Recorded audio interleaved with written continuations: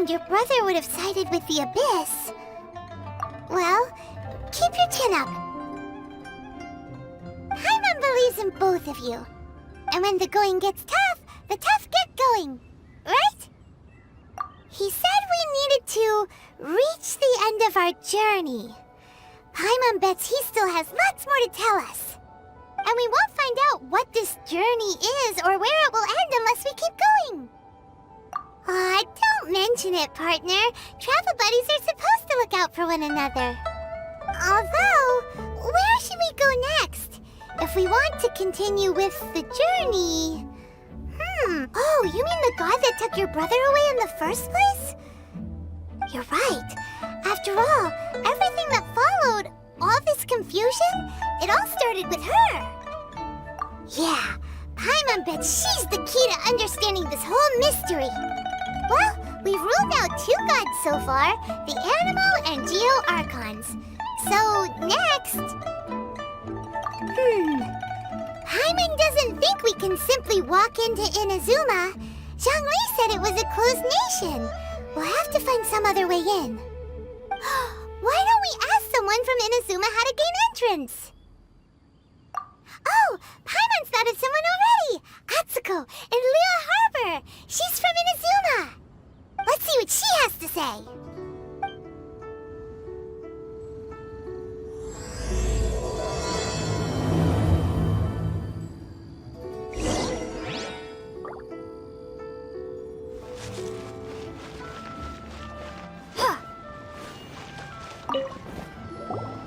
Oh.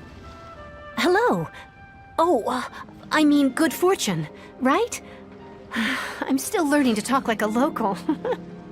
Is there anything I can help you with? We wanted to ask, how do we get into Inazuma? Oh, so that's why you're here. Well, there is a way. Great! We came to the right person!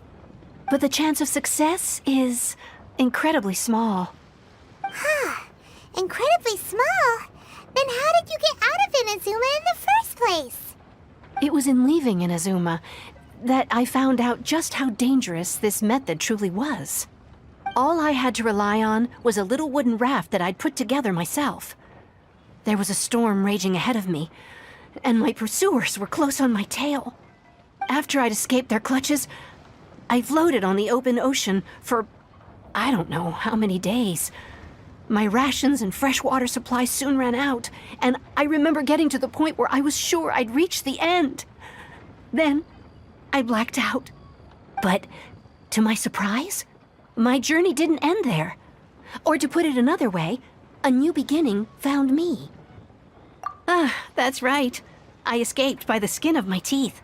The fact that I'm even alive to tell the tale must be a sign that the gods were watching over me. What a horrible journey! And you set off knowing how dangerous it was? Why? Well, because everything is just too restrictive over there. The atmosphere is so stifling. The Kanjo Commission subjects everyone leaving or entering the nation to a protracted approval process, and I felt like I didn't belong there. Kanjo Commission? What's that? Along with the other 2 commissions, they oversee everything in Inazuma. We usually collectively refer to them as the Tri-Commission. I suppose they're equivalent to the 8 trades under the Liyue Chising. One of the obligations of the Kanjo Commission is to conduct rigorous identity checks on all individuals leaving or entering Inazuma. All non-nationals are processed centrally on Rito upon arrival. Meanwhile, the Tenryo Commission is responsible for implementing the recently promulgated Vision Hunt Decree. They act like the executive arm of the Raiden Shogun's rule. Loyal, yet unfeeling. It doesn't feel good to speak ill of my home like this. But after spending so long under that oppressive atmosphere, I begin to lose all hope for the future. What I mean to say is, unless you have an extremely compelling reason to go to Inazuma, you should abandon your... You should know that the sea around Inazuma is engulfed in a perpetual tempest of wind and rain. Supposing you survived that, you would still need to get past the samurai guards that enforce the Sakoku Decree, the closed nation policy of Inazuma. And even if you did manage to find a way, you'd still have to produce the necessary documentation at the Rito Center for processing Outlanders. Otherwise, you'd be kicked out immediately. Seems like they really don't want anyone setting foot in Inazuma, huh? They only set that up as a port to guarantee a supply of goods and information to the island. Most Outlanders would be unable to acquire the documentation needed. But if you really are set on going, there is one thing you could try. The raft idea sounds a little on the dangerous side. Plus, Paimon would definitely get seasick. That's not what I meant. You could ask someone from the Crux fleet if they have some way of getting you to Inazuma. They're well known in Liyue. Voyaging far and wide has made them a well-traveled group with a wide range of experiences. They may just know how to break through the storm. But it's an armed fleet, right? Why would they agree to a request like this? That part is up to you. If you're able to persuade their captain, Beidou, then the hardest part will be out of the way. The Alcor is the flagship of the Crux fleet. I heard that it's currently anchored by Guyunstone Forest on a supply run. This might be your best chance. Then there's no time to lose. Let's go find Captain Beidou.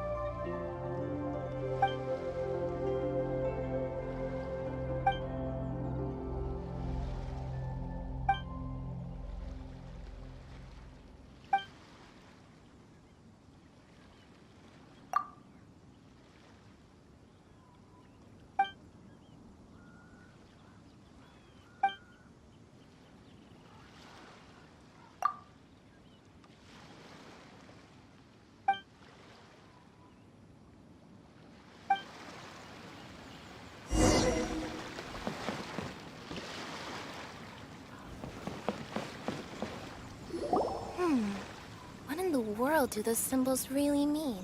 Who have we got here? Wait, I know you. You're that traveler, aren't you? The one who fought against the Fatuian Osile, right? Ningguang told me about you. A traveler of great insight and remarkable skill has saved Liyue, she said. She's a hard one to please, so praise from her is high praise indeed. I remember thinking at the time that it'd be good to meet you in person. Judging by the clothes on your back and this floating thing, I guess that time has come. Hey! The name's not Floating Thing! It's Paimon! Paimon? What a fascinating being. You two give off not only the essence of wind and earth, but also of... yes, the stars. Huh? The fragrance of what now? That's the weirdest compliment Paimon's ever heard. Pay it no heed. I mean only to say I am certain that it is by fate, not chance alone, that we should meet. And that gives our encounter meaning.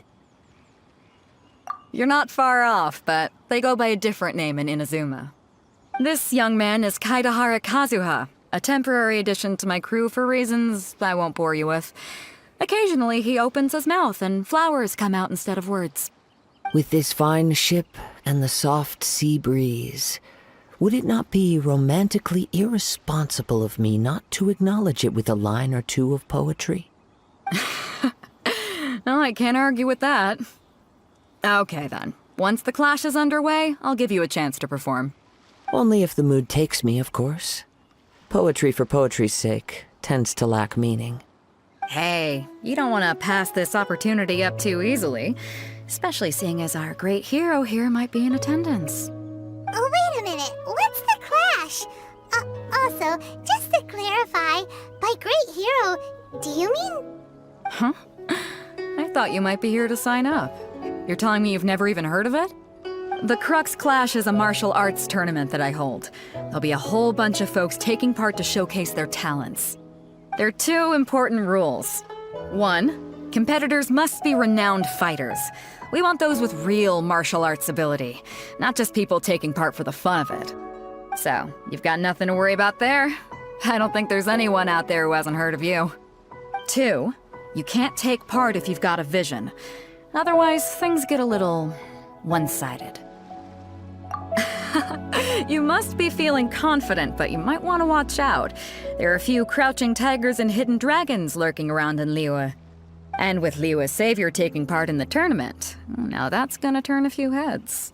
I think we can expect a healthy turnout this time. But we didn't come here to take part in a martial arts tournament. Well, before you dismiss the idea completely, you might be interested to hear that the prize this time round is particularly sought after. Get this. It's a masterless vision. Supplied by myself, as a matter of fact. If the tournament champion can reawaken that vision, it belongs to them. Is there really such thing as a masterless vision? When a vision bearer dies, the light in their vision will fade away. But the shell that housed that light remains. As for whether this shell has any practical application, well, this remains to be seen. But my intuition tells me that while it remains in the world, it may just be possible for someone else to inherit it. Yep, and the way I see it, a vision is a badge of recognition from the gods. So if anyone's able to rekindle it, it's gotta be an individual of exceptional strength and talent. Organizing the clash is my way of uncovering hidden talents. And hopefully this time, getting a vision to glow again. So if you don't have a vision, this is the perfect opportunity to get your hands on one of your very own. Yeah, we're interested in getting to Inazuma, not fighting in some tournament. Inazuma? You want to go there? Well, why didn't you say so? Inazuma? No sweat. In that case, if you win the tournament, I'll give you a choice. Masterless vision, or a ticket to Inazuma aboard the Alcor. Up to you. You just want her to take part in your tournament! What's wrong with that? The more talent we have, the better the tournament will be. I couldn't let a competitor like you fall through the net. What are we gonna do? Looks like we pretty much have to do this tournament if we want to get to Inazuma, huh? Great. Then let's get you signed up. Head to the tournament arena in Guyun Stone Forest. Kazuha and I will be over soon. It seems like it will only be a matter of time before the answer is revealed.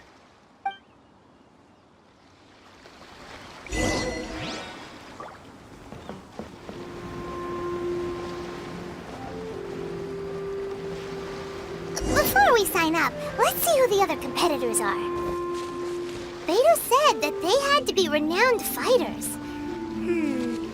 Who will we be up against? Hello! Are you here to compete in the Crux Clash? You bet I am. Have you put your names down yet? Well, I'd have a look at the entrance criteria if I were you. Then allow just anyone to take part. The Clash is a comprehensive test of fighting ability. Anyone who turns up for show over skill is gonna get their butt handed to them. Nobody wants to see that, right? Yeah, we heard a rule about that. So, Paimon's wondering, are you a renowned fighter? Me? Only a former runner-up in the Chihu Rock Freestyle Combat Summit. Oh yeah. Also, that doesn't sound like the most official tournament out there. What? You... Nonsense. Have you been living under a rock? It's been going on for years. There were plenty of competitors when I took part. Not to mention, I've helped the Millilith catch treasure hoarders before. There were 2 of them trying to escape. I soon sorted them out. They tried to sneak past me under the cover of darkness. They didn't know what hit them. I planted a left hook on the skinnier one's face and sent him flying. Then, the big guy pulled out a knife. I stood my ground, of course. A roundhouse kick sent the blade hurtling into a beam above us. I told you. Unarmed, outnumbered 2 to 1, but I still got the upper hand. I'm not saying I came out completely unscathed, of course, but the fact remains that I did manage to subdue the both of them, and hand them over to the Millilith. I received quite the commendation. Oh yeah. Uh-huh. But for us, even 4 or 5 treasure hoarders at a time is all in a day's work. Alright, we're gonna keep looking around. I'll see you in the arena, but I don't plan on losing to a pair of children anytime soon.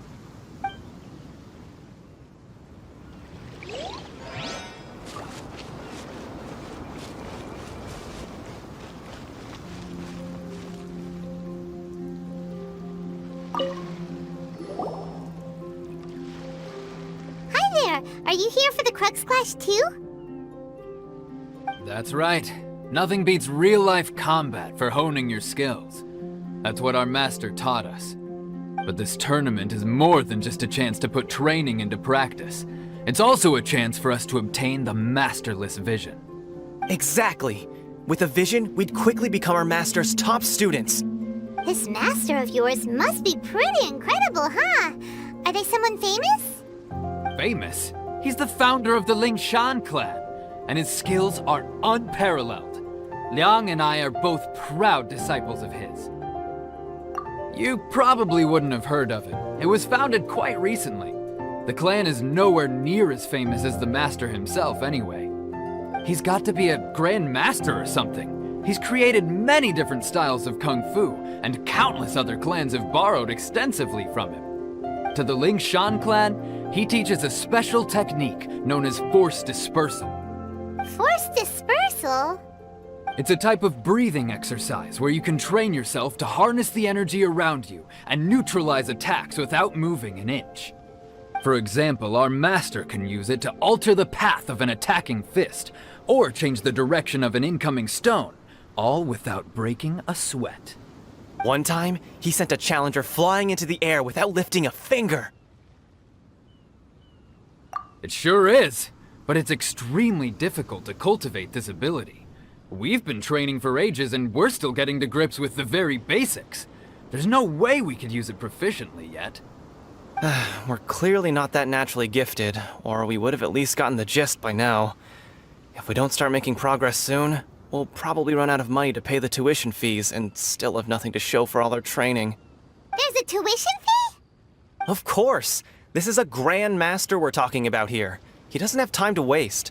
If you want face-to-face training, you've got to show you're sincere about it. But here we are, having trained under him directly all this time without even a hint of improvement. Master is getting increasingly impatient with us. Recently, though, we heard that a vision bearer joined the Guhua clan and made pretty much instant progress in their training. So, if we can get our hands on a vision too, maybe we can finally make our master proud. Well, we have to try something new. Otherwise, we're stuck in the same situation. Exactly. It can't hurt to try. And if it turns out it does work, the Lingshan clan will go down in history. Folks will come from far and wide. Heck, we could even become the dominant martial arts clan in all of Liyue. See you in the arena!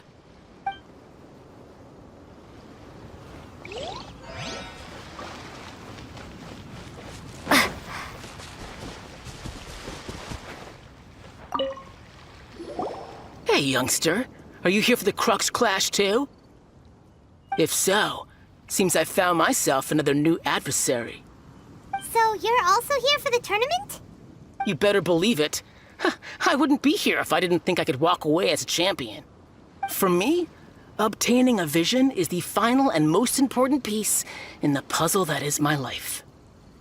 No. It's not about what I want to do. This is about who I want to be. I am looking to become a perfect person.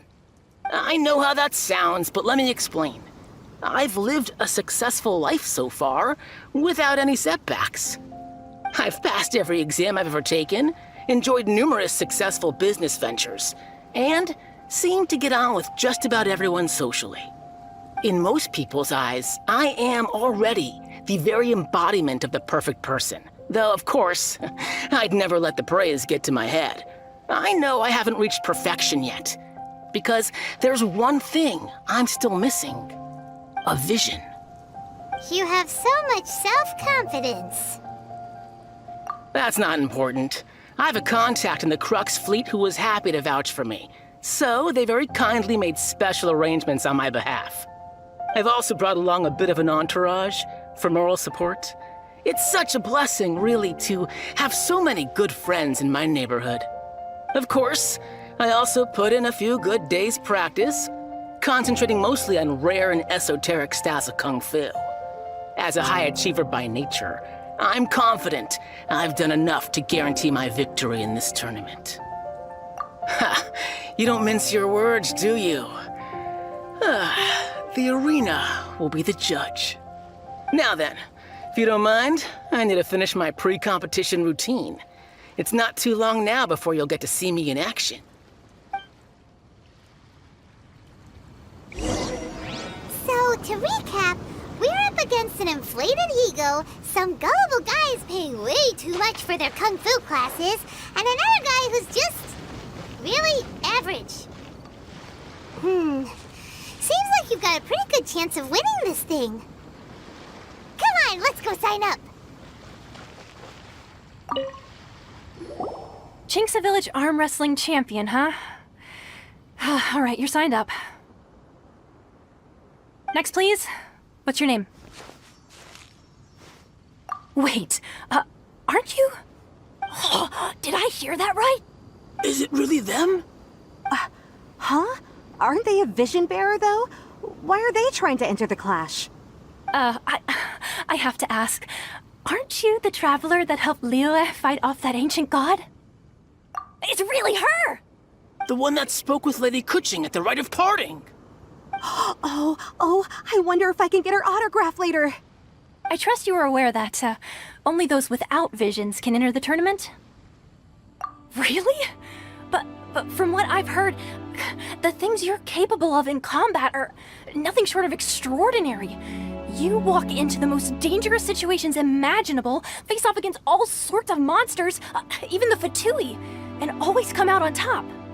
Yep, she still doesn't have a vision, though. See for yourself. My apologies. I didn't mean to be rude. I'm sure a great hero like yourself would have no reason to lie. Now, could I ask you to provide a few claims to fame? It's just a formality for you, of course, but I have to make a record of competitors' achievements as part of the sign-up process. So far, I've got defeated the ancient god Osial, so that's one. Do you have any others?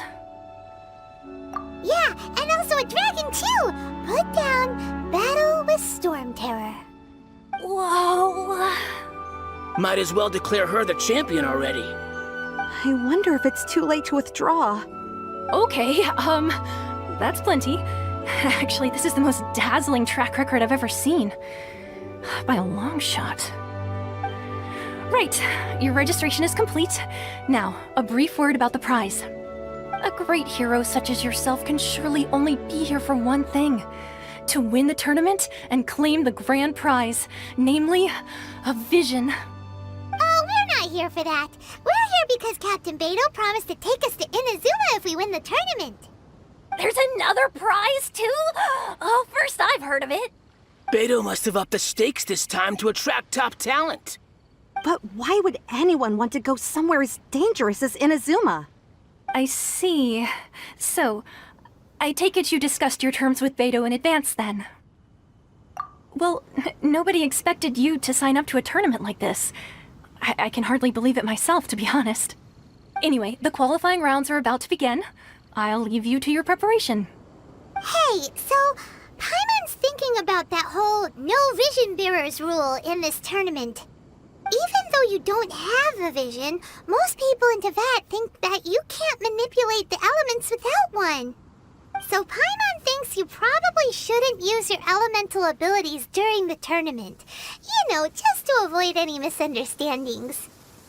In any case, looking at the competition, it should still be pretty easy for you to win, even without using any elements, right? All right, it's showtime! You got this! You seem like you're raring to go. Are you ready to compete? Good. Then please follow me into the arena.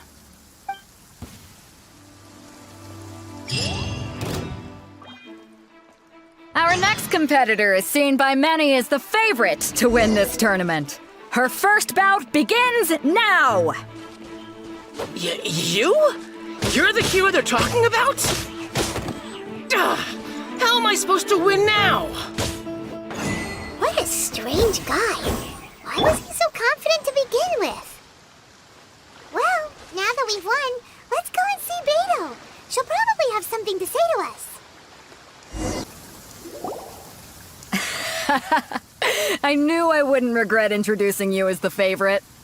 So, what do you think, Kazuha? She totally dominated that guy and did it with style, too. Impressive. But I also observed our favorite exercise some restraint, as if to protect the opponent from serious harm. Well, I fought my fair share of battles, both big and small. And I say, after the show she put on just now, she's more than convinced me of her ability. So come on. We all know you've got a wide vocabulary in there. Can't you spare a word or two to congratulate our up-and-coming champion? All right. Let me think how to aptly phrase these words of praise. You fought well. All right then. I was thinking your inner poet might want to join in the fun, but I guess I shouldn't put you on the spot like that. You know, a lot of competitors came to me saying how surprised they were that Liyue's hero was entering the tournament. And since you signed up, we've had many others do the same, with more than a few top-tier fighters among them. I'm sure lots of... Well, since everyone sees you as the one to beat, I figure I should start treating you that way too. For one thing, we don't want you wasting all your energy in the early rounds fighting people who are well below your level. Not to mention, you must be itching to fight someone in your league too, right? So, I'm putting you straight through to the semifinals. Huh? But we only just started the qualifiers. Seems like a crazy system if we just skip straight to the semifinals. This is how Captain Beto works. You won't persuade her otherwise. Besides, at your level, you would have made it to the semifinals anyway. Huh. To be fair, Paimon was thinking that too. All right, I'm gonna watch some more of the tournament. If there's any potential contenders for you out there, I want to know who they are and what they're about.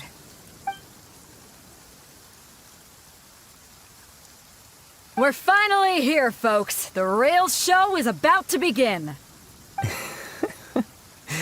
The captain seems to have high hopes for this tournament. I have not seen her so excited in quite some time. Your opponent has fought many rounds to get to the semifinals. This makes him a seasoned warrior. You may well be stronger than him, but this should not give you cause to lower your guard. Very well. Show me that you are ready to push through the storm that lies ahead. All right, that's enough chit-chat for now. The audience is waiting. Go find the crew member that signed you up. She'll take you into the arena.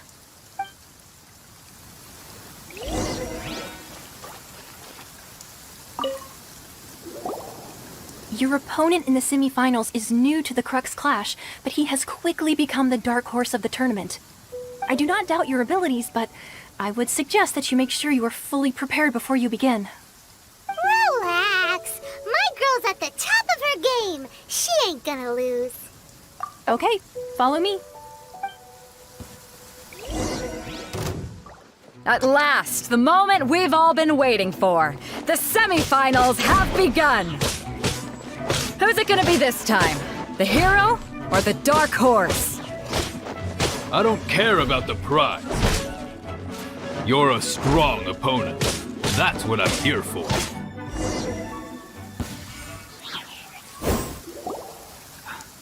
I'm sweating all over. It's a good feeling. Congratulations. I was beaten by the best. I need to train harder. Right. For a moment there, Paimon was a little worried. If you had a vision, you'd definitely be one of the strongest around. I wanted a vision once, when I was a kid. People said that if you're strong enough, you'll have your chance to get one. But mine never came. I lost interest eventually. You can't depend on a vision like you can your own body. I've fought and won against vision bearers before. The power they have was given to them by the gods. I don't envy it. Huh? You mean you didn't sign up to try and get your hands on that masterless vision? No, I didn't. I only wanted to pit myself against other fighters and see who was the strongest. Only in defeat can you understand your weaknesses and learn from them. So I'm pleased with today's outcome. I don't often have the pleasure of experiencing defeat. Wow! Now that's true strength talking. If you have the chance in the future, please come and spar with me again. I will be stronger next time. By the way, do you know who else made it into the finals? Is it gonna be someone even tougher than you? Whether they'll be as tough as me, I don't know. But what I have heard is that they're extremely quick. So don't get too cocky. There he goes. Maybe we should ask around, see what we can find out about our opponent in the final round. Paimon thinks we might need to up our game a little.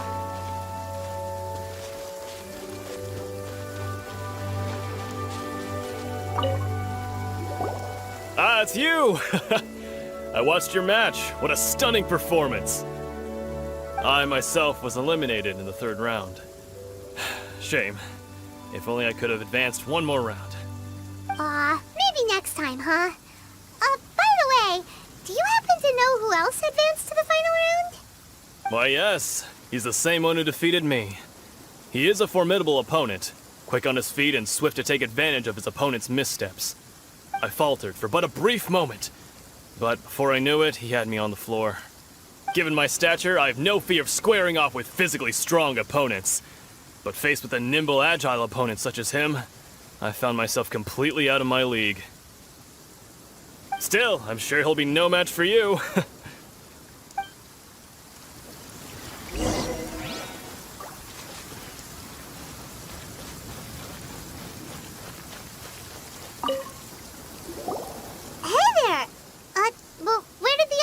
Go. He tried to use force dispersal to deflect a punch, but instead he took it straight to the nose. There was blood all over the place. His opponent was pretty freaked out by it. He kept asking him, "Why didn't you dodge?"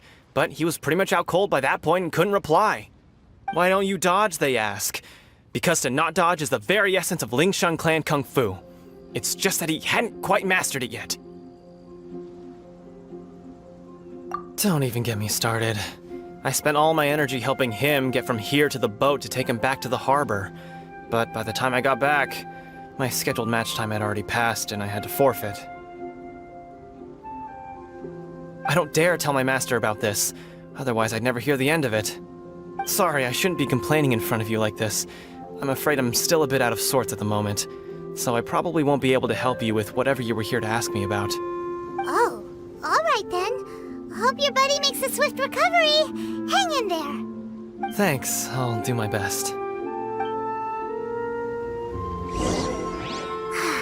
We still haven't got any useful information yet.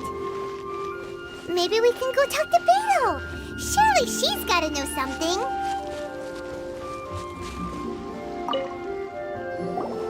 You gave an outstanding performance. Truly commendable.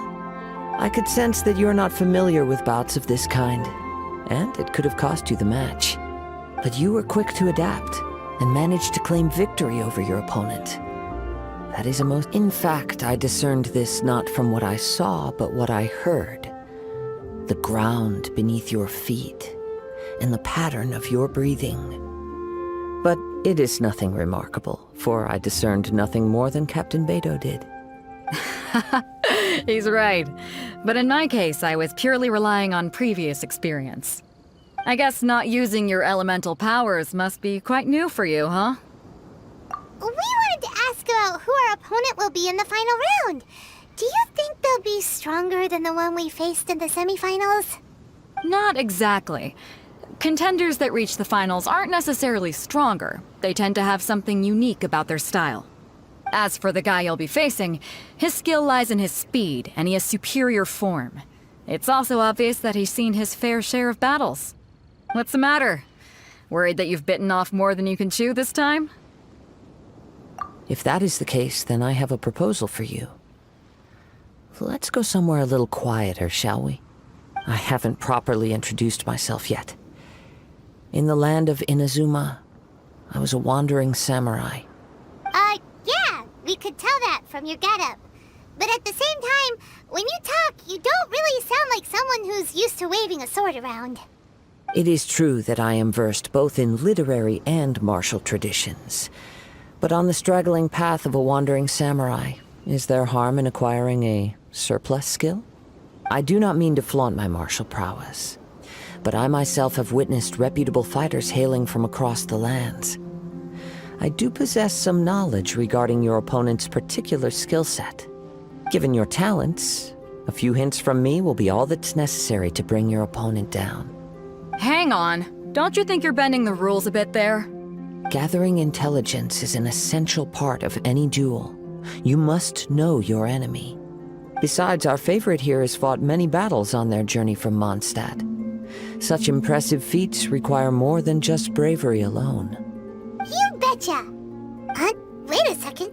We never told you that we've been to Mondstadt.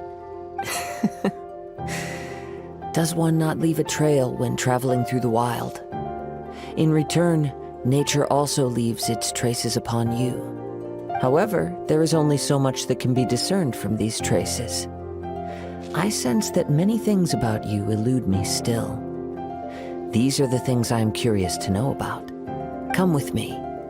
Some post-match entertainment is in order. Now that we're alone, let me cut to the heart of the matter.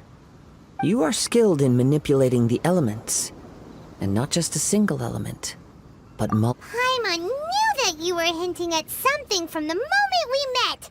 You've known all along. That's right. If the other contenders were to catch wind of your elemental abilities, let's just say it would cause some unwanted misunderstandings. If I'm not mistaken, you share these considerations, given your reluctance to use elemental skills even in the heat of a match. When I talk about that which I see or hear in you, this is not poetic symbolism at play. I mean these things in the truest sense possible. Since a young age, I have been attuned to the tidings of nature. I hear the breath of the wind and the whispers of the leaves. It is things of this nature that I also hear from within you. Nothing more. As crazy as all that sounds, somehow Paimon still believes you. My humble abilities are negligible compared to your incredible feats. To think a human could wield the elements without a vision. And not to mention your incredibly complex scent, like that of some mysterious being. Hey, stop evaluating us based on our smell! It's weird! Could you perchance enlighten me as to how you managed to obtain your combined elemental abilities? Extraordinary. So then, might I be so bold as to inquire how exactly it is that you learned to channel elemental energy and even wield it in combat? It's nothing really. Paimon just told her whatever came to mind. It's been a long journey, and many things have happened along the way. Somehow, she just naturally learned to use the elements through it all. Honestly, even Paimon doesn't understand how it all works. Perhaps such unfathomable things are the essence of the gods and the visions they grant. However, I still wish to have the honor of seeing how you wield the elements. Perhaps it may yet reveal something to me. Of course, I too shall share with you all that I've learned. That will make it a fair exchange. Now then, let's test your skills, shall we?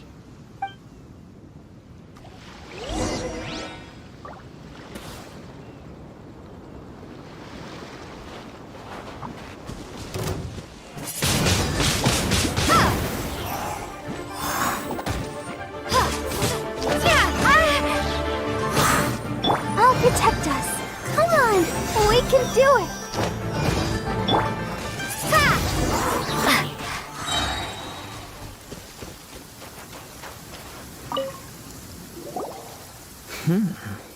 Your skills in battle are truly beyond reproach. Even with your opponent's speed, he shouldn't be able to overwhelm you. Your opponent is skilled at controlling his breathing and maintaining balance, which enables him to execute moves that many would find impossible. He relies entirely on the element of surprise to defeat his opponents. In other words, as long as you remain mindful of his ability to detect weak points, then his attacks should pose no threat to you. Please, save your thanks. If anything, I should be thanking you for the opportunity to witness your command of the elements that defies all known principles. The world is a truly mysterious place, it seems, and one will always encounter that which is still unknown. You seem kind of obsessed with visions, but don't you already have your own? Why are you so intent on exploring the connection between visions and the elements? I desire to know what meaning visions have to the gods, and what influences the gods' decision to grant humans these visions. My apologies. You must be completely in the dark regarding such matters. For allowing me the honor of witnessing your mystical ways, I am willing to answer any questions you may have regarding Inazuma. So that's what you're curious about? Then allow me to tell you more. As you well know, a vision hunt decree is currently underway in Inazuma. Visions are a gift bestowed by the divine. People that have accepted this gift are now having their visions confiscated inexplicably. Sometimes in circumstances that leave their original recipients dead. In the outset, supposing each of the 7 archons had their criteria for granting visions to living beings, then does the current Electro-Archon now doubt these criteria, or even the act in and of itself? Not to mention, with no new Electro-Visions having been granted for such a long time, it would seem that we can infer something of the Raiden Shogun's feelings on the matter. She sounds less like an Archon and more like a tyrant. As far as I know, she is an Archon that pursues eternity. She will relentlessly carry out her will with no regard to what others may think or feel. Liyue's contracts are meant to benefit all who reside within Liyue. But what does Inazuma's pursuit of eternity bring to its people? It goes without saying that the people locked within Inazuma do not fare well these days. Sounds a lot like something the god you encountered in the beginning would do. Oh? Have you encountered the Electro-Archon before? With time, we will change. But the Shogun will remain the same. If you wish to find her, she will forever be there. There will come a day when I too shall wish to understand the answers to eternity from her. Ah, the time for your match is approaching. Oh, right! We got so distracted talking about Inazuma that Paimon forgot all about the tournament! If you have no other matters to attend to, then we can return together. Very well, let's go. I wish to see who will obtain the vision. Why isn't he here yet? Never mind. We can start by making your entrance first. Everyone, listen up! Your attention, please! We've reached the climax of the Crux Clash! This is the final match! We've seen many exciting battles today, and now, at long last, the 2 finalists have emerged. Now, I'd like to introduce our first combatant. Though few have seen her, her reputation knows no bounds.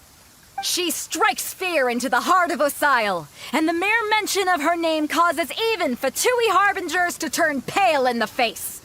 Introducing Liyue's traveling hero! Wow! I've been waiting for this moment. I'm sure everyone witnessed her thrilling match in the semifinals. But today's final round will surely take things up a notch. As for our other combatant, he still hasn't arrived. Oh, come on, what could be taking him so long? You can't just forfeit for not showing up like in previous rounds. This is the finals. Apologies, everyone just sit tight.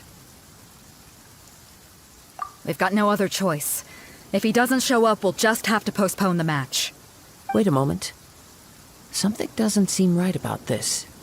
Captain Beto, perhaps we should check on the prize. Traveler, come with us.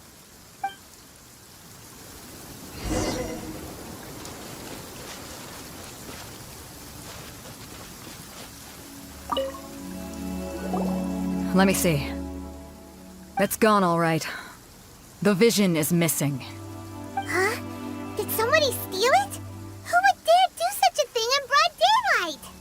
We don't know when it was taken exactly. I never thought that someone here would have the guts to cross Captain Beto. No need to worry. Even the craftiest sleight of hand does not escape nature's watchful gaze. The culprit has only acted recently. They will not have gotten far. The vision was the prize that I had offered, and it was my responsibility to look after it. I will be certain to get it back. Well, if you insist. I'll leave the matter to you then. I'll stay here and try to offer some explanation to all the spectators that came to see the match. If you would, please come with me. But we're on an island. Where could he have possibly run to? Come with me. I can sense the winds are coming.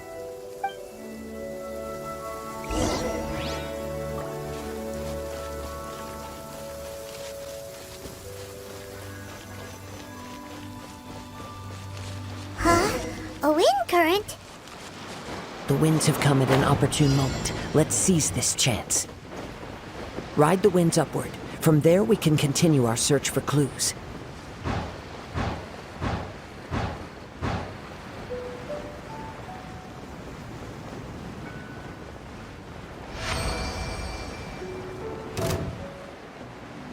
By the way, what made you suddenly think of checking the prize in the first place?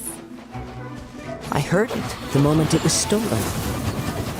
Well, then why didn't you stop him? You'll see, shortly.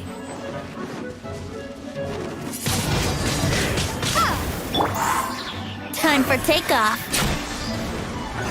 Brace yourselves. Time for retribution!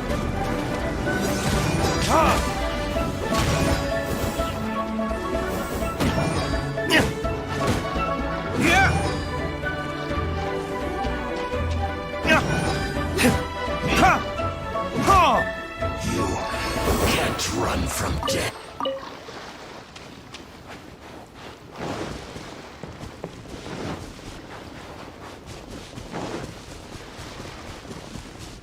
The winds are guiding us forward. The culprit is on the opposite shore now.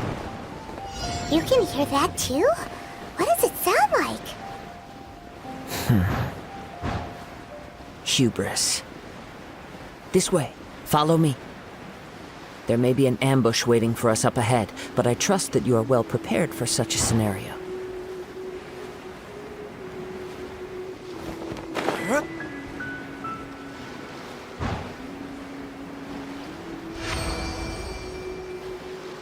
Hoarders, they're here! Get them! Treasure hoarders, just as I expected. In which case, please stand back. Think you can get away? Yahoo!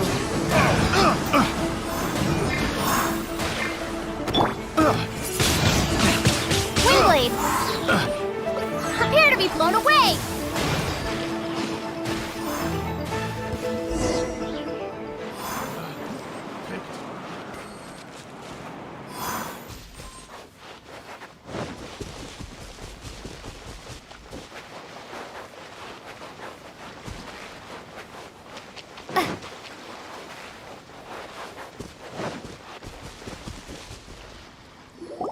You caught up with me? How is that possible? I had even prepared a boat to ensure a quick getaway, and still you caught up to me! No boat could ever match the speed of the wind. The wind? What are you talking about? Oh, I get it. Your vision. Drat! If I only had a vision! Or, if I could activate this one, then you'd never be able to catch me! This has nothing to do with visions. You may be skilled at vanishing from a crowd, but it seems you know precious little about how to conceal yourself from nature's gaze. Additionally, your chosen escape route was flawed for reasons that are too numerous to go into, and on top of that, I could hear your boasting and proud laughter in the wind as I was pursuing you. In other words, you failed to meet any of the basic criteria for a grand heist. Namely speed, stealth, and style. You! But most disappointing of all is the state of the vision in your hand. It appears that the vision doesn't respond to human desire indiscriminately. Fine, fine. I admit it. I've had my eyes on this vision for quite some time now. I decided to register after hearing that this fighting contest was full of a bunch of lousy fighters. I fought my way to the finals and... Aha! So you were supposed to be our opponent! I'd intended to win the contest through skill alone all along. But then you showed up. After watching the semi-finals, I knew that I didn't stand a chance. But I wasn't about to give up on the vision so easily after coming all this way. Since there was no use in trying to face you in the match, I decided to put my skills to good use while everyone's attention was on you and Beto. I was convinced I prepared thoroughly for my escape, but somehow you still managed to catch up to me. Drat. This should have gone differently. I know an empty threat when I hear one. Fine. But you'd better mean it. It didn't activate once I took it anyway. It's nothing but a useless shell to me. You know, according to the laws of the sea, the penalty for stealing is breaking the culprit's arms. Huh? You're not serious, are you?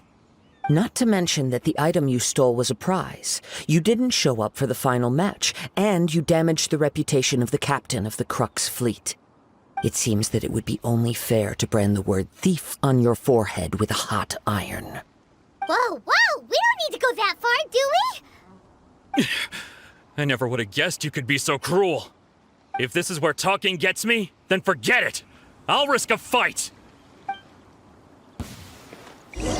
Ha!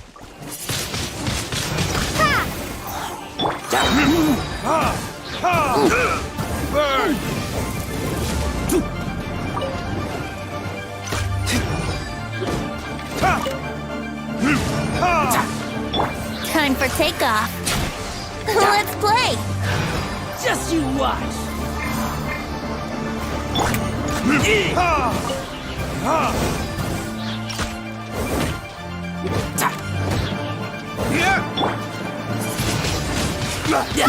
I'll have my revenge eventually.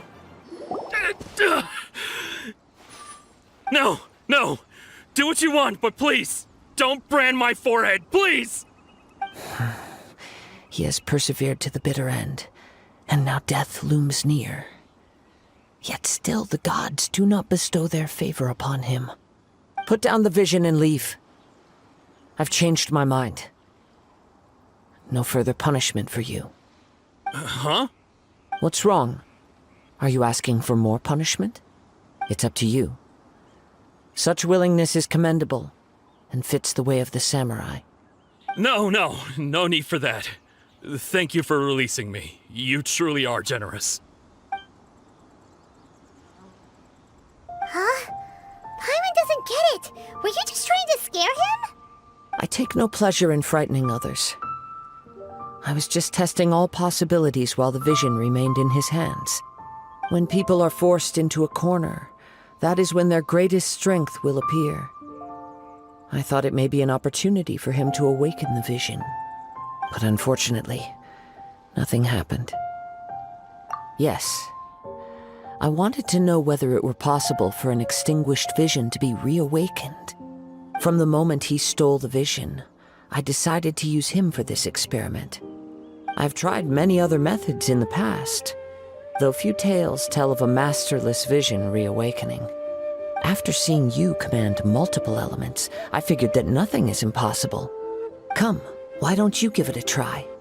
Let's see if you can give me the answer I'm hoping for. The vision didn't seem to respond at all. I see. So you are also unable to rekindle the vision. No matter. This was expected.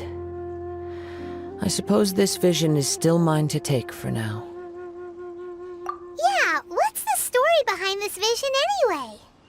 The story begins with an old friend. He was once a good friend of mine. One day he asked me about a sword art of which he had heard, the Musono Hitotachi. I told him it can only be witnessed when divine punishment is administered. It is the pinnacle of the Raiden Shogun's skill, a symbol of ultimate power. But he replied, there must be one who can withstand it. There will always be those who dare to brave the lightning's glow. Then, the Vision Hunt decree arrived. People's aspirations were stripped away as the Raiden Shogun began to construct her ideal of eternity. While I was fleeing from place to place, I heard that my friend had challenged the Vision Hunters to a duel before the throne.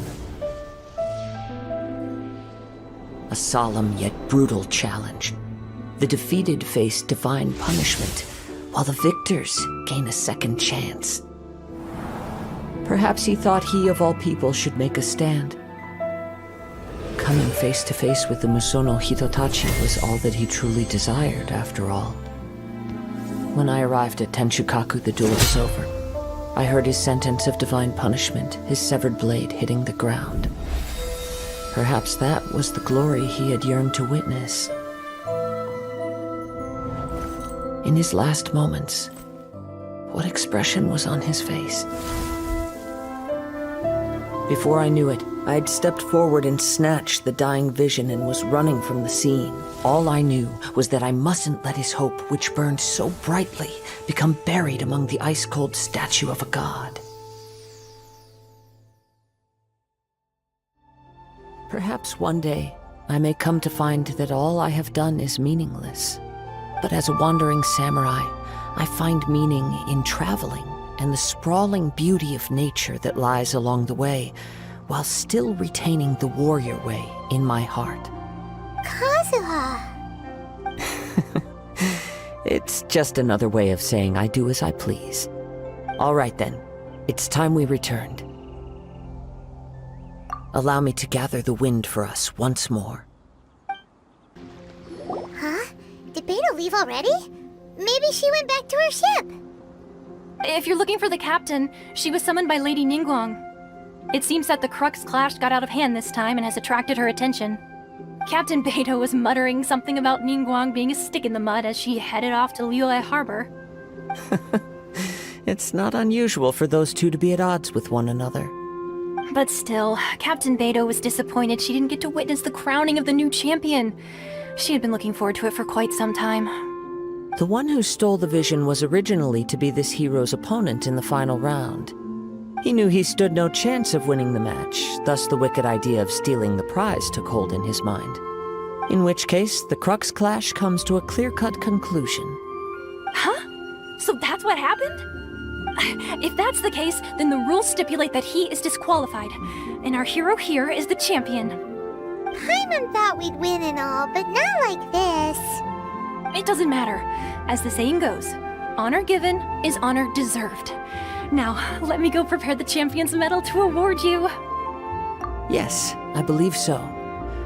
Though Captain Beto is no longer present here, I'll be sure she receives word of it. She is a woman of her word. But the voyage to Inazuma is a treacherous one. You will be plagued by a perpetual tempest the entire trip. In fact, the relentless rain and wind are also an embodiment of the Raiden Shogun's will to close the nation. Let us not forget that this is one of the 7 Archons. If Liyue's Morax could form Guyun's stone forest by casting down his stone spears, then it should come as no great surprise that the Raiden Shogun is capable of summoning an eternal tempest. Suffice it to say that if you wish to journey to Inazuma, the Alcor will need some time. You will be notified once all the preparations have been made. In the meantime, I intend to embark on a journey of my own. I will travel all across the vast lands of Liyue in the hope of finding a way to reawaken the vision. Thank you. May both our journeys prove meaningful. One final word of warning. The part of your journey that lies after the storm may well prove to be the most arduous. Ad Astra Abyssosk. What can I do for you, traveler? Ah, yes. I've heard that you've already made arrangements with the captain of the Crux fleet regarding your passage to Inazuma. Is that correct? Now that I think about it, it's been quite some time since I last visited those lands. Unfortunately, I don't have any current intel that would be worth sharing with you. There you are. You're the traveler that Beidou will be taking to Inazuma, right? Oh, is that right? Well, it's an honor to meet you. The fleet has nearly completed reprovisioning. Once the crews have taken a head count, we can get underway. Captain Beidou sent me to come get you. We'll weigh anchor as soon as you're aboard. Seems Beidou is the captain of her word. Of course! There are many things that the captain insists upon. I'm sure you'll see for yourself once you're on board. So you'll be heading off then? I suppose congratulations are in order. Whether the journey before you leads to the heights of the heavens or the depths of the abyss, each step you take is another achievement. Until we meet again, Ad Astra Ebisosk. Oh, it's kinda hard to say goodbye now. We practically see each other every day. Well, if that's how you feel, why not come and find me when you arrive? I'll be awaiting you on Narukami Island. So there's another Catherine in Inazuma? See, there's no need to get all sappy now. Well, I guess it's time for you to bid farewell to Liyue Harbor. Now that I've delivered my message, I'll be heading back. The ship is currently anchored off of Guyun Stone Forest. Okay, thanks for coming all this way to let us know. Just following orders. I'll see you two aboard the Alcor.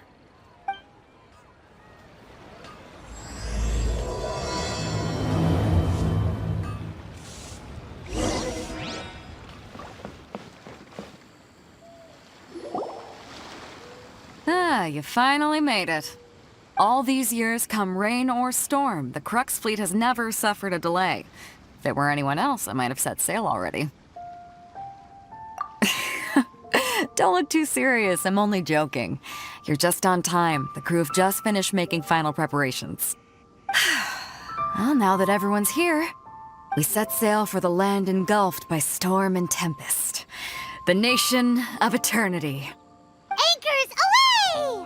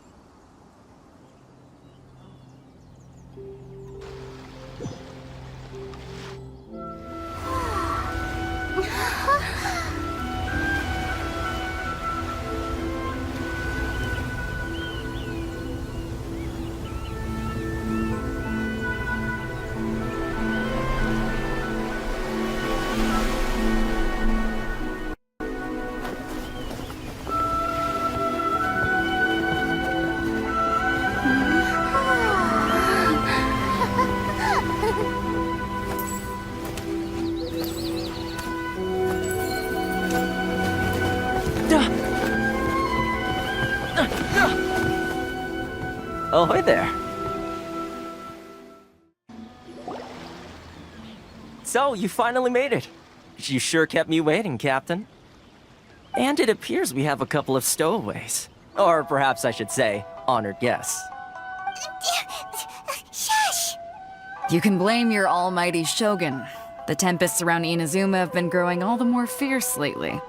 Though the fleet was fully up to the challenge, the inclement weather still caused some delay. Now then, let me introduce everyone. This is Toma, a trade partner that I've gotten to know recently. You don't know how long I've been waiting to see you.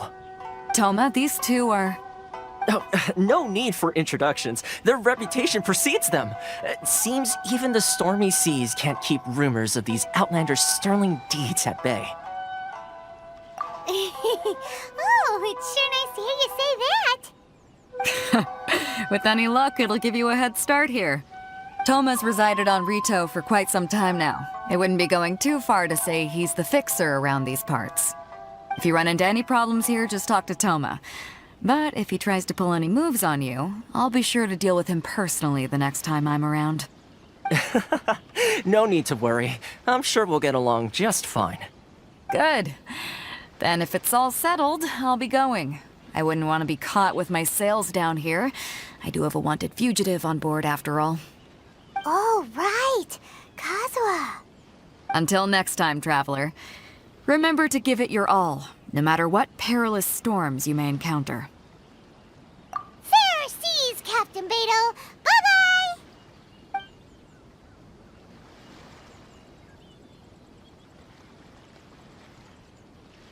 Now then, first things first.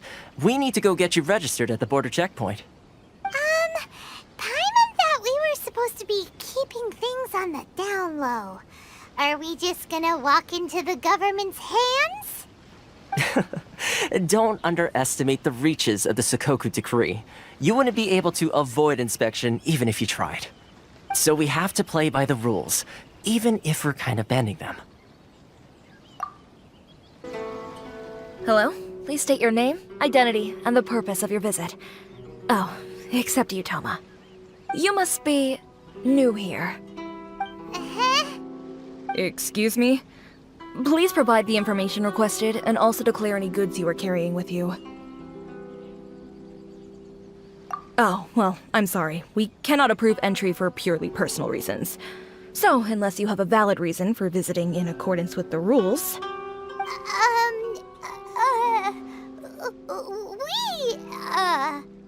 My apologies, but I'll have to ask you to... Here are the entry papers, for your kind perusal. What? Ugh, take your time. No rush or anything. I just wanted to see what you'd say. Sorry about that. I see. Okay. Your papers are all in order. Welcome to Rito. Whew.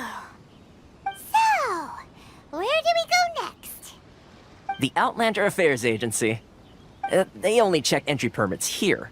If you want to remain on Rito, there's a process you have to go through with them. Sheesh. So it is super strict, just like everyone says. Well, let's not forget that to everyday folk in Inazuma, people from everywhere else are referred to as outsiders. As the word suggests, Outlanders aren't very welcome in Inazuma with the Sakoku Decree in force. Not even on Rito, where they've established an outsider settlement. I like how you think. I've got a feeling we're going to get along very well. Now, let's head over to the Outlander Affairs Agency. Most of the current rules were put in place by the administration of Rito, the Kanjo Commission. The Kanjo Commission? Yes, one branch of the Tri-Commission of Inazuma, responsible for growing and managing the nation's wealth.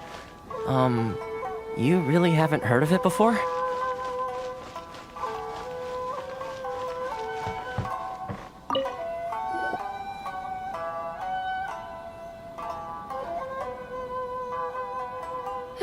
You've completed the entry procedures, yes? And now you want to apply for residency? Both of you? Yes, please. Okay, the processing fee will be 2 million mora. 2 million? For a processing fee? Are you serious? That's right. 1 million per applicant, which makes 2 million total. Don't worry, you can trust my math. Paimon wasn't so much questioning your math as... Ma'am, these two here are good friends of mine. I think you'll find I'm one face you recognize. Ah, Mr. Toma, it's you. By way of courtesy, allow me to reduce it to 400,000 mora total. Thank you ever so much, Miss Eureka. But as this is just a processing fee, I think 600 mora should cover it if I'm paying on their behalf. I'll treat you to dinner too.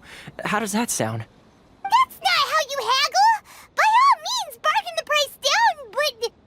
All right then, as you wish, Mr. Toma. I will make a record. Much obliged.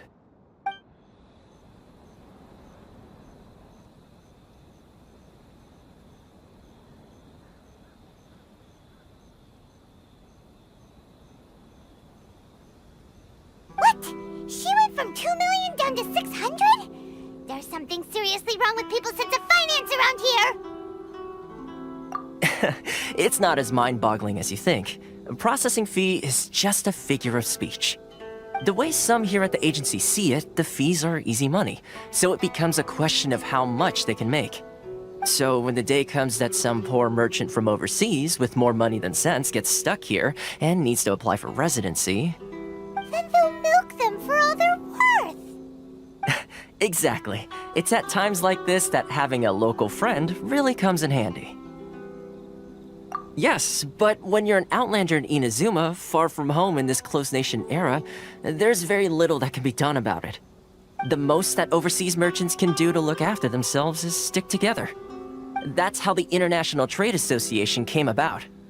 So it's a trade association built by and for Outlanders? Yep.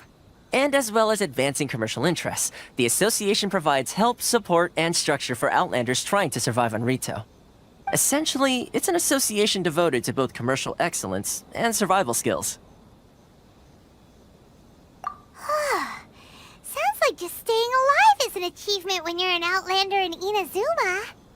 I see. So this is the real purpose of your trip.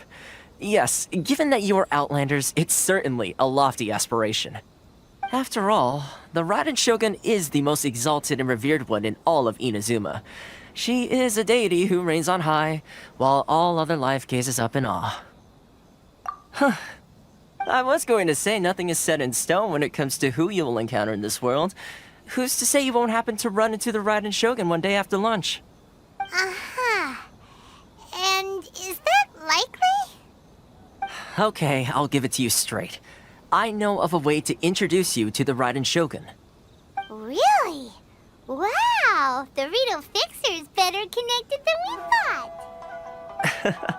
I mean, it will take all the resources I have at my disposal, but it could be done. However, before we get there, connections come at a high price, you understand? Not you too!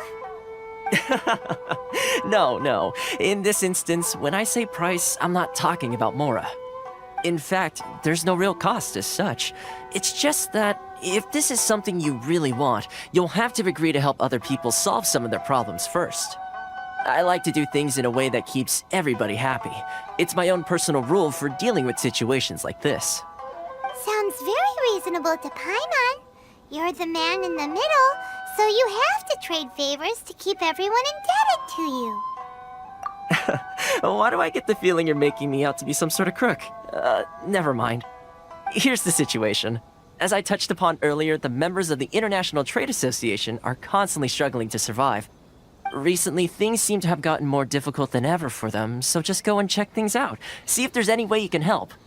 The head of the association is called Caricio, and he's a good friend of mine. Go talk to him. I'll wait for you here. Huh? Hello there. You must be seeking refuge with the International Trade Association. The Outlander Affairs Agency took you for all you're worth, I suppose. Good. That's a relief. You need to be careful, or you'll find yourself losing your savings all at once. We heard the association has been having some difficulties lately. Is that true? Yes. Left, right, and center. Obstacles at every turn. But that's nothing new for us. The Sakoku decree certainly makes things difficult for anyone who wants to come here from overseas. But it's not the root cause of our woes. The Sakoku decree might restrict our scope of activity, but in and of itself, it doesn't stop us from being able to enjoy a comfortable existence. No. What's really squeezing us Outlander merchants dry is those Mora grubbers from the Kanjo Commission. Oh, of the 3 commissions, that's the one that oversees everything on Rito, isn't it? That's right. They impose astronomical tax rate, unbelievable regulations, and that's not the worst of it. They just issued a new tax decree recently that, for some reason, completely changes the way we pay our taxes. It used to be Mora, but now it's something called Crystal Marrow. Crystal Marrow? What's that? Something that most of us in the association had never heard of before either, until the new decree came along. Eventually, one of the older Liyue merchants recalled that he once shipped a batch of it to Snezhnaya in his youth. So, in order to pay our taxes, we began an arduous search for this crystal marrow. But then we found we'd only managed to create a bigger problem for ourselves. The rising demand for crystal marrow drove the price higher and higher. Now there's only one vendor who even has it in stock. We can't get a hold of it anywhere else. Isn't that what they call a monopoly? Exactly. So this vendor keeps pushing the price up, and we have no choice but to buy from them because the tax decree forces us to. It's a vicious cycle, the consequence of which is that our taxes will soon exceed our profits. And once that happens... We've tried communicating with the Commission directly, but this is a nation where the cries of a few struggling merchants will never be heard over the ever-present roar of thunder. Fontaine, my dear homeland. I miss you an awful lot at the moment. Sounds awful. They're really bleeding them dry. What do you think we should do? But Carice is the head of the association, and even he hasn't had any luck. Not to mention, we're Outlanders too. Right. And besides, I think this may well be the fate they've ordained for us. Okay. Well, we could try tackling the problem by going to the other party involved. That vendor... I've actually done business with him in the past, but after a point he stopped contacting us. I have no idea where he sources the stuff. Well, it definitely sounds like he's being unfair. How do we find him? We could go talk to him and see if he lets anything slip. Hey, that's a pretty good idea.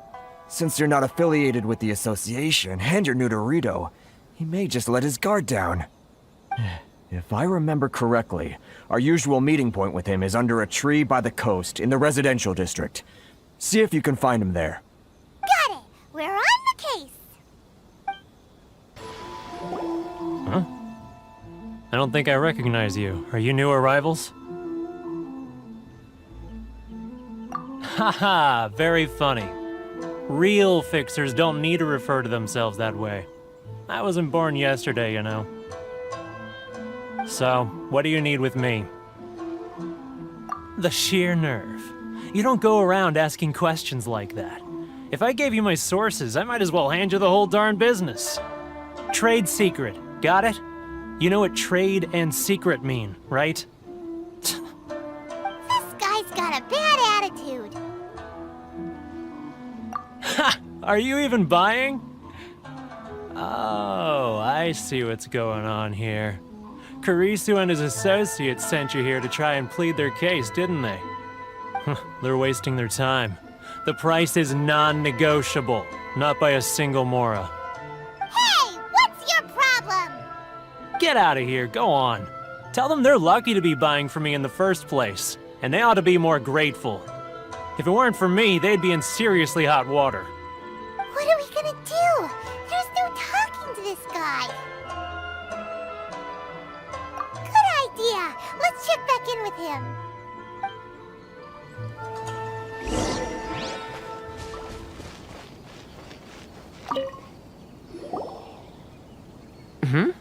That was quick. You resolved it already? Actually, we're having a little trouble. Oh? Well, by all means, tell me what you need. I'll help as much as I can. Getting you to go fixing things when you've only just arrived is quite a demand. Oh, that guy? I'm familiar. He used to be a bit of a sorry sight, selling shells that he'd collect on the beach just to get by, but he seems to have suddenly shot up in the world recently. I can only assume he must have found himself a patron after leaving the International Trade Association. Huh. You're saying he used to be a member of the International Trade Association? So he's an Outlander too? Yes, Couldn't you tell when you spoke to him? That's right. Werner was born in Mondstadt, then went into the shipping business, trading between Leah and Inazuma. When Inazuma closed to the outside world, he was one of a group of outlanders that ended up stranded on Rito. What a bummer! The International Trade Association was initially very generous to him, but over time, with decree after decree, the association members found it increasingly difficult to make ends meet. So he left the association and turned his back on them. I'm sure it's more nuanced than that. I believe even the most ungrateful and cold-hearted of people still have some amount of gratitude and warmth left in them somewhere. Really? Is that all you need to know? Well then, it sounds like you may have found a way in with him.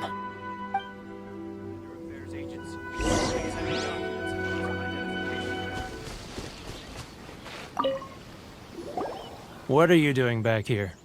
Just because I got plenty of time on my hands doesn't mean I want to waste any of it talking to you.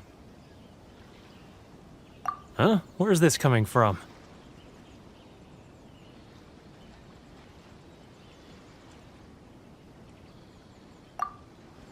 Mondstadt?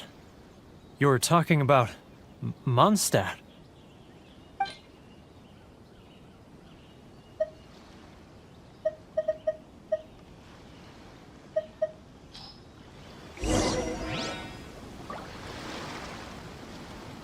Mondstadt? You were talking about...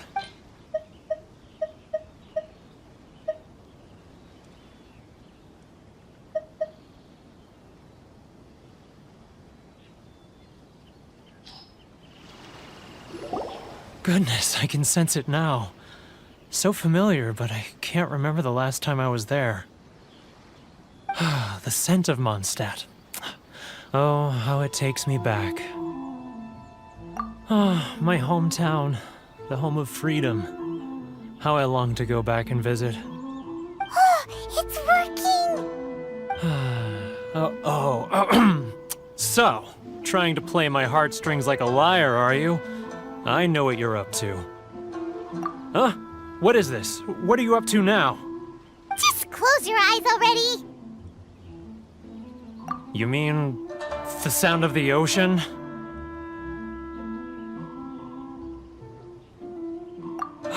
Leah Harbor. I can see it so clearly. Oh, and the sound of the waves. The calls of the merchants. Xiao lanterns. I'm right there at the lantern right. Oh, look at them floating up into the sky. This guy has a really active imagination. Either that or he really does miss Leah Harbor. Leah.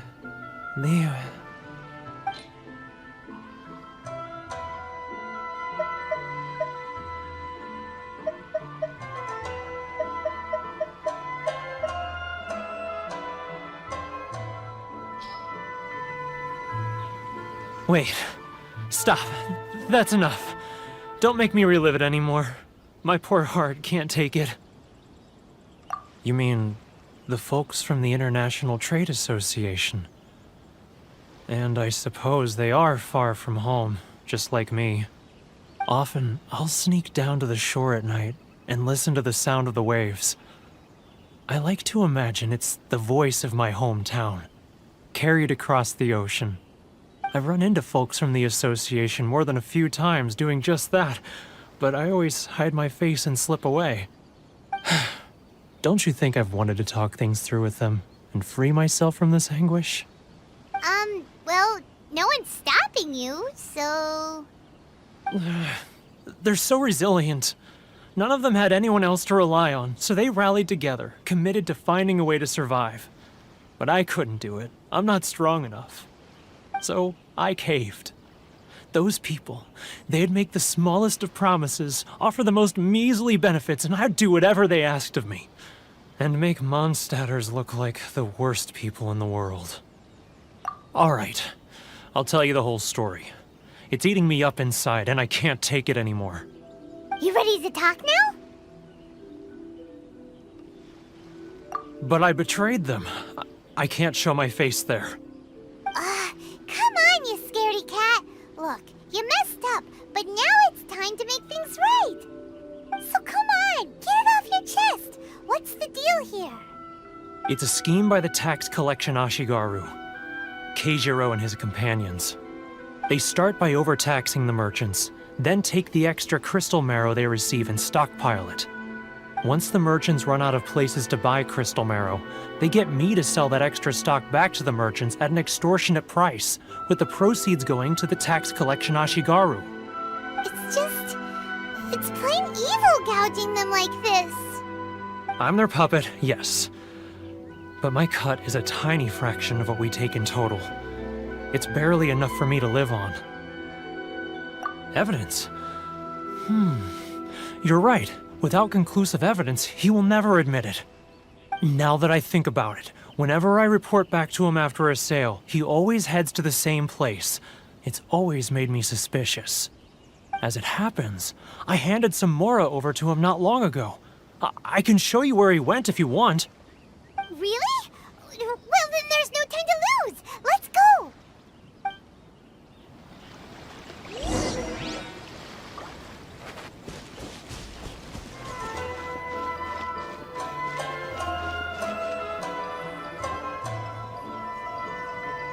Keijiro! It's him! After him! Love or fear? Which one should I choose?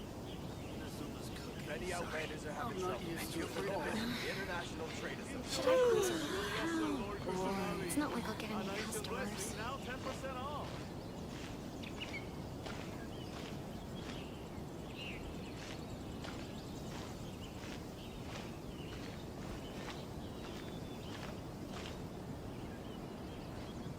Ah, Ryoko, how's business? All the better thanks to your generous patronage. Good. Thankfully, I earn plenty these days. Oh, but of course, tax collection is difficult work.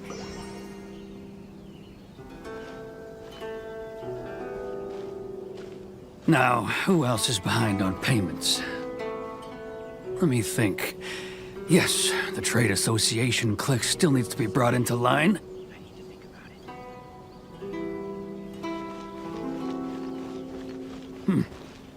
What was that sound? Shh! Quiet! Don't let him find us! Must be hearing things. Drat, I'm behind schedule. I need to hurry.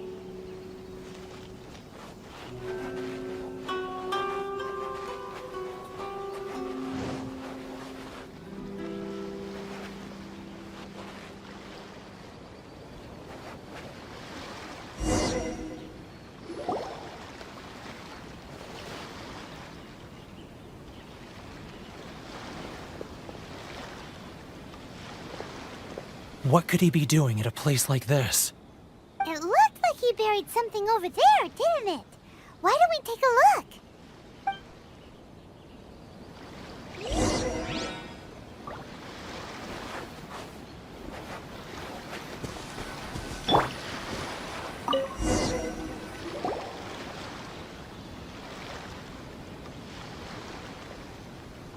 Whoa, it's a ledger.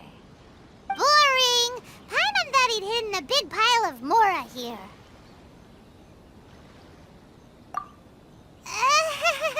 Yeah. Let me take a look here. Ah, yes! This is what we're looking for. A clear and complete record of every single transaction, each one proof of his guilt. Great! Well, now we have our hard evidence. Let's go tell Karisu the good news, shall we? I'll say goodbye to you here then. Huh? You aren't gonna come with us?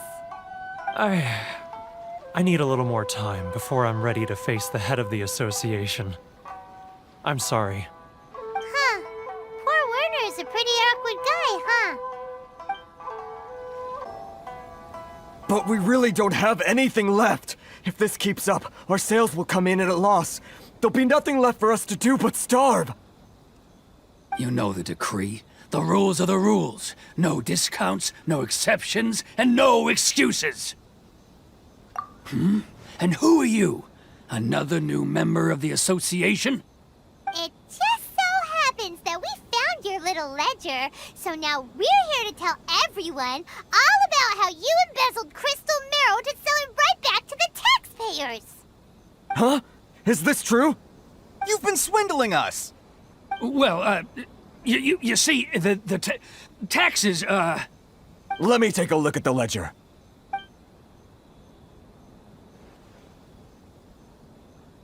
Well, would you look at that? Every payment the association has made is right here in your personal ledger. So, Mr. Keijiro, it seems you have some explaining to do. How shall we settle this, So you think you can use this against me, do you? It's quite obvious that I'm merely trying to earn a modest living for myself, like anyone else. Word has it that samurai and the commission place great importance on reputation and prestige. Though I'm sure commission members won't blame you once word gets out. Huh? Is that a threat? Are you threatening me? No, not at all. I'm simply stating that it would be quite a pity if an illustrious gentleman such as yourself were to have their reputation tarnished. Well, even if what you say is true, what do you suggest we do about it? I believe you still have a quantity of crystal marrow in your possession, correct? Perhaps that crystal marrow could be used as compensation for the recent tax hike, and us merchants could finally have some more breathing room. Is that it? Oh, do you have any idea the hoops I had to jump through to get the crystal marrow and keep it hidden? Fine. In that case, I'll send it over to you today. And not even an ounce of shame for his actions. So that's it? My shop's been closed for weeks now. I've even had to ask my friends to help bail me out. What about my losses? Come on, Harrison. We've already struck a good deal here. I'm sick of being pushed around like this. I won't let him off so easily. Harrison! Hey, what's all this racket? Does someone dare question the decree? Ah, Chief, you've arrived. What was all the commotion I heard just now? Oh, we were just discussing a minor tax issue. I do my utmost to lend them a helping hand, but they're never grateful. A helping hand? The only thing you're doing is stuffing your greedy pockets with our hard-earned wealth. I assure you that Hirage Shinsuke will hear of this. Oh, and you dare to utter the Commissioner's name. You Outlanders have no respect for the rules. Seize the merchants. We will resolve this dispute back at headquarters. Uh-oh. This is going in a bad direction. Gentlemen, come now. Is there any need for this? If there's a dispute to resolve, let's get a drink and talk it over. Who are you supposed to be? And why in my right mind would I join you for a drink? Ha! You never heard of the Fixer? Here's my card. Huh. You're from the Yashiro Commission. Shh. Huh. Well, this is Kanjo Commission territory. However powerful the Yashiro Commission may be, you have no business meddling in Rito's affairs. Of course not. Still, perhaps you could show the young lady of our clan some courtesy. You wouldn't want your name showing up in a petition to the Shogun, would you? That fan, the Shirasagi Himegimi. I don't need any trouble with her. Okay, let's forget all this. It'll give us one less thing to worry about. But, Chief! Enough! We're leaving. Let's get dinner one day soon, gentlemen. My treat, I insist. No response, huh? I suppose that bridge is well and truly burned then. Thank you so much, Toma. But I'm sorry your relationship with the Kanjo Commission had to suffer for our sake. Hey, I was joking. It's a small price to pay, and you're more than welcome. If there's anyone you should be thanking, it's the Traveler. She's the one who found a way to turn things around. If nothing else, I'm sure the tax collection Ashigaru will tread a little more carefully in the future. Toma, what was all that? Shh, not here. Too many people listening. Let's move somewhere else. Corruption seems rife in the Kanjo Commission. They truly are rotten to the core. All right. Time for me to answer your questions. What would you like to know? Straight to the point. Let me reintroduce myself. I belong to the Kamisato clan of the Yashiro Commission on Narukami Island. I'm an attendant of the Shirasagi Himegimi. You've been keeping your true identity a secret from us this whole time? So, the Yashiro Commission. Guessing that's another branch of the Tri-Commission? Correct. The Kamisato clan is the head of the Yashiro Commission, who manage ceremonial and cultural affairs. I'd go into more detail on what exactly that covers, but I'm not even sure myself. I'm just someone who was fortunate enough to be taken in by the Kamisato clan. My role is to take care of the daughter of the clan, Kamisato Ayaka, also known as the Shirasagi Himegimi. Seems like she must be super famous in Inazuma, given the reaction of those guys just now. Oh, most definitely. She's graceful, dignified, and kind-hearted too. The people of Inazuma quite adore Miss Kamisato. Her fame even somewhat eclipses that of her older brother, Kamisato Ayato, despite the fact that he's the current head of the clan. I suppose those who treat others with compassion earn themselves the same treatment in return. Miss Kamisato's situation certainly seems to attest to that. Take me, for example. I'm just an attendant, and yet she treats me as an equal, as she would a friend. You're asking the right questions, and to be honest, I don't want to keep you in the dark any more than is necessary. Firstly, you should know that being a fixer is not something you can fake. I spent the better part of a month tirelessly building up a network of relationships on the island, and I got to know Captain Beto during that time too. Still pretty good going for just a month's work. Well, maybe I have a slight knack for schmoozery, but the main thing was I had to make sure I'd be in time to receive you when you arrived. Inazuma may have closed off to the outside world, but that hasn't stopped a lot of people from hearing about your feats in Mondstadt and Liyue. So, when Miss Kamisato heard of your intention to come to Inazuma, she began looking forward to your arrival with great anticipation. She's excited to find out whether the rumors are true. That is, that you have what it takes to change the tide of the times. Change the tide of the times? In the test I gave you earlier, although there were a few hiccups at the end, it was you who found the way to turn the situation around. Navigating powerful people, using their character flaws to your advantage. It's just what Miss Kamisato had hoped to see. With your help, even the Vision Hunt decree...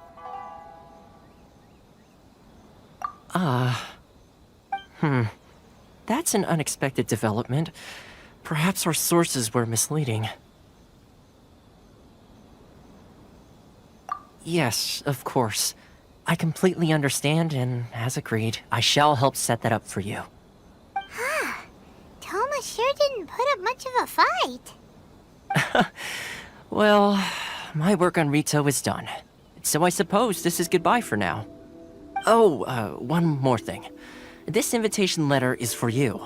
When you get to Narukami Island, you can find me at the Komori Tea House, as per the letter. Good luck with everything. See you soon.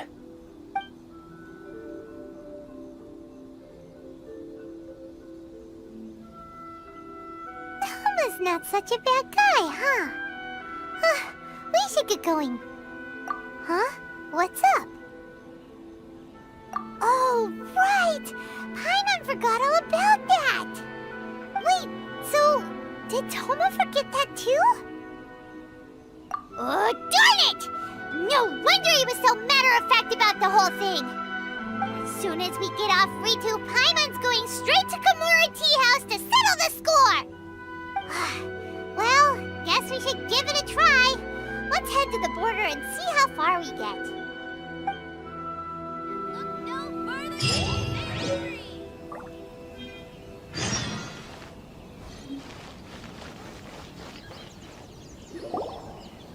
Stop there! Present your travel permits. Sorry, but we really gotta get to Narukami Island. It's kinda urgent. If you don't have a travel permit, this is as far as you'll get. Those are the rules. As expected. Traveler, you gotta think of something. How do we get out of Rito?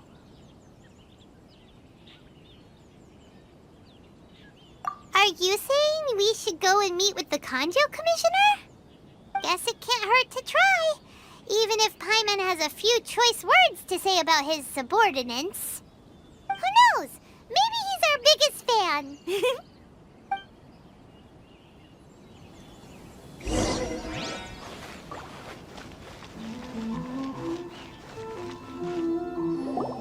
Halt! This is the Kanjo Commissioner's office. No trespassers. We're here to see, the Kanjo Commissioner? The Kanjo Commissioner seldom entertains Outlanders. Leave now or we'll be forced to... Ah, wait. Oh, Commissioner! These two are honored guests from afar. No need to give them the usual spiel. Come on in. Let's see what we can do for you. Huh! Did you get all that, mister? My sincere apologies.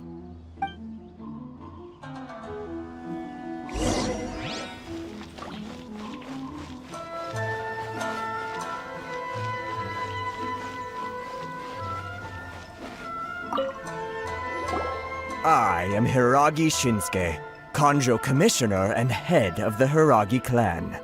It's an honor to meet you both. Nice to meet you, sir. So, the reason we wanted to come and see you was because... All right, all in good time. Two travelers renowned far and wide have shown up to see me, and I should very much like to make their acquaintance. Let's not limit this to business only. So what you're saying is, we really are pretty famous, huh? Absolutely. How many other people in the world have what it takes to knock the wind out of Storm Terror's sails and put the Overlord of the Vortex back under the sea, eh? Exactly! Paimon thinks you make an excellent point. And I hear you also foiled a Fatui plot in Liyue Harbor. Even beat one of their harbingers in a duel. Is that true? Whoa, you heard about that too? Yep, it's true, all right. As I thought.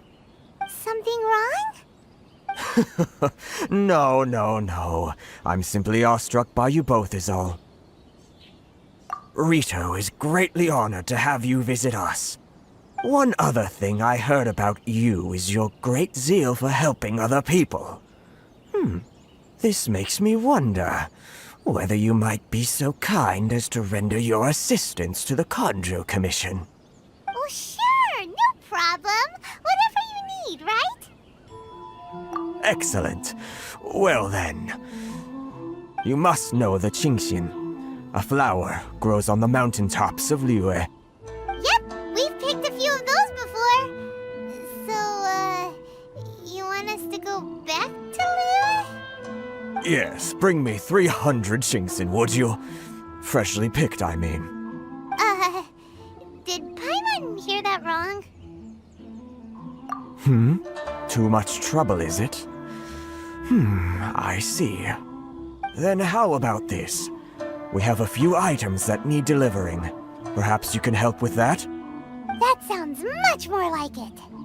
709 letters to be precise. Hey, what gives? How come you don't have people to do that already? Terribly sorry. We're just a little short on people lately. What sort of an explanation is that? Traveler, what are we going to do? Should we really help this guy? That's the spirit. Don't keep me waiting too long now. You're seriously considering taking this job? The terms are ridiculous.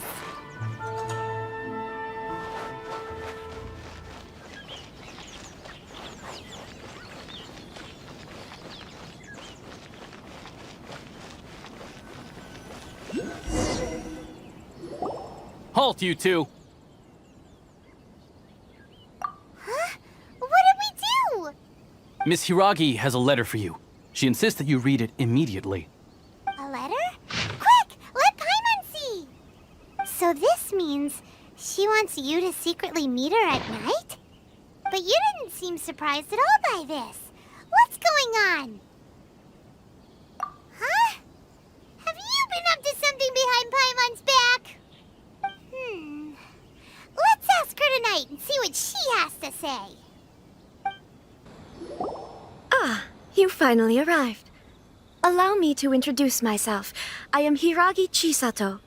This is technically the second time we have met. It's a pleasure to see you again. Wow. She's the daughter of the Hiragi clan, all right. No need to be so formal. I've long marveled at your accomplishments, and at last we have the chance to meet. Is it Paimon, or does something seem a bit off here? The reason why I wanted to secretly meet you here is, well, I feared that I might never have another opportunity to discuss this with you. Discuss what? Ahem. I should like to ask for your help with delivering a letter. Like father, like daughter. Couldn't you be more original? No, you misunderstand me. Please, allow me to explain. I was hoping that you could deliver a letter to Narukami Island in my stead. It is to be given to Kujo Kamachi of the Tenryou Commission. My father has always forbidden me from communicating with him. He knows that there are prospects for my marriage that would better serve him politically. But my heart is with Kamaji. There is no one who would dare defy my father's will on Rito, but you are Outlanders. Outlanders seeking to get to Narukami Island.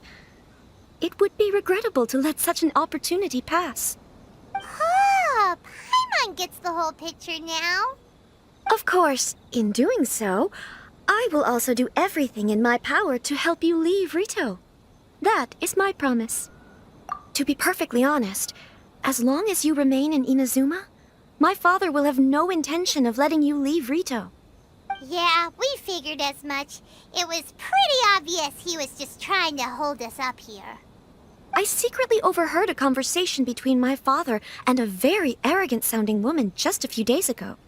They seemed to be discussing how to keep you here on Rito. In fact, it was the first time I had ever heard my father speak so respectfully to someone who wasn't the Shogun. We don't have much time. I'll tell you my plans to help you off the island. It just so happens that a shipment of goods is... Very well. I'll be waiting for you at the border. I'm counting on you to deliver my letter. Hold on, please. These goods are being sent to Watatsumi Island? My lady, this is an unexpected honor. You are correct. These goods have been repeatedly requested by the Kanjo Commissioner. We must be certain that they reach Watatsumi Island intact. Is there something wrong, Lady Hiragi?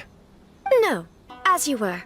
My father simply has some concerns of the shipment's safety, and has ordered that myself and an additional qualified escort be dispatched to ensure safe transport of the goods.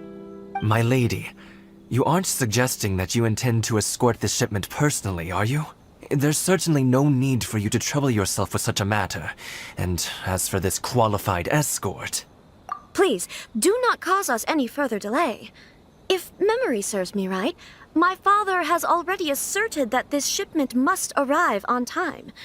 I'm certain punishment will be duly dispensed if it fails to do so. Yes, of course, my lady.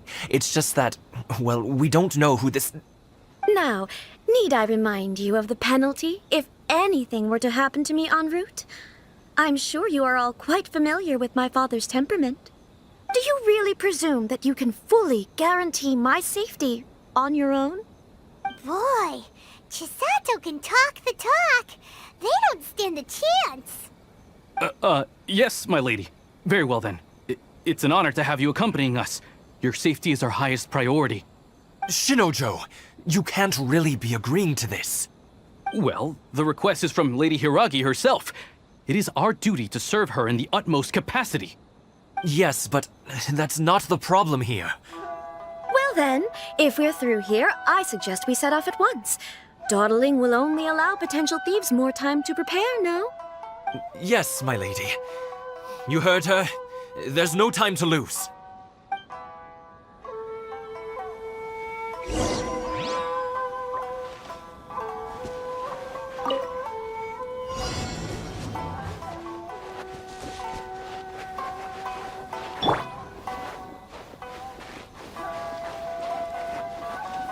My lady, please stay back. We'll handle it. Not as well as we'll handle it!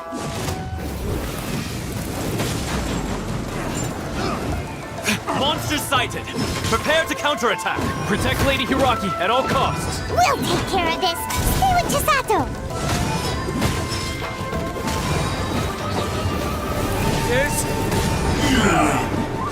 This battle. We can take refuge in the village up ahead. How are you faring, my lady? I'm perfectly all right. You may stop here. The road to Narukami Island is just over there. In my letter, I've requested Kamaji to grant you a special travel permit from the Tenryou Commission. Consider it a... My lady. So that's how it is. I had a feeling something was amiss, but Shinojo, you... No, Lady Hiragi would never hide anything from us, I'm sure of it. But who is this Kamaji you speak of, my lady? I'm not afraid to say that he's the one I love. The one you love? Shinojo, did you honestly think that... What? No, I was just clarifying, that's all. I would never in my wildest dreams, You two needn't worry. Please, forget that this ever happened. If my father catches word of it, I alone will be held accountable. Yes, of course. As you wish, my lady. But what will happen if your actions here are discovered, Chisato? Don't fret. My father has always been one to spoil me. The worst he'd do is sentence me to half a day without food, or something to that effect. Huh. Paimon never suspected a guy like him could have a soft side. I wish you a safe journey. I'm sure we will meet again. Bye, Chisato! Come now. Quit your staring and let's get moving. We've got goods to shift. All right.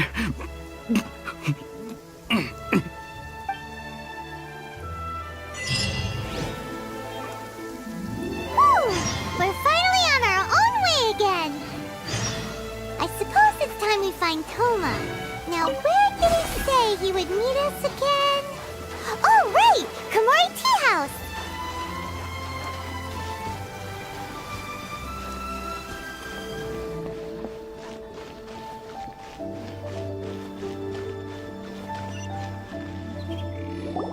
According to the letter, this should be the place. Sorry, we don't serve the general public. I'm afraid you'll have to leave. Wait! We're not the general public. Well then, you must be a couple of wandering outlanders that snuck into the nation, judging by your attire. Are our clothes really so... what Paimon means to say is... The Yashiro Commission's seal. This must be from Mr. Toma. It seems there's more to you than meets the eye. In which case, welcome to the Komore Tea House, a safe haven for the Yashiro Commission. Well, that sounds more like it. Well, now that we're here, where's Toma? Paimon doesn't see him anywhere. Do you think he forgot his promise to meet us? Who forgot their promise? I was beginning to think you'd forgotten about me. What? Is that dog talking to us? Relax, no need to look so surprised. I take it this is the first time you've seen me in this form? Huh. So you didn't see anything like this when you were in Liyue Harbor? Now that you mention it, this does suddenly seem less out of the ordinary. Alright, I've had my fun. Hey! You're this close to getting an ugly nickname, mister! Well, I've had some time to kill, given that I've been waiting here for you for so long, as was the case in Rito. So I came up with this little fun greeting for when you arrived. But in all seriousness, I would like to apologize about that little test you went through earlier, though it was quite necessary. It helped us determine whether or not to bring you before Miss Kamisato, and whether you had the courage to face the lightning alongside us. Don't think that Paimon's gonna forgive you just because you're getting all serious now. Sorry, did I overdo it? My apologies. Let me just say this. You've often found yourself skirting the rules from the very beginning, haven't you? Naturally, this is due to your unwavering and resolute determination. A long time ago, we had a friend who was much the same, but when the lightning struck... Ah, so you've heard of his story. His light still burns all the more brightly. Yes, of course. I will bring you to the Kamisato residence where the Yashiro Commission is located. But before that, there is one other place I was hoping you both would accompany me to. Oh? Where? I would like you to come with me to the statue of the omnipresent god. It's still under construction now, but you can already see it from practically anywhere on Narukami Island. This area sure feels gloomy. People probably don't come here often, do they? Huh? Are Paimon's eyes playing tricks? Or are there things embedded in the statue? Visions.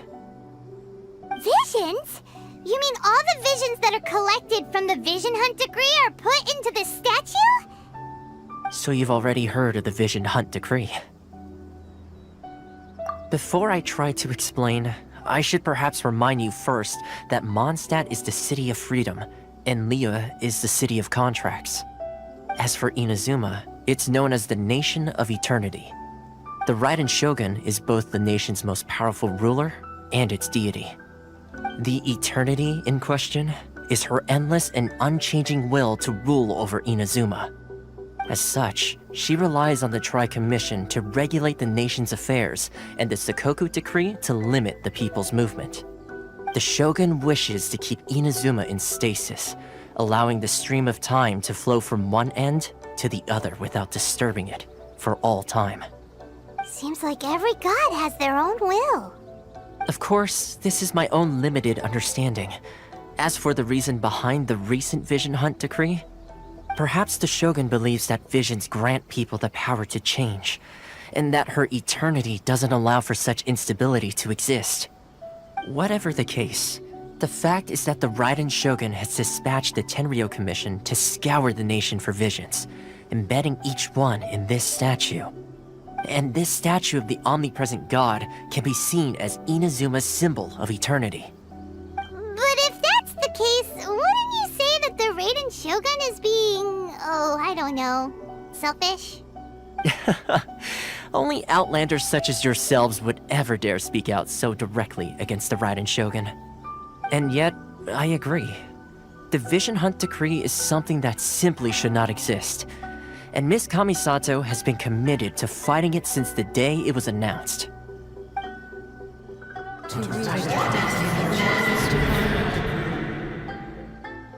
Huh? Hey, are you okay? You look like your mind is elsewhere.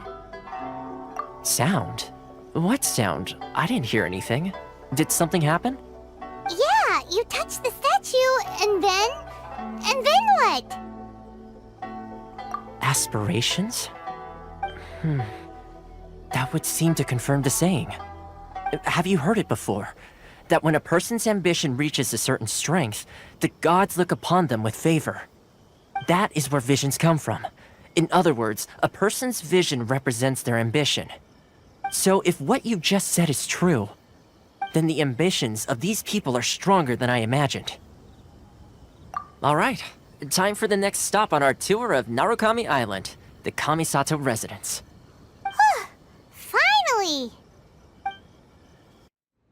So, this is the kind of place where the big shots of Inazuma live, huh? Welcome at last to the Kamisato residence, honored guests. Miss Kamisato is delighted to finally meet you.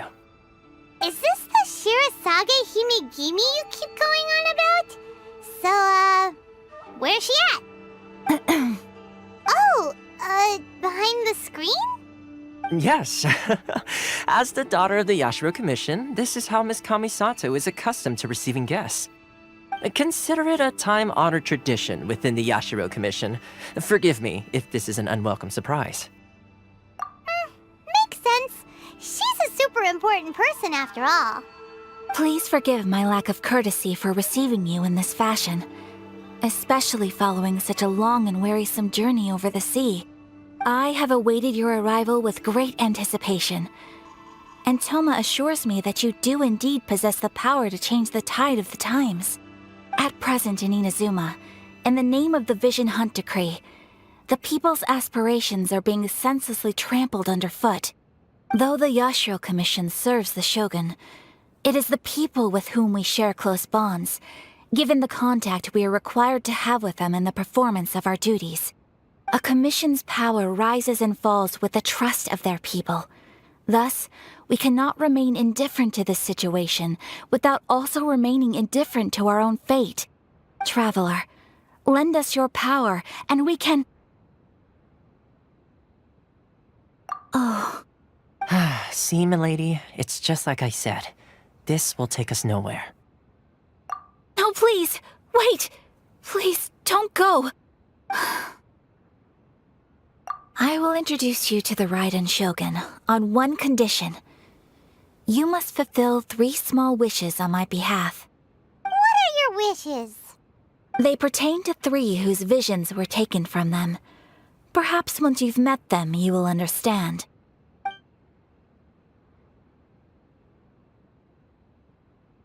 A warrior who guards a village, a former samurai who helped carry out the Vision Hunt Decree, and a swordmaster determined to become the best in the world. Does Paimon got that right? Correct. Please do all you can to help them. I will await...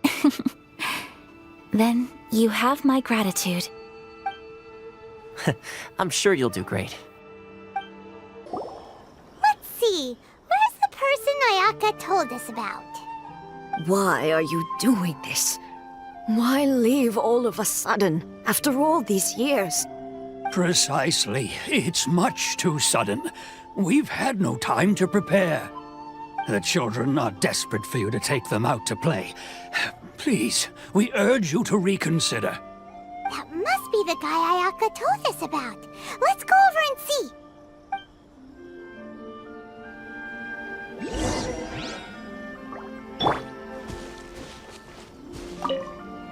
Ah, you must also be here to try and convince Tejima to stay. Tejima has protected this place ever since he arrived here 30 years ago. Keeping out the treasure hoarders, fending off any monsters that draw near, resolving quarrels between the villagers. He has put an enormous amount of work into looking after this place, and we all think the world of him. But now, all of a sudden, he says he plans to leave us. We can't help but wonder, was it something we did? We will gladly apologize if that's the case.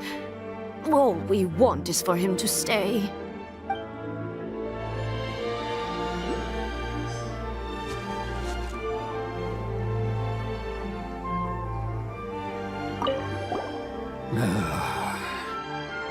If you want my opinion, something to do with the Vision Hunt Decree. It's clear that Tejima had done nothing wrong, and still they confiscated his vision. After that, he became a completely different person. I can't claim to fully understand it, but I could tell that he'd lost something very important to him. He went off on a walk, alone, circled the village a few times, and then, out of the blue, he announced that he was going to leave and become a wanderer. Truth be told, we aren't sure whether trying to keep him here is the right thing to do. But equally, it doesn't feel right to let him leave when he's in this state. He's a lost soul. Seems like he's a well-respected guy around here.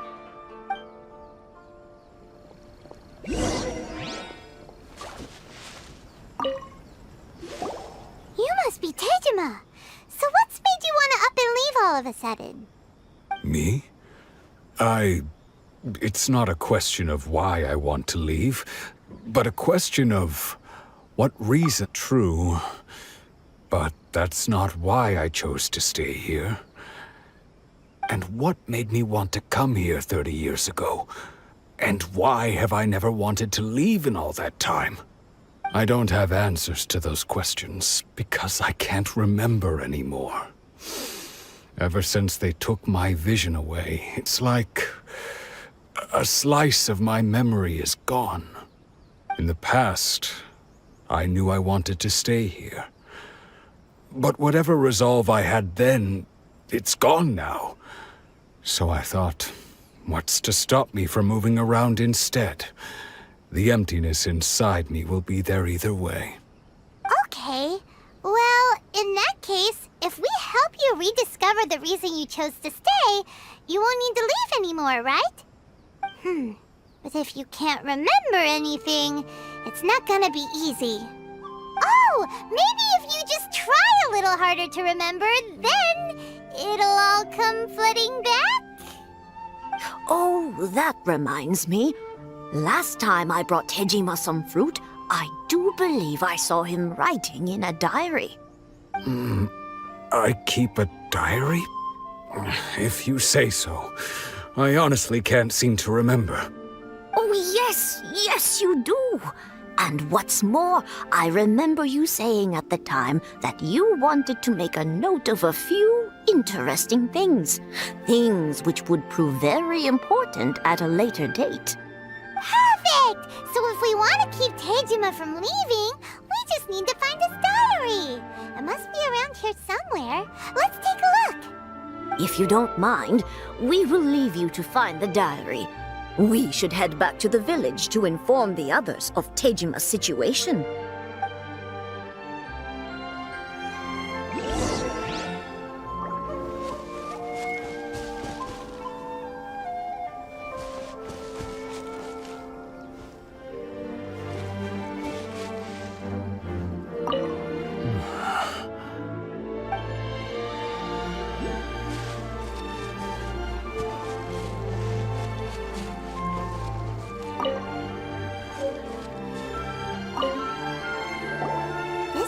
Tejima's diary, all right. Let's see what we have here. Today, the villagers and I got together to cook dry braised salted fish. I messed up and burned mine a little, so I had to pretend that it was black snakehead instead. Today, I helped rescue a kid who had fallen in the water. After I pulled him out, he told me that his best friend Bamboo was still in the water. I searched the water the whole afternoon before finding out that Bamboo was the name of his pet crab. I went kite flying today. The string broke, so I chased after it as fast as I could. I soon realized I was never going to get it back, so I just found somewhere to sit and watch as it flew away into the distance. Seems like your average diary of daily village life. Huh? Wait! There's more!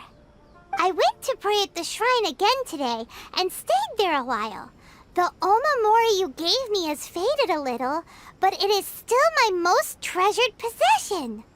Now that's the kind of info we're looking for! Time to pay a visit to the shrine!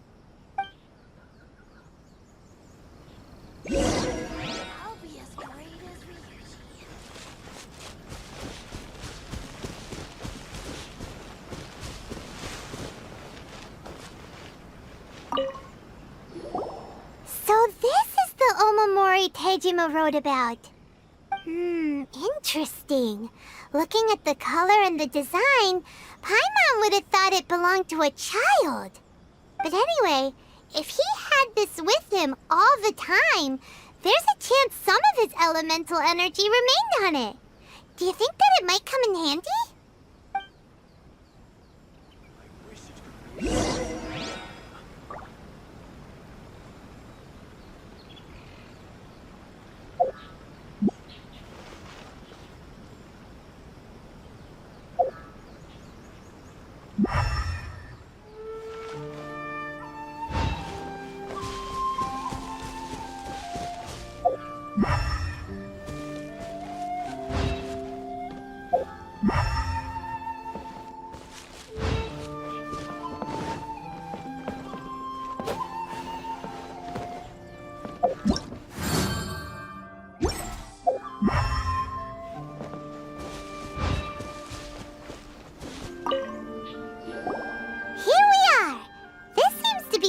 That Tejima visited a lot.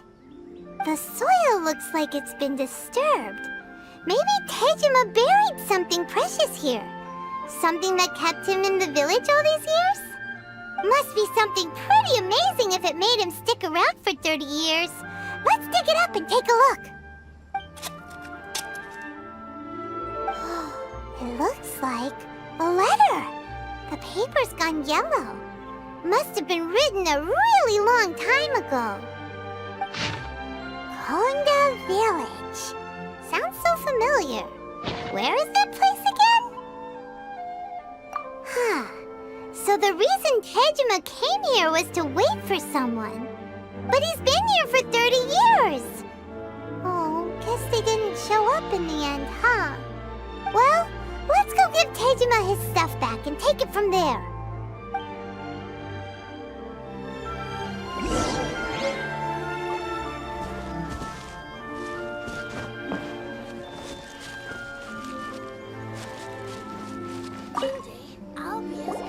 Well, I'll be. That's certainly my handwriting. And I guess the Omamorian letter belonged to me too. But I have no memory of anything that's written in this diary. Still, it's clear that I was waiting for someone here, and that I chose to wait for 30 years. Over the years, I must have made a note of anything interesting. Anything that I could share with her when we were finally reunited. And just look at all the things that did happen over the years. The time has flown by so quickly. 30 years feels like the blink of an eye. How could I have forgotten something so important to me?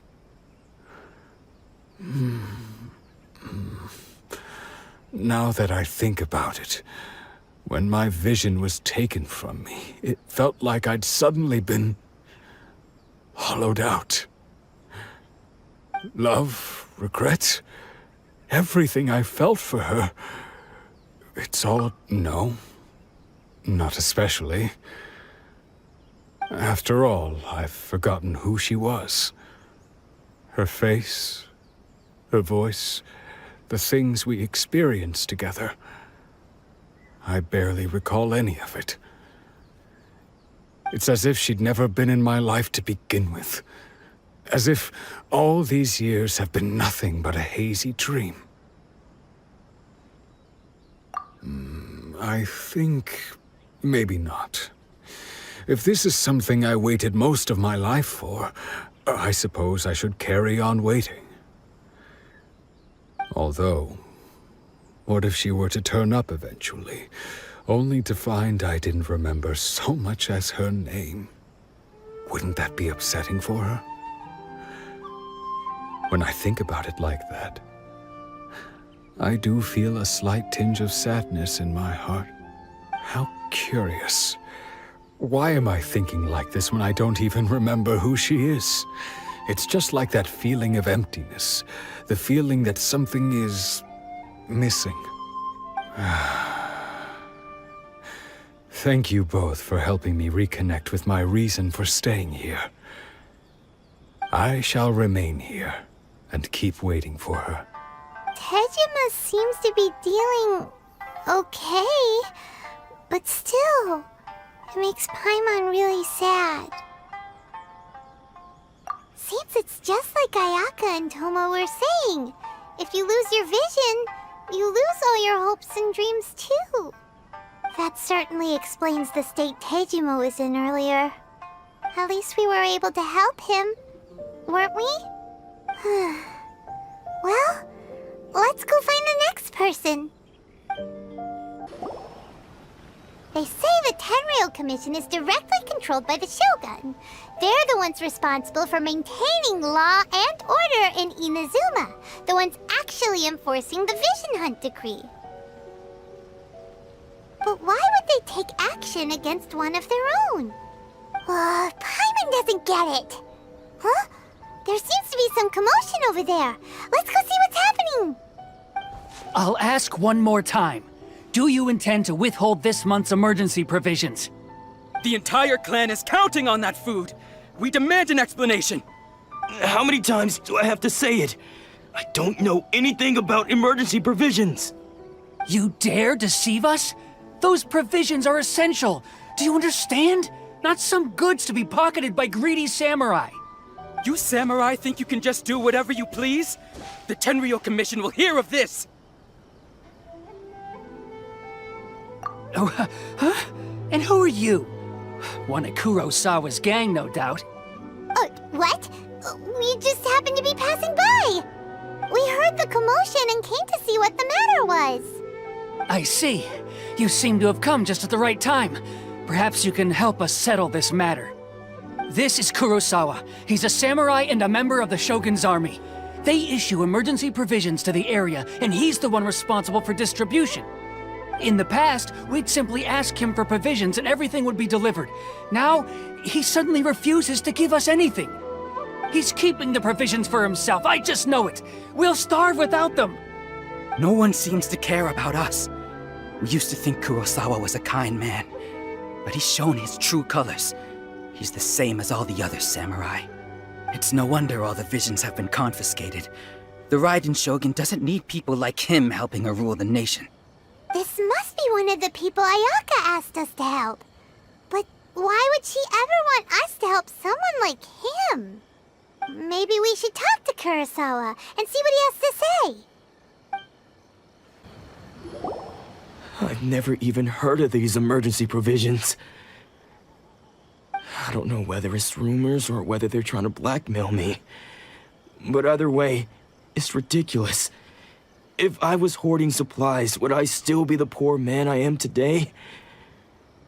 My own family can barely get by as it is. Now, if you'll excuse me, I've got other matters to attend to.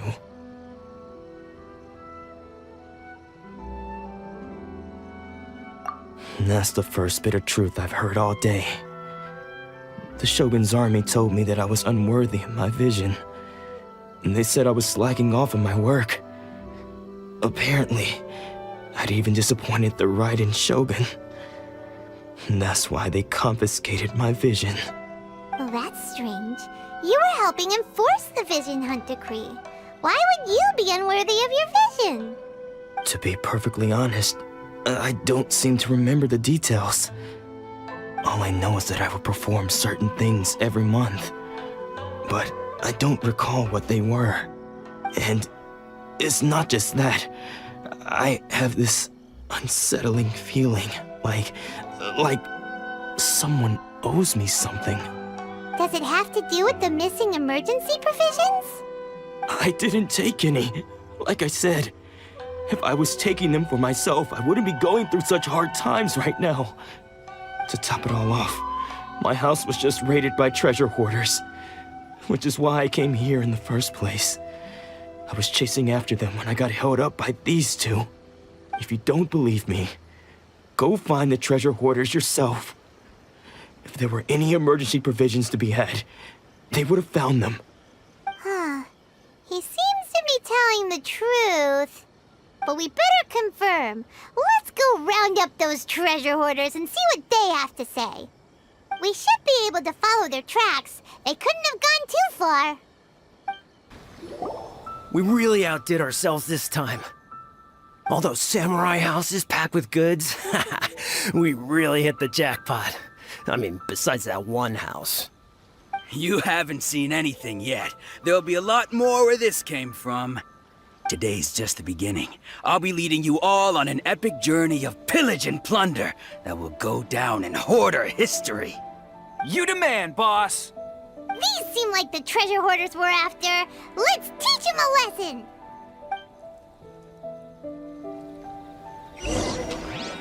Verdict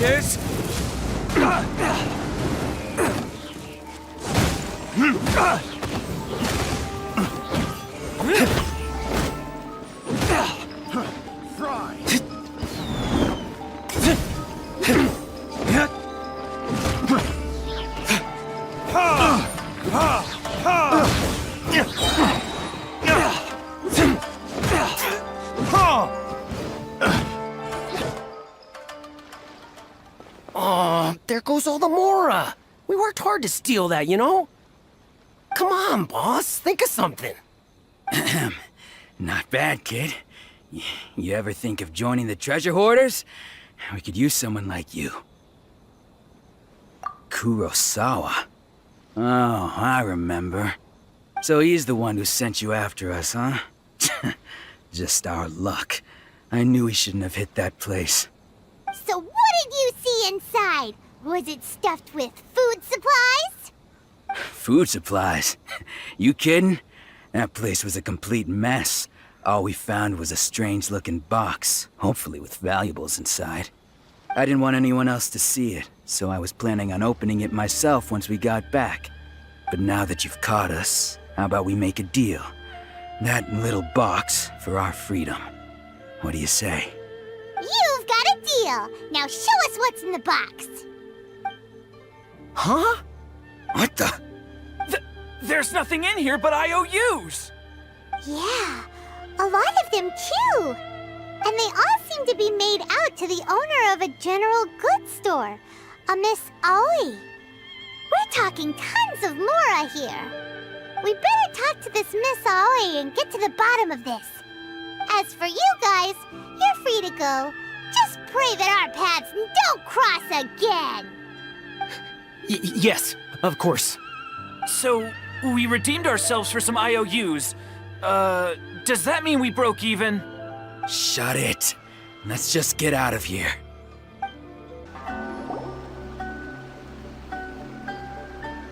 Welcome to Tsukumomono Groceries. We've got everything you need. Can I help you find something? Or perhaps there's something you want to inquire about? Ah, so you're friends of Kurosawa, I take it?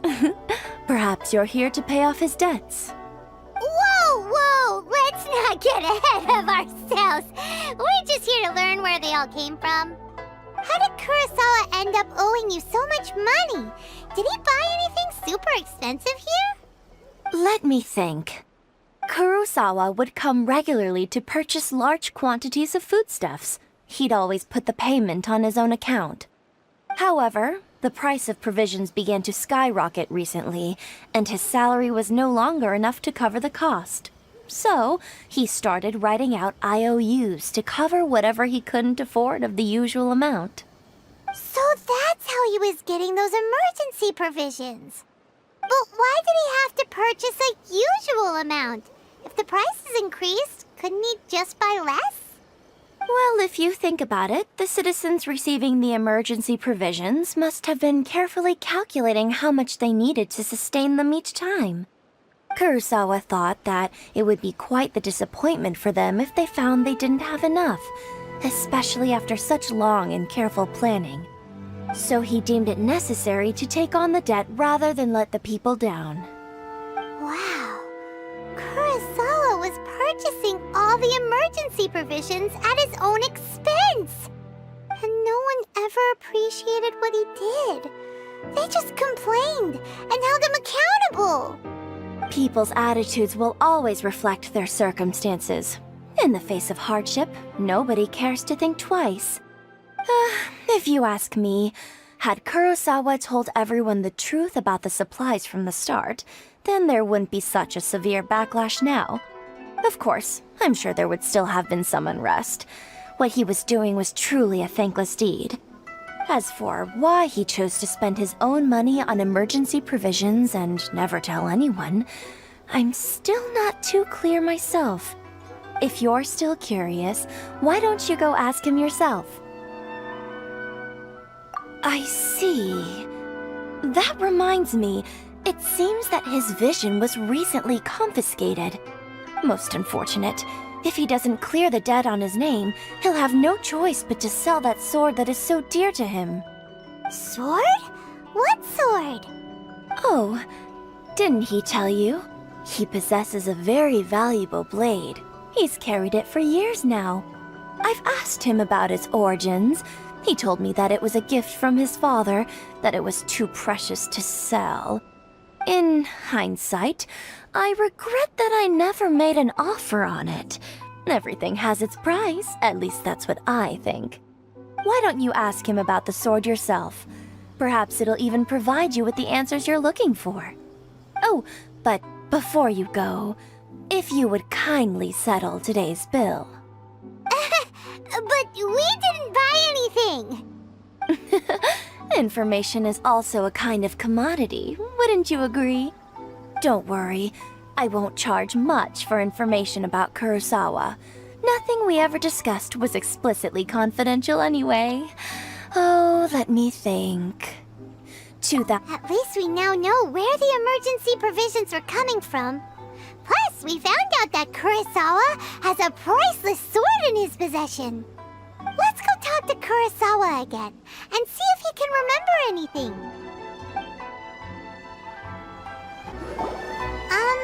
What are you doing here all by yourself? Where did those other two go? I presented them with a choice. Either they left or I drew my sword. They left. It turned out to be a real time saver, actually. Perhaps I should start using it more often. Did you manage to track down the treasure hoarders? Everything I said was true, right? That just about sums it up. It turns out that you really were distributing emergency provisions, but they were all purchased at your own expense. Strange. Is that really the kind of person I was? I don't really have any such recollection. Even after all you've told me, I still don't remember anything. Why was I purchasing emergency provisions for everyone? And why would I put myself in such a difficult situation? I really don't understand.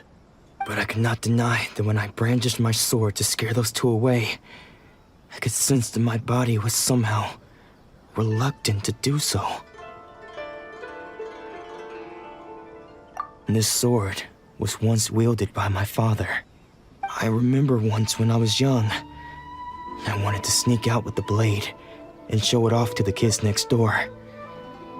My father ended up catching me in the act and scolded me severely. What did he say? I can't seem to remember that either. It would seem that I forgot many important things when my vision was taken from me. So many memories gone. Forever. No matter how hard I try to remember, all I can remember now is my father telling me that this blade bore his life's creed. Before he passed away, he placed the sword in my hands and said to me, "With this sword, you should..." Hey! If you look carefully, there seems to be some words engraved on the hilt. Can you recognize the words? Virtue and justice? Somehow those two words seem to explain everything now. Taking on seemingly endless debts to make others happy. I guess that must have been my greatest ambition after all. But what use are virtue and justice?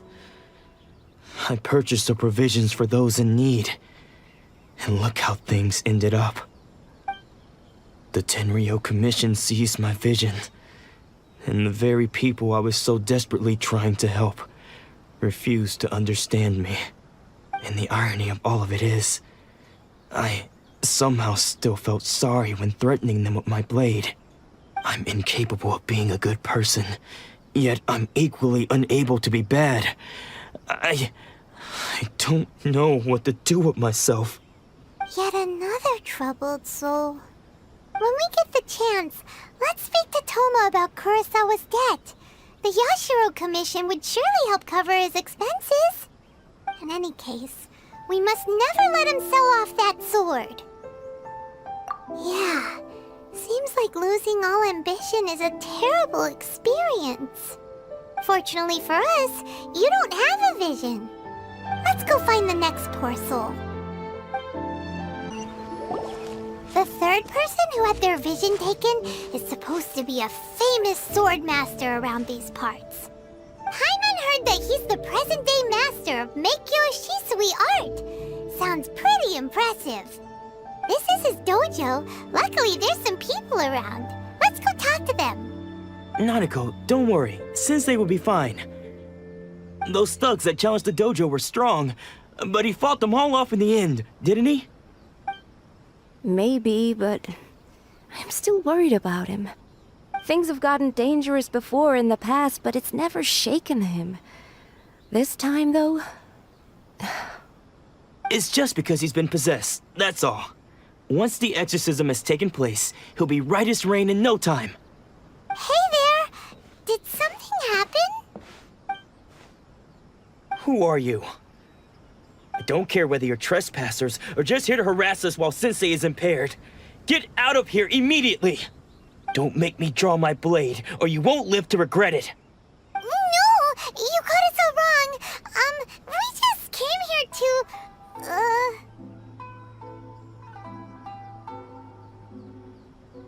Disciples? Yep. We've heard all about the mighty master of Meikyo Shisui art. It's the whole reason we came all this way, to seek him out and ask him to train us. But then we got here and overheard you talking about how he got possessed or something? From the way you're dressed, it doesn't look like you're from around here. Please, accept my apologies. We've had so many people trying to cause us trouble recently that we're on high alert. You haven't arrived at the best of times, I'm afraid. Sensei got possessed recently, and he's still recovering. He's not able to take on any new disciples for the time being. I see you are earnest in your pursuit. Okay, how about this? My fellow disciple Nanako and I will explain Sensei's situation to you in a little more detail. Then you can decide whether to stay or to leave. Sensei's name is Domon, a name I'm sure you've already heard. Though self-taught, he mastered the art of the sword to a high level. He then proceeded to defeat many other prominent sword masters, never losing a single fight. He once said that his goal was to become the best sword master in the world. And so, even while training us, he continued to hone his own art. His fervor truly inspired us, and we trained hard, determined to keep up with him. But then... Not long ago, Sensei had his vision taken away. He hasn't been the same since. He says the strangest things over and over, and he refuses to let us train. Junya and I have discussed it, and we both think that he's being possessed by an evil spirit. So we've asked the shrine maidens from the Grand Narukami Shrine to perform an exorcism. But if I'm honest, I still have my doubts over whether he'll completely recover. The Grand Narukami Shrine? What's that? You haven't heard of it? It's the largest shrine on Narukami Island. The head shrine maiden is reputed to have very close ties with the almighty Shogun herself. Not that we'd have any means of involving the head shrine maiden, of course. But even one of the ordinary shrine maidens from the Grand Narukami Shrine would have clear power and authority to perform an exorcism. So don't worry, Nanako. Sensei is going to be just fine. The exorcism will take place this evening. You're both more than welcome to come and watch if you're interested. So, losing your vision can cause possession? Guess we should come back this evening and see for ourselves. Shh. So you decided to come. It's a good thing you didn't arrive any earlier. You would have had to witness Sensei in one of his fits of madness. Just now, when Nanako was attending to him, she heard him whispering a few names to himself. When she asked him who the people were, he suddenly looked panic-stricken and pushed her away. It looked like he was in great distress. He was covering his ears and looking frantically around him with bloodshot eyes. All the while he kept calling those names. Some of them we knew, others we didn't recognize. But they all seemed to be the names of sword masters he had defeated in the past. One of them was Anzai. He used to be a fellow disciple of Sensei's, his senior, in fact. But Sensei defeated him in a duel many years ago, and he has been a wanderer ever since. Sensei wouldn't stop calling his name. Thankfully, the shrine maidens managed to subdue him, so the exorcism can finally continue. The ritual has now begun. All we can do is patiently await the result. Here's hoping Sensei will be back to his normal self very soon. Please, excuse me for a moment while I fetch some water. If he wakes up, he is sure to be thirsty.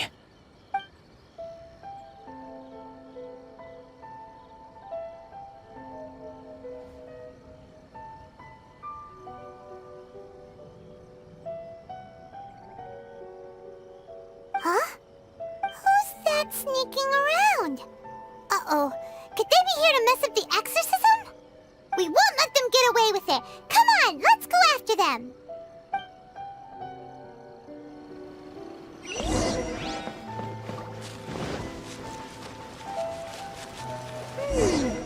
Seems they aren't here. Should we keep going further up? Is this definitely the right place? Let's look a little further up. Aha! Suspicious person sighted! That's gotta be him! How did you catch up with me so quickly? Are you sure you're Domon's disciples?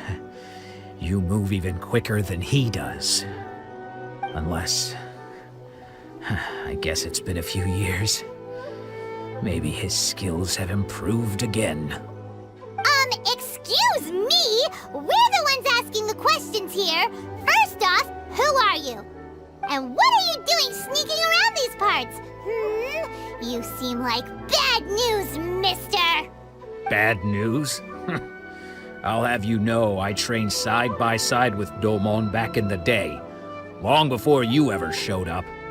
I don't care to talk about that time anymore. But if you must know, I am Domon's senior. His senior? Wait, that means you must be... Anzai? Yes, that's me. Because I don't wish to see Domon or anyone else associated with him ever again.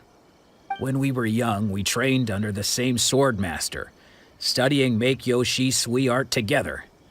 I had begun training 5 years before him, and everyone looked up to me as a steady and dependable older disciple. Practitioners of Make-Yoshi Sui art seek to achieve stillness of mind, freedom from all agitation. So the majority of disciples are indifferent to rank and reward. I was no exception. But Domon was different. The first thing he did when he joined was go straight to our sensei and ask him, with a beaming smile on his face, how to become the best in the world. Sensei scolded him and told him that the art of the sword should not be used for such vain ends. Sensei said that coveting the title of the best swordmaster, barely days into his training, showed that he had a fickle mind, and that this would impede him from ever mastering the blade. I thought so too at the time, but Domon began making swift progress in his training and even started catching up with me. Only then did I realize that it was Domon who had long since freed his mind from all agitation. He was consumed by his singular desire to become the best in the world. He sought nothing less than perfection in the art of the sword, and nothing could deter him from this goal, no matter what stood in his way. Sure sounds like he meant business. So how come you don't want to ever see him again? Because until he arrived, I was convinced that I would succeed our sensei as the master of Make-Yoshi Sui art. Of all the disciples, I was the most gifted. I had trained the longest. Everyone had high expectations from me. Domon's arrival changed everything. When we sparred, I lost not just the match, but my pride and my status too. I fled the dojo that day and never looked back. Later, I heard that he sparred with Sensei too. Sensei was advanced in years by then, and unfortunately that match used up every last ounce of energy in his body. After that, I wanted nothing further to do with him. Deep down, though, I still respected his mastery of the blade and his commitment to the art of the sword. So, when I heard rumors that he had lost his mind, my first reaction was to dismiss them as false. How could he, of all people, have lost his mind?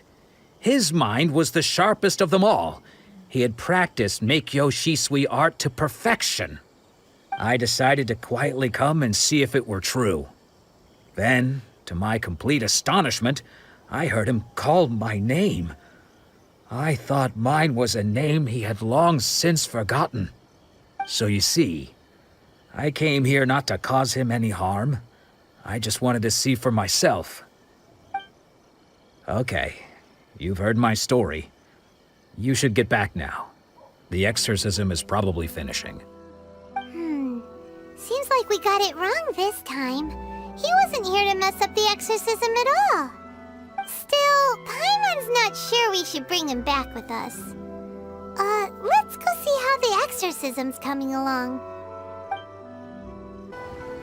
What? You're saying he isn't possessed? Does that mean he's just lost his mind? But how is that possible? No, I refuse to believe it. Something's clearly wrong. Nanako, please, try not to get agitated. I am sorry. With what powers I have, I can find no sign of any malignant spirit having possessed Domon. But spirits may take a myriad of forms in this world, many of which I cannot claim to have witnessed myself. Thus, I dare not rule out possession with complete certainty. And all is certainly not lost, for I received word not long ago that Lady Yai has taken an interest in your sensei's case. Lady Yai? Is that the same Lady Yai that I think you mean? The head shrine maiden of the Grand Narukami Shrine? That's wonderful news! Then Sensei will be sure to recover. Correct. Lady Yai is most knowledgeable indeed, and has abundant experience in the exorcism of evil spirits and aversion of great calamities.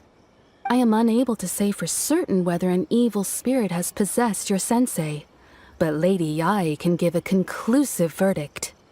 Excuse me, Miss Inagi, but I must ask, should we prepare a greeting gift for Lady Yai? That won't be necessary. All that is required of you is your timely arrival at the Grand Narukami Shrine. Lady Yai does not like to be kept waiting. I must leave now, but we will meet soon at the shrine. I wish Domon a full and speedy recovery. Who'd have thought Lady Yai herself would have taken notice of our sensei's case? Do you mean to say that Sensei isn't renowned enough to deserve Lady Yai's attention? No, that's not what I meant at all. You misunderstand me. I just mean this is Lady Yai, the head shrine maiden. She has direct and close contact with the almighty Shogun herself. Anyway, you should join us too, tomorrow. Given that you've traveled all this way just to meet our sensei, we, the disciples of Meikyo Shisui art, will do our best to help you. Sure! After all, everyone seems pretty excited about Lady Yai. We're curious to meet her too. Who knows? Maybe we'll be able to find out a thing or two about the Raiden children from her.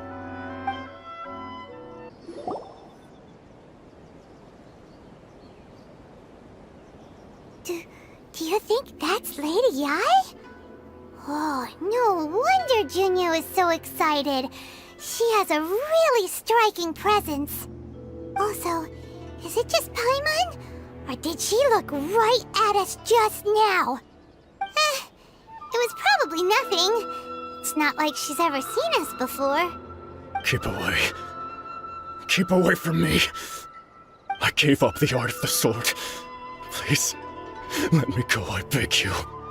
As you can see, Lady Yai, Domon has persisted in this state for some time now.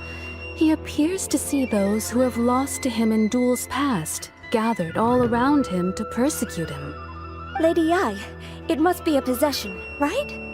This is nothing like him at all. In the past, no matter what came his way, he would always face it with a confident smile. I'm sorry. It is clear to me that your sensei is not possessed by any evil spirit. But then does that mean he... Yes. This is a change in the person himself. Unable to cope with the tremendous pressure he was under, he suffered a spiritual collapse. With his wits impaired, he finally descended into madness. As one who is thrown into the sea, though he fights back desperately against his predicament, it does nothing to prevent his descent into the depths. As for what has triggered this change, I believe it must be the loss of his vision. For to be stripped of one's vision is to be stripped of one's ambition. Stripped of his ambition? But Lady Yi, even without his ambition, why should he suffer such a dramatic change? How does that explain his descent into madness? Your school practices Meikyo Shisui art, does it not? Stillness of mind, freedom from all agitation. What a fine notion that would be if any in this world could ever hope to achieve it. There was once one who claimed to be indifferent to rank and reward, and who fled enraged when defeated by his junior. And then there was an aged swordmaster who was aggrieved enough that he crossed blades with a disciple he himself had taught. Then, what of the one who crossed blades with his own sensei and beloved fellow disciple, and defeated them both? Can one truly remain unagitated, of still mind in moments such as these? Lady I'm not sure I understand. The path of the Swordmaster is filled with twists and turns. It is no small undertaking to pursue the position of greatest Swordmaster in the world. It requires one to take their sword firmly in both hands and cut down the hopes and dreams of others, even those of one's closest companions. Only a deep commitment to his ambition to become the best made it possible for him to rise above the pain of these encounters, to focus on the way ahead. When that ambition disappeared, he began to doubt himself. As he battled his growing anxiety, he slowly descended into the state you see him in now. Much like a certain fatally flawed friend of mine. Poor Sensei. To think he's been suffering so greatly. I'm sorry. It's all my fault. Father, Sensei, Ansai. That's enough. Huh? Isn't that Ansai? Where did he come from? Did he follow us the whole way here? Ansai, why are there two of you? Is that you or a ghost? You're here for revenge, aren't you? I knew it would come. I never should have. You're right to assume that my feelings towards you are far from kindly. But I didn't come here to settle a score. It's been so long now that I made peace with it years ago. You did nothing wrong that day. I couldn't face the humiliation. That's why I ran. I don't think most of the people you beat along the way would hold it against you. On the contrary, when you cut our ambitions short, we entrusted them to you, in the hopes that they might carry you further. Now I know that we can't place our hopes in you any longer, since you've been stripped of your ambitions too. But that is no reason to strip them of theirs. Follow the way of the sword all the way to the highest peak. You taught them that, didn't you? But what if one day, the same thing happens to them? I put everything I had into trying to become the best. But what if it was all a huge mistake right from the start? If there's a chance they'll end up like me one day, I'd rather they stay where they are now than go any further down this path. Have you asked them what they think? Sensei, after you rescued me from the hands of the pirates, I told myself I would follow in your footsteps for the rest of my days. I can't know whether I will suffer in my future as you do now. All I know is that here and now, in the present, I wish to continue. I want to keep going until the day that I can stand before everyone with my head held high and announce that I, like my sensei Domon before me, am a master of Meikyo Shisui art. Nanako's far from the only one. Actually, all of us think that way. Goodness. Well, You see? You can place the ambition you once had in their hands. Being stripped of your ambition is something that's never happened to me, so I can't claim to understand it. but I do know what it feels like to have your ambitions crushed. That's what happened on the day that you so effortlessly defeated me. So, just as I once placed my ambitions onto you, it is time for you to release yours into their custody. You are not in the same position that I was. When I left, I had nothing to my name. But you have a great number of worthy disciples. I understand. I'm sorry to have made you worry for me, and for the state of Miyakyo Shisui art. I no longer have the resolve to become the best in the world. The emptiness and suffering inside of me will not abate, so I cannot hope to still my mind and be free of agitation. But as your sensei, I shall commit to imparting unto you everything I have learned in my life so far. This is my promise. And I humbly ask Anzai, my senior, to hold me to my word. You can count on that. I'd be checking in on you occasionally anyway, just to make sure you hadn't lost your mind again. But I am now used to the life of a wanderer. I do not belong in the dojo anymore, so I will simply stop by once in a while to make sure you aren't cutting any corners with them. Well, don't just stand there staring at me. Say thank you to Lady Yai and then get yourself back home.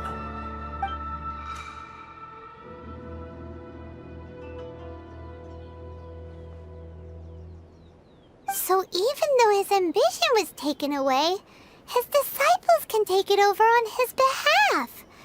Guess that sort of solves this one, huh?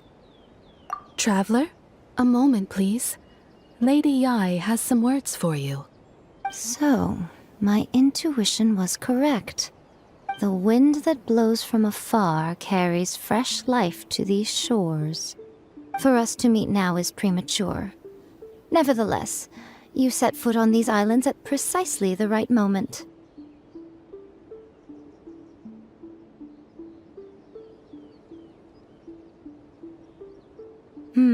I have high hopes for you, child. Don't disappoint me.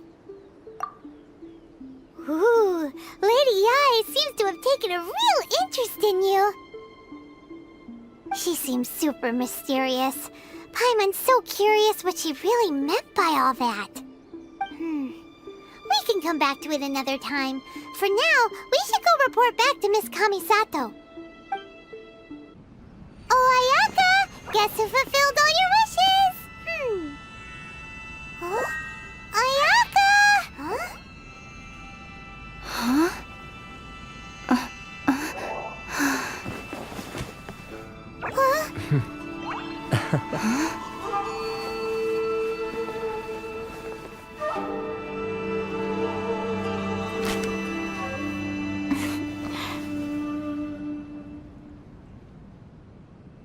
Traveler, Paimon, it is a pleasure to finally meet you both face to face.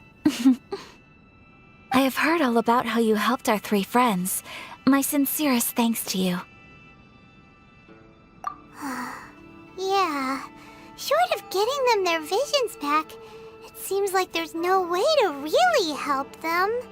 Ayaka, how come this time you get to come out and meet us in person? Because now that you have done the three things I asked of you, I consider you to be my friends. As you will observe, I dispense with the screen for Toma also. Ooh, wait a second. But isn't Toma your, servant? Paimon's happy to help and all, but Paimon sure as heck did not sign up to be a servant. Oh. Paimon, you are most entertaining. Toma is first and foremost my friend, and was so before he ever became my attendant. Oh, okay then. Ayaka, you seem pretty different out in the open compared to how you are behind the screen. Thank you both kindly. Back to the matter at hand. You have now witnessed the pain of those deprived of their visions. What are your feelings on what you have seen? Perhaps in the eyes of a deity such as the almighty Shogun, the lives of those who inhabit the world are inconsequential. Thunders roar, lightnings flash, the winds assault, and the rains descent. All these things take place with no regard for the feelings of the common people. But I believe that surely you understand what they must endure. It seems that perhaps now you can appreciate my feelings on all of this. In which case, perhaps you would be willing to reconsider your stance? You will? Really? Naturally. Alright, bravo, my lady. You were right all along. See? I told you she wouldn't reject them.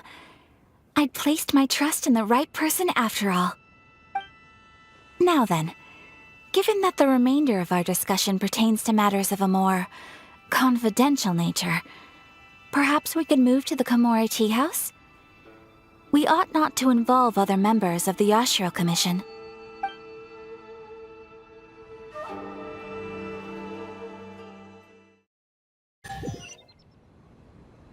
Well, here we are again. Please continue without me. I'll keep watch. So, what's the deal with this place anyway? What makes it your favorite meeting spot? This is land that was gifted to the Yashiro Commission by the Shogun. The Kamisato clan has the exclusive right to plan, build, and repair any property on this land, and even to allow or deny access. Such privileges exist due to the Yashiro Commission's role in managing ceremonial affairs. Oftentimes, it is not appropriate to discuss details in front of bystanders. Oh, Paimon gets it! Gotta keep a bit of mystery, right? Once the number of ceremonial affairs conducted in the city began to decline, our forebears built a tea house here. Only members of the Yashiro Commission are permitted to come and go as they please. Makes sense. Perfect place for a secret base. In any case, we can talk freely here. I presume you have a few questions that you wish to ask me? The almighty Shogun. I've seen her on but only a few occasions, most of them formal ceremonies. She inspires awe, commands respect, and exudes a sense of absolute authority. But as I recall, there was something else about her that struck me even more deeply. It was her almost complete lack of any emotion. In that sense, she appeared to me to be less of a ruler and more of, well, an executive official, I suppose. Focused exclusively on her single goal of implementing eternity, acting accordingly without feeling. The issue is this. For the vast majority of people, the Vision Hunt Decree is something that has no implications whatsoever. After all, it is but a tiny minority of people who receive visions. Moreover, it is not unknown for visions to spark jealousy in others. Because of this, the attitude of most people towards the Vision Hunt Decree is one of indifference. How can they be like that? Paimon's getting mad. Nevertheless, in addition to us, there is also the resistance on Watatsumi Island. Resistance? You mean like an army fighting against the decree? Yes. Many who have lost or fear losing their visions have rallied together under Sangonomiya on Watatsumi Island to form a resistance group. To say a little more about Sangonomiya, historically, there has always been some conflict between them and the shogunate of Narukami Island due to their different belief systems. But I do wonder whether there may be some other agenda behind their resistance movement, beyond merely fighting the Vision Hunt Decree. Of course! We have tried on numerous occasions. Unfortunately, each time a proposal to repeal the decree arrives at Tenshukaku, it is promptly vetoed by both the Tenryou Commission and the Kanjo Commission, and subsequently scrapped. They invariably adopt a stance of unconditional support for the Shogun's decisions. They have no interest in discussing anything. It almost makes one wonder whether they had a hand in the Shogun's sudden decision to issue the Vision Hunt Decree. Ooh, Paimon has a question though! Oh? What would you like to know, Paimon? Have you got a plan yet to fight the Vision Hunt Decree? To be honest, we do not. Please, do not forget that challenging the Vision Hunt decree is tantamount to challenging a deity. Coming to terms with that is already a difficult step to take. So what are we gonna do? Well, for the moment, all we can do is try and reduce the harm that is being caused by this decree. For example, by providing vision bearers with safe refuge, or manufacturing counterfeit visions for them as a contingency measure. You're telling Paimon that there are people out there who can make fake visions? Don't underestimate the talents of the craftspeople in Hanamizaka. To the naked eye, their counterfeits are indistinguishable from the genuine article. The problem we are facing right now is that Master Masakatsu, who was providing us with counterfeit visions, has recently been arrested by the Tenryou Commission. Darn! So they found out about it? Ugh. Yes. We knew it was not a long-term solution, and that it was only a matter of time before it would be exposed. But we cannot simply abandon Master Masakatsu. Exactly. I feel the same way. But given mine and Toma's identities as part of the Yashiro Commission, breaking him out of prison would risk dragging down the reputation of the entire Kamisato clan should we be caught. That would only serve to cast suspicion on any future activity we might seek to attempt. By no means do we intend to place the burden of such a task on your shoulders alone. When you are ready, go to Hanamizaka and look for a fireworks shop run by the Nagonohara family. There, you will find someone who can help you. Just hand it over. You don't want any trouble with me. If you think your elemental powers are enough to resist the Vision Hunt decree, then you'd better think again. Believe me, you're not the first of your kind we've encountered, and we've seen the same unpleasant outcome time after time. You'd best save yourself the trouble. Can't you make an exception? I just got this vision. I won't even use it, I promise. So this is the Vision Hunt decree in action, huh? We can't just sit around and watch things unfold, can we? Psst! Hey, wait! Huh? There's someone trying to get our attention. Come on, this way. What's going on? Can't you see we need to go help? Shh, quiet. Just sit tight and watch for a moment. Hey, this isn't right, you know. Just because you don't have a vision doesn't mean you can sit back and watch others in trouble. Huh? Hey, wait! You do have a vision! Shh! If you don't keep your voice down, I won't have one much longer. All right. Here, take it. Wise choice. All right, let's go. What should we do now? He's already given up his vision. Doesn't he know what could happen to him after losing it? This is your fault. You're the one who stopped us from interfering. Many thanks, Miss Yoimiya. If you hadn't swapped me a fake just now, I'm sure I would have lost it. No worries. You put on quite the convincing performance.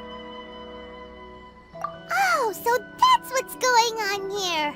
And to think Paimon was about to unleash Paimonial wrath on Miss Yoimiya. Sorry about that. Think nothing of it. I could tell from your reaction we were on the same side. You just didn't know it, you know? Oh, right. Allow me to introduce myself. I'm Yoimiya, the current owner of Nagonohara Fireworks. It ain't much, but it's honest work. Great to meet ya. Practically everyone on Hanamizaka knows Yoimiya. She's the queen of the summer festival. Without her and her fireworks, summer on Narukami Island just wouldn't be the same. Whoa, that's quite the introduction. Paimon loves fireworks. It's nice to meet you.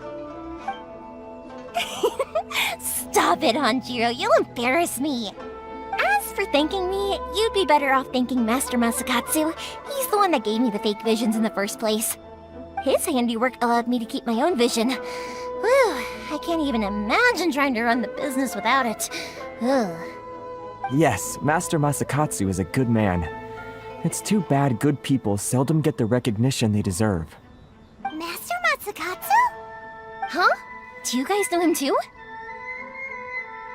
You don't say. Then it sounds like the Shirasagi Himegimi has a plan. Awesome!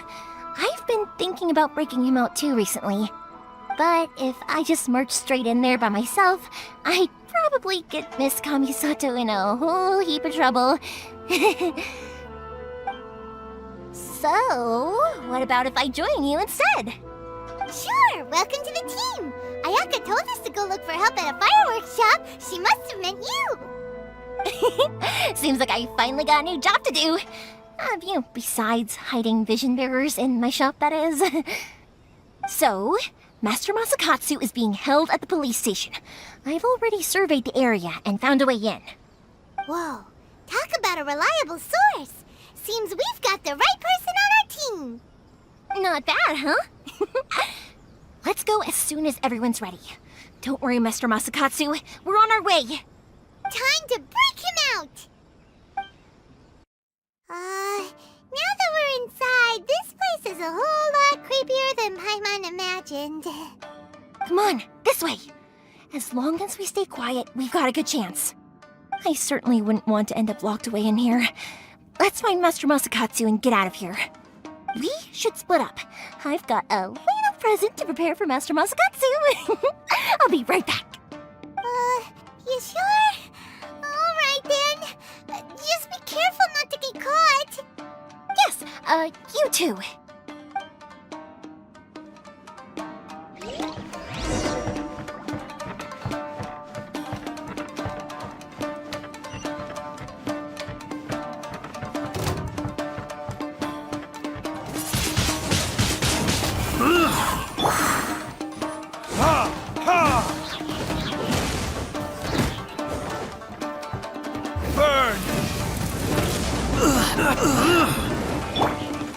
Go.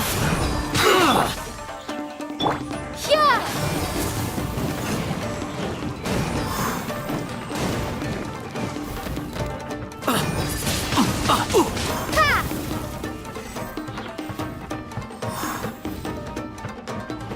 Talk about a big door. Seems we need to collect something shaped like Magatama in order to open it. This wall looks a bit odd. Maybe there's some special trick to it.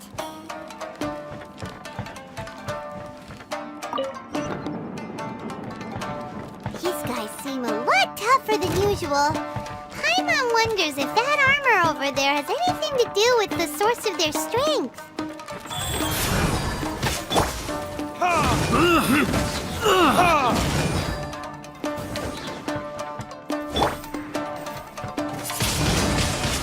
Slash!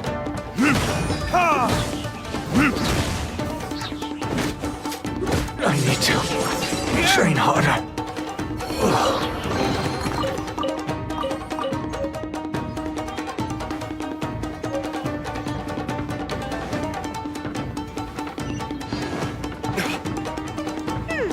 Doesn't that Magatama shape look pretty similar to the grooves on the door over there?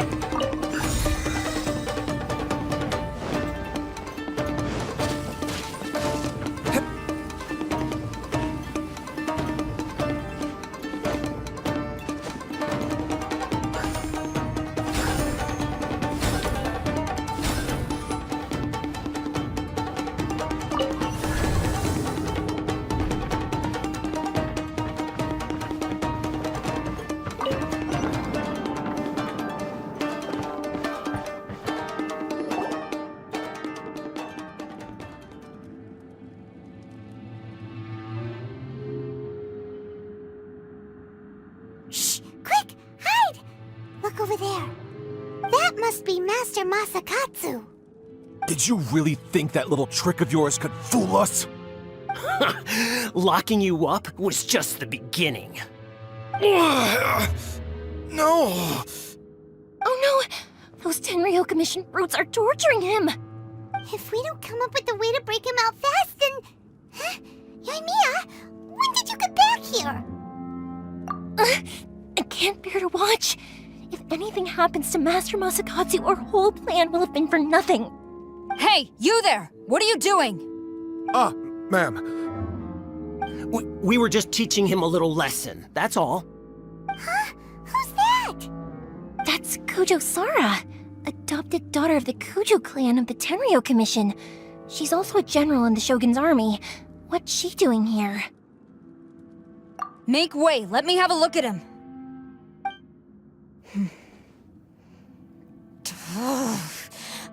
I'm sure you're well aware that torture is strictly against military regulations.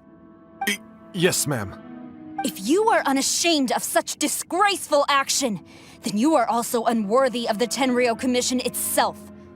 Do I make myself clear? Yes, ma'am. It won't happen again. Oh, Paimon sure wouldn't want to get on her bad side. Hey, this is our chance. Let's move while they aren't watching Master Masakatsu. Yoimiya, are you sure now's the right time? Who is that? Quick, go and investigate. Yes, ma'am. They're coming! Quick, hide! Sorry. I didn't mean to. Don't worry, I've got us covered. Time for my little present.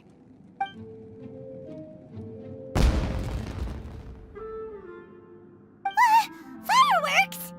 Huh? Was that an explosion? It sounded like fireworks.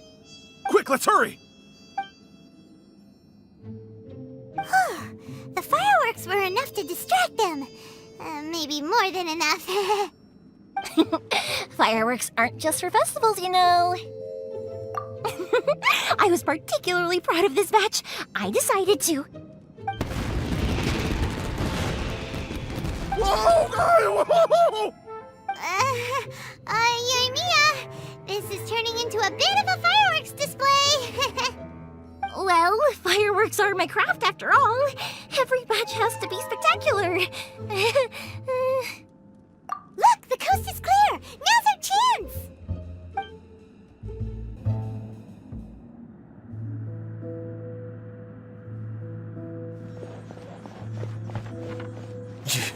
Yoimiya, is that you? Master Masakatsu! Sorry we took so long. Oh, those awful guards. Come on! We've got no time to lose! They could be back any minute!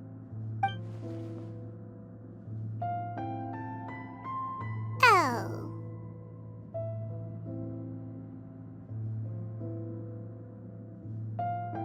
Yes, leave. Before I let my judgment get the better of me. He's in serious condition. Be sure he gets immediate medical attention. But remember, once he's recovered, it won't be long until I bring him right back. Well... you can bet we'll do all we can to keep that from happening. Leave this place.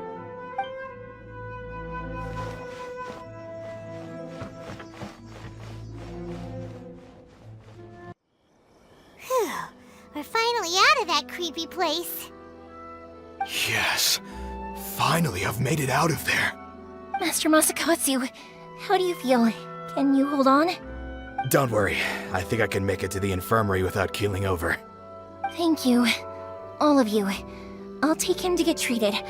I'll treat you to a round of drinks once this is all over. Don't worry about us. Just take care of Master Masakatsu.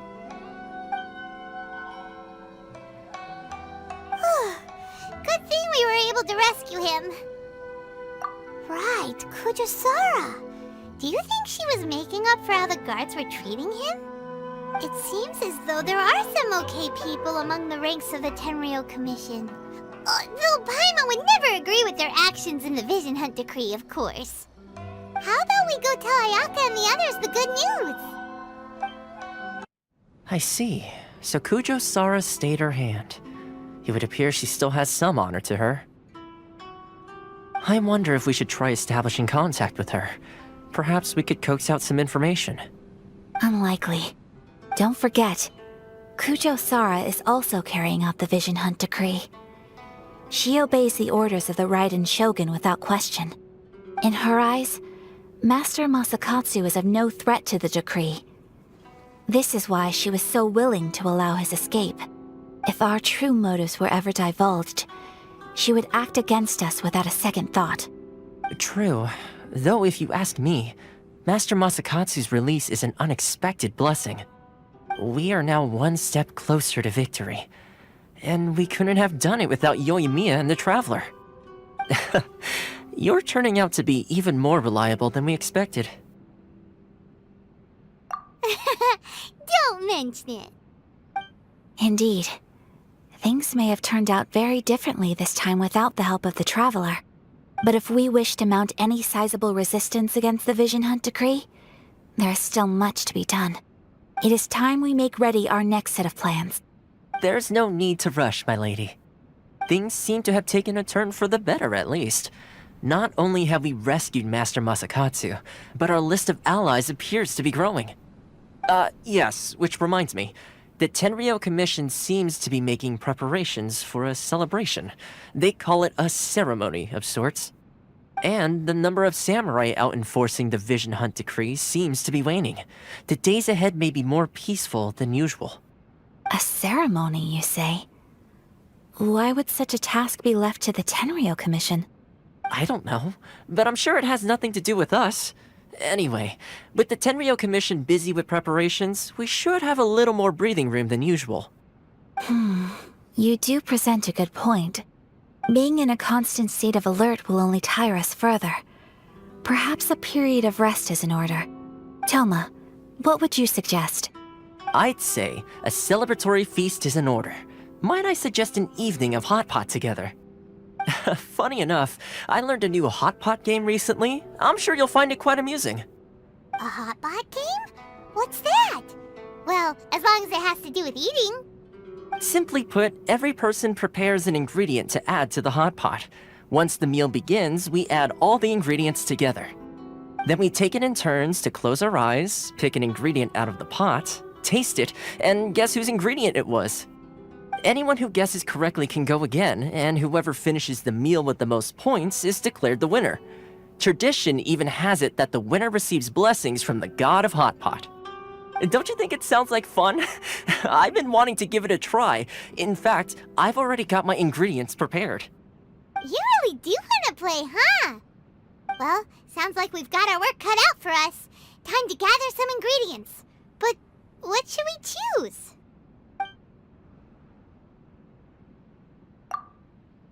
Let's see what we've got here. Fresh fish fillets, shrimp, bamboo shoots. Nice! You can't go wrong with these. Paimon can't wait. Paimon never thought we'd be the only ones to actually put anything edible into the pot. Don't go wasting the rest now.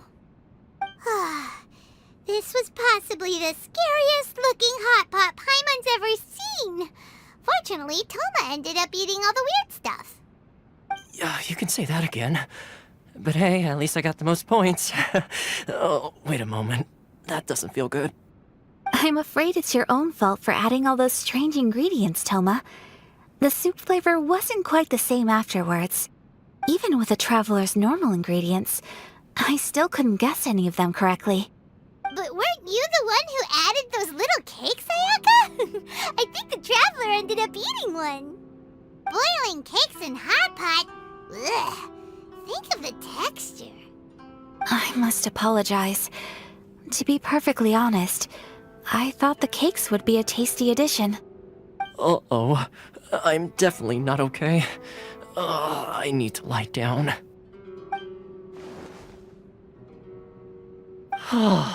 I feel like a new man. You know, Toma, all you had to do was guess wrong on purpose and it would have been someone else's turn. Talk about being competitive. Guess I've been feeling unlucky recently and wanted the god of hot pot's blessing. Perhaps I did get a little carried away. Still, I couldn't be beaten at my own game first time around. I think my luck has already taken a turn for the better. I can sense it. So without further ado, I hereby declare that the winner of today's Hot Pot Challenge is...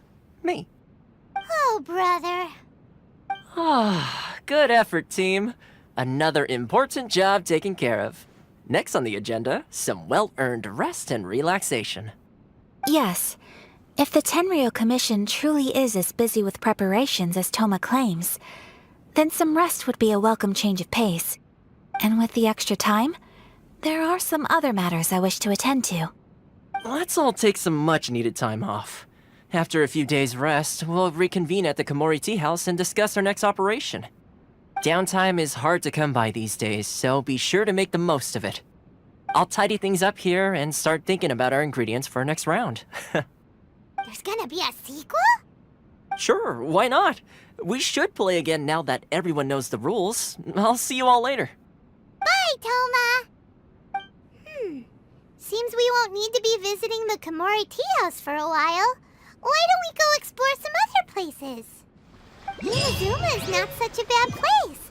Paimon's having a pretty good time. But we should probably go and see about the next operation that Toma and Ayaka were talking about, right? As usual, it's the first stop, Komori Tea House. Are you ready to head over?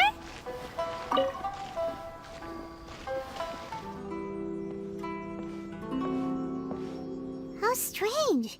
It's never this quiet here. Toma's playing his ventriloquist game again, huh? Toma? Toma! Hey, you can come out now. Paimon's seen you already. Huh, not a peep. So where the heck is he then? Huh, what's got Taro Maru so worked up today? He's always such a good boy. Hello. Have either of you seen Toma? No, we thought he'd be with you. Why? Has something happened? Then it's as I feared. On the way here, I heard that Toma had been taken away by the Tenryou Commission. I wasn't certain whether it was true, so I came right here. The fact that he hasn't arrived here as we arranged suggests that it is true. The Raiden Shogun is holding a vision hunt ceremony at the statue of the omnipresent god today to mark the 100th vision seized under the decree. And the 100th vision bearer in question, the one who will have their vision seized, I fear, is Toma. Hold up a second. So the ceremony that Toma said the Tenryou Commission were busy preparing for, that was this vision hunt ceremony? And he was the target all along? I believe so. The Shogun and the Tenryou Commission see the ceremony as a milestone. With the 100th vision, they wish to mark the success of the vision hunt decree to date. This cannot happen. I must go and rescue him.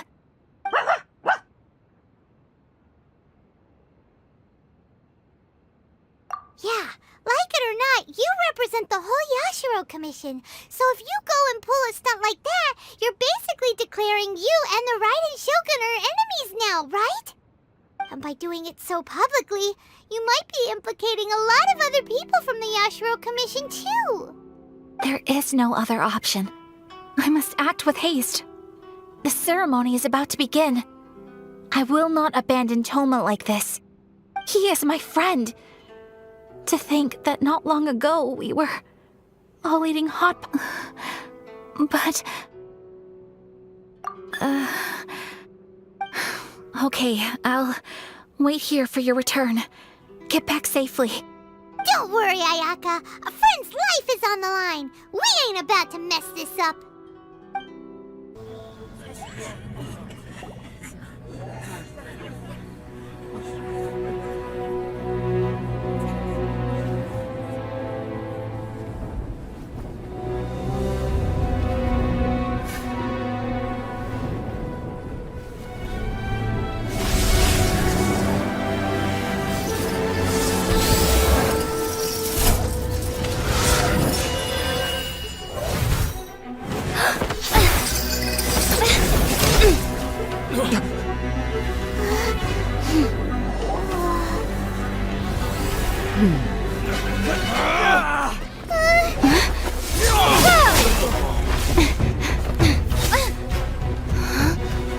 Capable of using elemental energy without a vision. You are an exception, it appears. Exceptions, the enemy of eternity.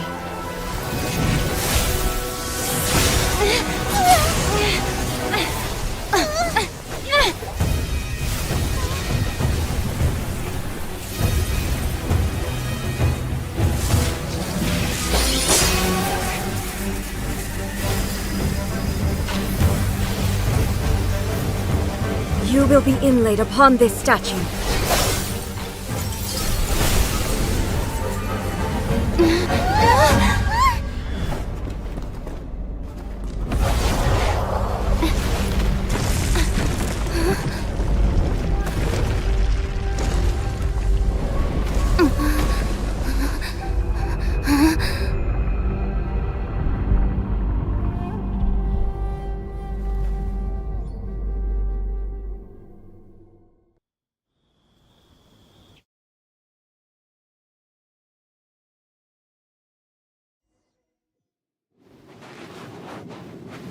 There is much to verify about you.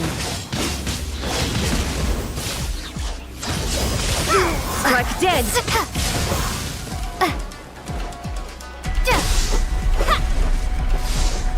You are an enemy that requires special attention.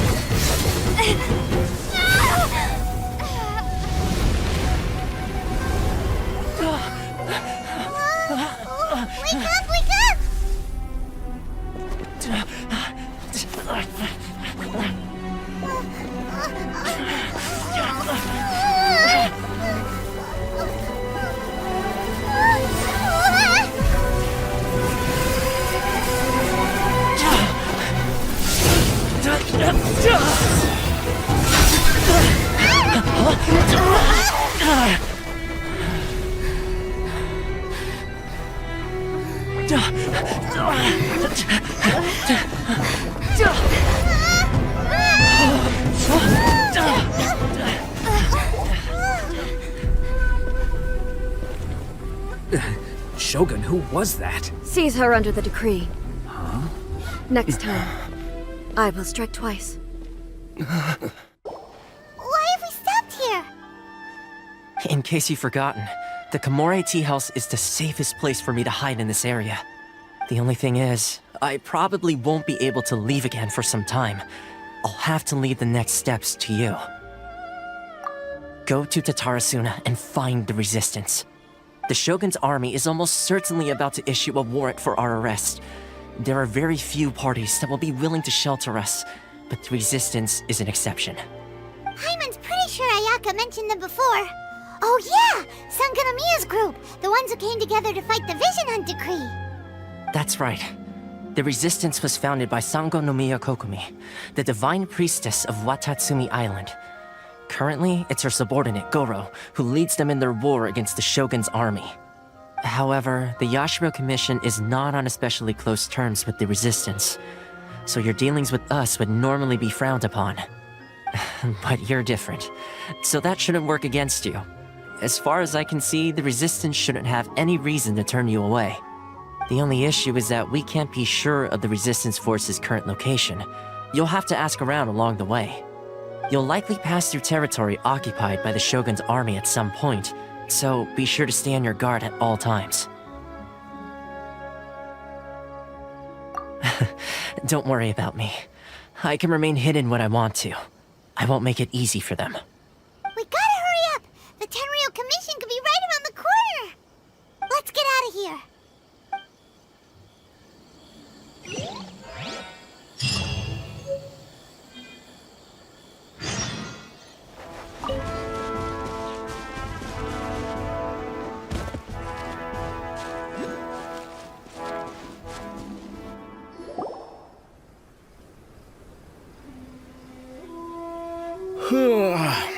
I heard they added a couple more people to the wanted list. They're high-priority targets, apparently. But most of our forces are out on the front line. How are we supposed to effectively prioritize them? We'll just have to make sure we keep our eyes peeled when we're out on patrol. I wonder how they're faring on the front line. Last thing I heard was that we'd pushed the resistance back to just northwest of Musojin Gorge. I don't know if that's true. I doubt it. Their rearguard isn't far from there. We're gaining ground at the moment, but I don't think we pushed them back that far. Anyway, We should focus on patrol. Come on, we're up. Fair point. Time to go to work. The northwest of Musojin Gorge. So that's where the resistance forces are based. We should keep asking around though, just to be safe.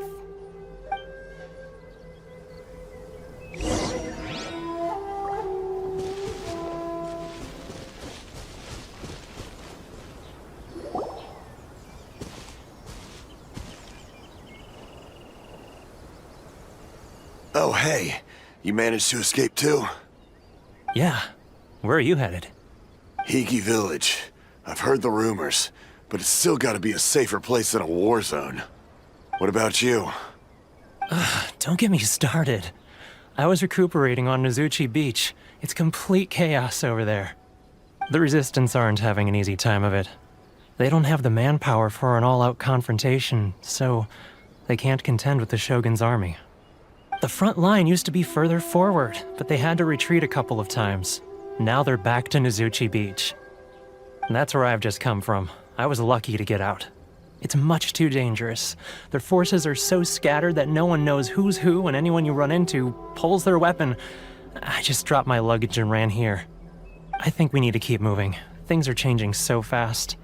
The further away we can get, the better. Agreed. Why don't we stick together? Can't hurt to team up with someone. Nozuchi Beach. Sounds like that's where the Resistance and the Shogun's army are battling it out right now. Let's head over and take a look.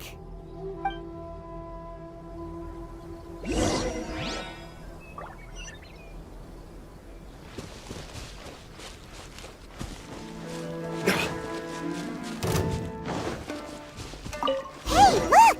Do you think that's a Resistance fighter? Looks like he's in a tight spot. Let's go help him out!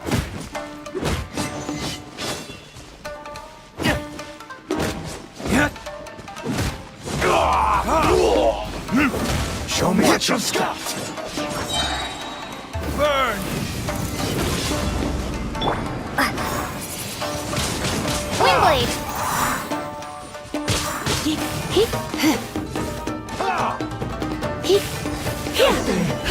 Bested.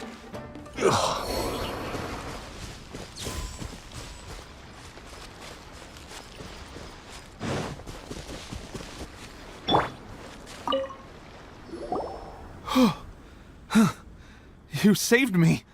I thought I was about to die. Thank you so much for your help. I'm Teppei, of the Gobius platoon. I'm with the Resistance. I was sent to the front line just recently. I was looking forward to doing my part. Instead, it seems I fell at the first hurdle.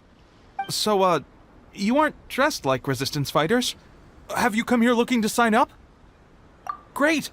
Just the other day, I heard General Goro complaining about how desperate we are for more people. Your support will make a big difference.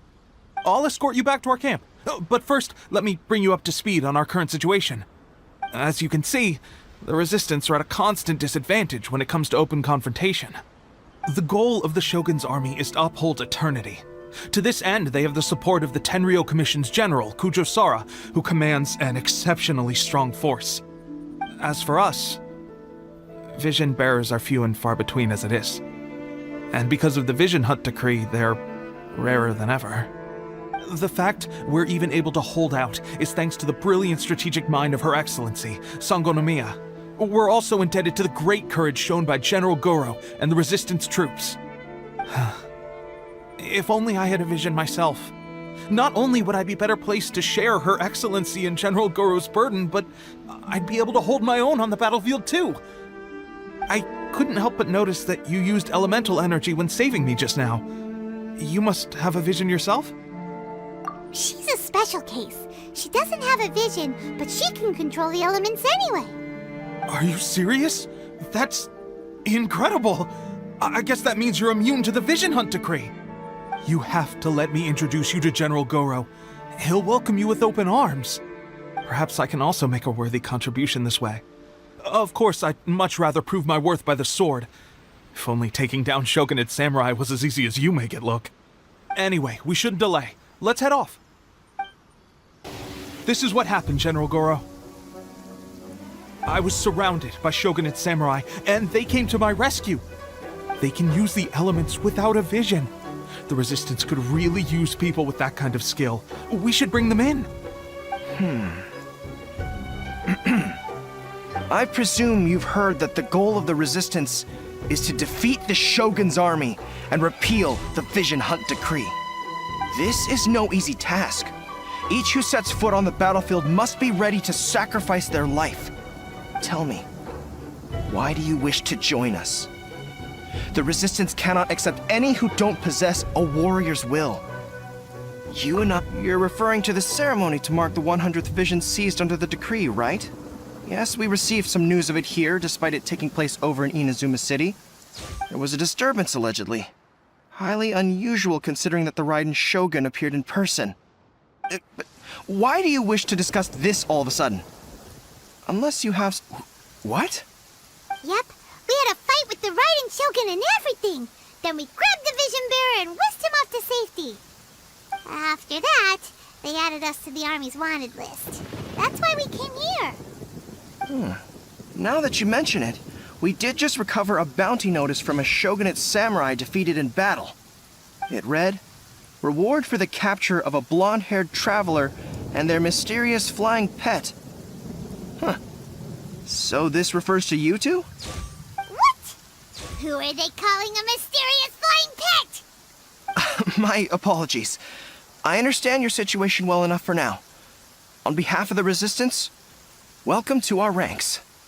Her Excellency is currently away from the camp. We don't know where she went, but she instructed us to take care of everything in her absence. I will ask Teppei here to show you around the camp first, and then dispatch you straight to the front line. If you're ready, of course. Yes, sir. I used to be in the logistics division, so I'm the right person to show you around. I know the setup like the back of my hand. I'll make sure you get a warm Resistance welcome. Let's start with the field hospital. Some of my friends are recovering there. Last time I saw them, I promised that I'd introduce any new recruits. When they're finally back on the battlefield alongside us, we'll all be brothers in arms.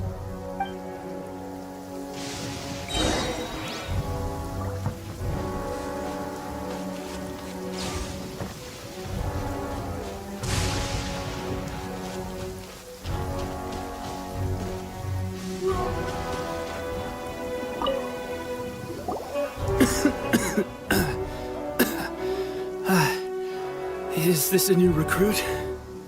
Looks like a strong addition to the troop. Hopefully someone I can spar with after I've recovered. Whoa. Brand new recruit and your first thought is to start sparring with them. You're getting ahead of yourself. That wound of yours isn't something that's gonna clear up in a few days.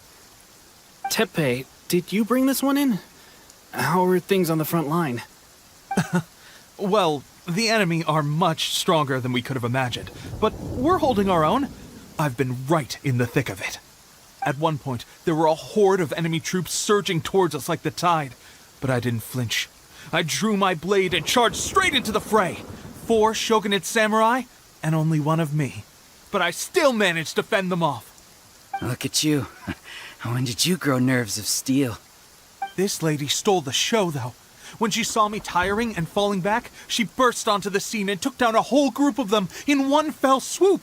They were no match for her at all. I heard she even stormed the Vision Hunt ceremony, and that the Raiden Shogun herself failed to take her down. Amazing work, both of you.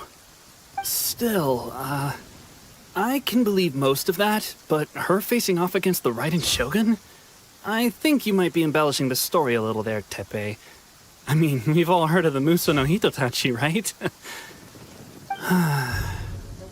Either way, to tell the truth, with all the losses we've sustained recently, I was starting to lose hope in our ability to hold out much longer. But seeing fresh recruits join our ranks and hearing Teppei's exploits, I'm itching to get myself better as soon as possible so I can get back out on the front line. Huh. That's a lukewarm epiphany if you ask me. While you're lying there itching to get better, I'm still out there training hard despite my injury. Oh, even though it burst open again yesterday. It did? Well, do you need me to get you something to dress it with? I heard about a remedy recently that uses wild bugs. All you need to do is grind Onikabuto into powder and it makes a very effective dressing. They say it feels cool on the skin and acts fast to completely cure flesh wounds. Sure, I'll take one. Thanks. Sounds a little strange to me. I would have thought wolf hooks would do the trick, but it's your decision. Well, how about we let our new recruit decide? I'll stay here and make some preparations. If you're a fan of weird and wonderful remedies, please gather some onikabuto for me. I'll take it from there. But if you're more of a wolf hook advocate, bring some of those instead. Personally, I recommend we try the new remedy. It sounds promising.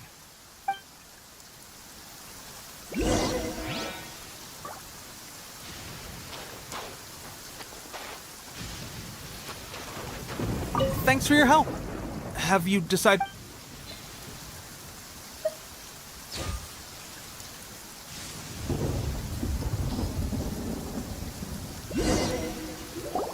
Oh. Never mind. I guess this was probably the safer option. I may need your help in a moment to change their dressings. Here's hoping this'll speed up their recovery. And, thanks for your help gathering the ingredients. This really hurts when you first put it on. It's a standard remedy, but a dependable one. More importantly, thanks for the fresh dressing. Much appreciated. You may have skimped a little here, though. I feel like I could use some more. I'm dying to get out of this place. I just want to be back on the battlefield with you. I don't think it works like that. Piling on extra dressing isn't going to make you heal faster. Especially not when you're sneaking off to go train in the middle of the night. You have to cut that out, you know. Thanks again, Teppei. And thanks to our new recruit here. Speaking of training, that reminds me. They should be doing some archery practice down at the training grounds right now.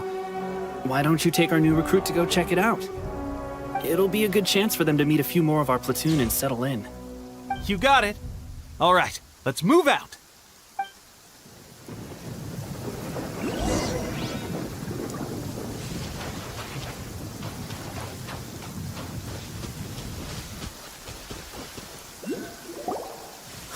Oh, another miss. This sucks. Let's see now. I've loosed exactly 10 arrows and only one... Bullseye?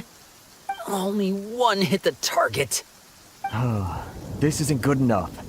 It's evident from these past few days the practice alone isn't enough to improve our marksmanship. How hard could it be? Just draw the bow, aim, and shoot. Clearly, I underestimated the skill involved. With progress like this, who knows when we'll be fit for battle? I suppose all we can do for now is wait for the drill master's next visit and ask him for more tips. Seems things have gotten tough on the front line recently. All the best drill masters have already been dispatched to fight. I guess we'll just have to keep practicing ourselves. At this rate, who knows if we'll ever become resistance fighters. Come on, guys, less complaining, more training. Teppei-senpai? Listen up for a second. I've come to introduce our newest recruit. In battle, she single-handedly slayed multiple shogunate samurai without so much as breaking a sweat. And that was after interrupting the vision hunt ceremony with a feat of stunning bravery. Not to mention surviving an encounter with the Raiden Shogun. Is that true? Perhaps you'd be willing to give us some archery tips? We promise not to take too much of your time. A quick demonstration would be all we need. Our previous training was so rushed that we hardly remember the proper technique. It would mean a lot. Oh, you got it. We won't let you down.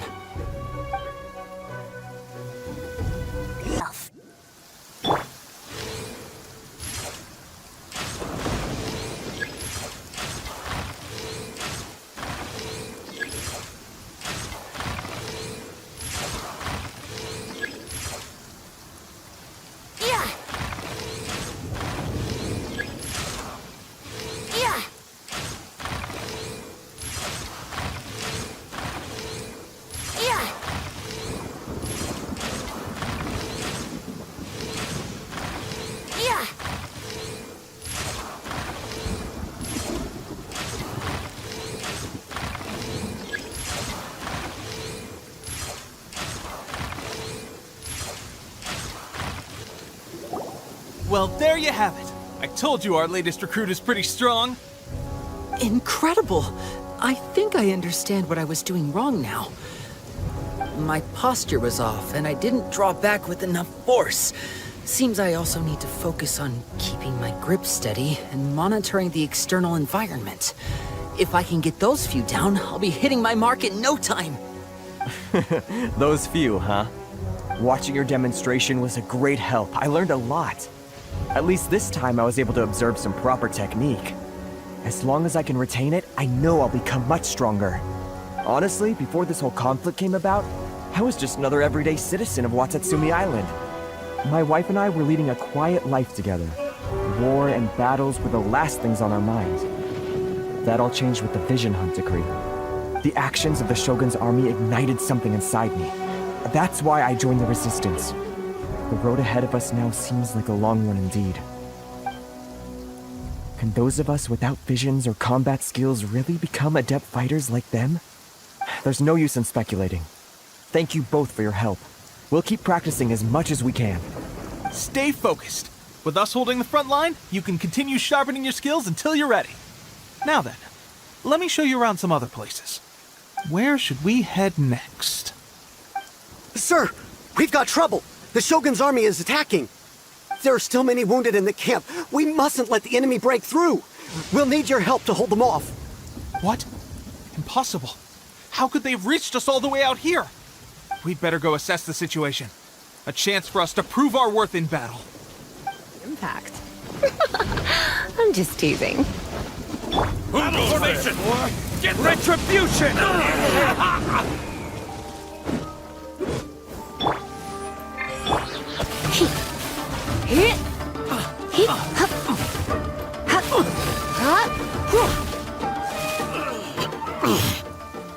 Well, we managed to hold them off.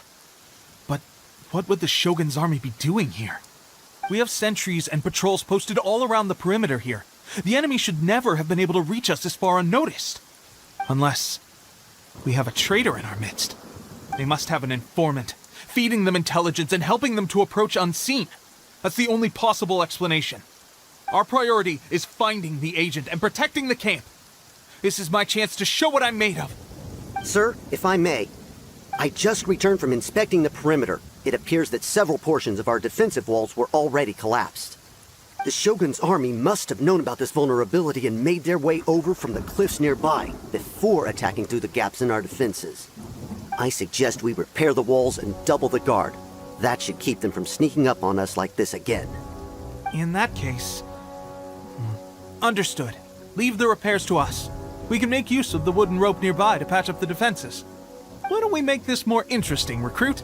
A contest between the two of us. Just don't underestimate me. If there's anything I know, it's logistics. You'll see. Alright, that should do it. The Shogun's army will have a hard time getting past this, no matter how determined they are. It seems I've made another valuable contribution to the Resistance. But why does it always have to be logistics work? I thought getting transferred to the front line would be a chance to showcase my abilities and square off with the enemy. Instead, here I am. Doing what I've always done before. Why are you so insistent about being on the front line? It's just like General Goro said. We joined the Resistance because of our warrior's will. There are a multitude of ways to contribute to the Resistance, but who wouldn't want to take out a few shogunate samurai given the chance? Anyway, we got more than we bargained for inspecting the camp. Let's report back to General Goro. If all goes well, we might just be assigned a few missions closer to the action. Strange. I don't see General Goro anywhere. We've had a change of plans. The general has been dispatched to the front line to lead our forces into battle. The Shogun's army is attempting an advance on the main front. Reports have it that Kujo Sara is now personally leading the enemy forces. As for us, it's been days since Her Excellency last made an appearance here. We've executed almost all the directives she gave us, but have received no further instruction. The situation is becoming grim. If we retreat any further, I fear morale may falter. For now, we can only pray that General Goro will be able to turn the tide, however difficult that may seem. We should go to the front line. Our forces need all the help they can get. We're no use to them here. We mustn't let Tatarasuna fall to the enemy.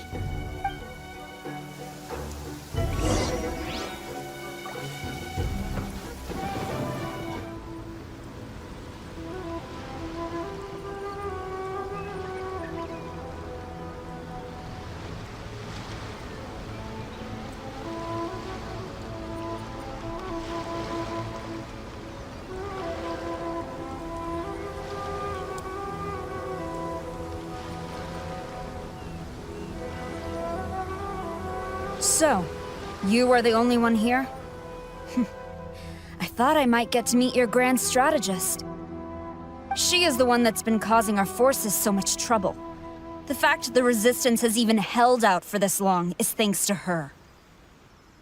But soon, the Resistance will fall. They are no match for the might of the Shogun's army. Her schemes mean nothing now. We have already rooted out those behind the Resistance. All who have dishonored the almighty Shogun will be punished. I have faith in Her Excellency and in the soldiers of the Resistance. The Vision Hunt Decree is a brutal injustice. Our resistance has only just begun. It is futile. There is one other thing. I'm sure you've seen the recent arrest warrants. I trust that the blonde traveler is somewhere among your forces now. I will make you a deal. Hand her over to us, and you'll buy yourself some time. A respite from the bloodshed would be advantageous to both sides, would it not? So that's why you brought reinforcements. Just to get... She is of great importance to the almighty Shogun. But the way I see it, she is expendable to the Resistance. That's where you're wrong! She means just as much to us! As a member of the Resistance, she's a comrade! I'll never surrender her to you! The Resistance never betrays its own. Her Excellency made that clear to everyone from the very beginning. General Goro! Teppei and the Traveler. What? It would appear our time to fight side by side has finally come. Well, well. We meet again. This time, I won't let you get away. I thought that you would seek refuge with the Resistance in the hope of receiving asylum. That you choose to show up here proves that you have more bravery in you than I had originally thought. And now that you're here, I have a proposal. Why not represent the Resistance in a fight of honor? A fight of honor? What's that? Before the battle begins, each side chooses their finest warrior for a match of single combat. To the superior force, there's little significance in such a duel. But to the weaker force, victory could constitute an important boost to their morale. Her motives are clear. She wants to use the match as an opportunity to capture you. Do not feel compelled to participate. We could take the fight to them without such a ceremony. Well, what do you think? Will you fight?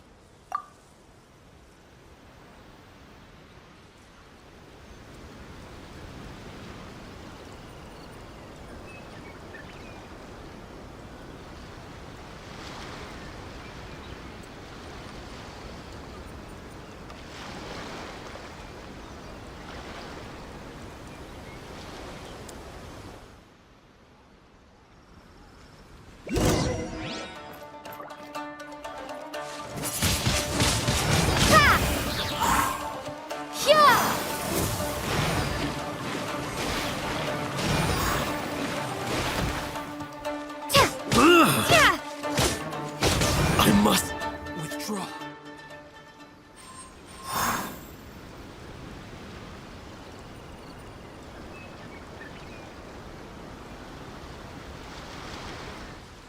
Remove all threats to eternity!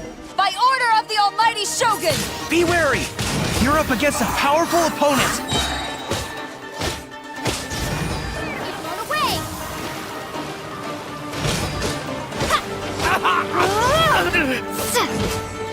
I won't forget this.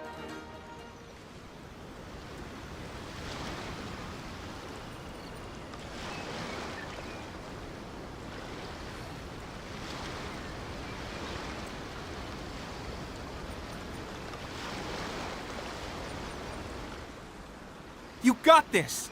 There's more than one round! Keep it up! Try not to enjoy this too much. Blitz. You?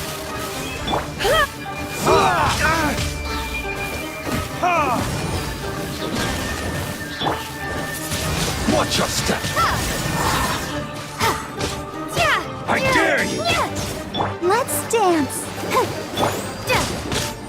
Clear cut! Windblade! I'll spare nothing!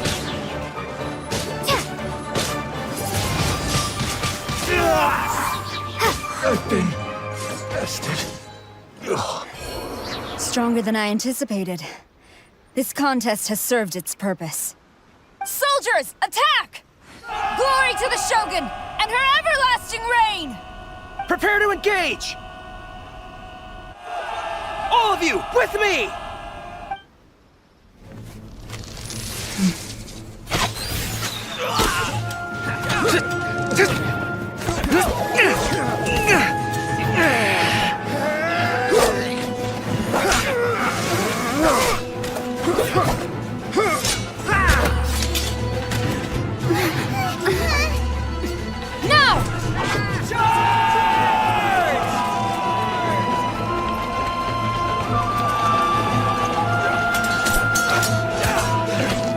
Stand firm! Hold the line!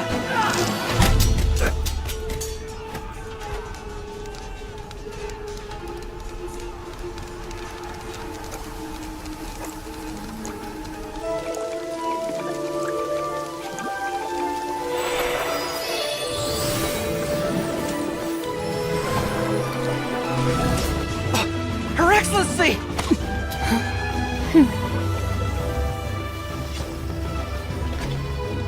The wait is over, my comrades. Now is our moment! Calm as the breeze, my lady. I just hope you can afford all these mercs you've gathered!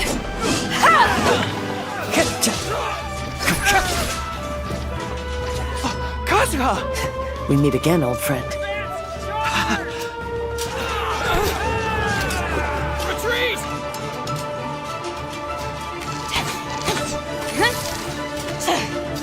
All forces, retreat!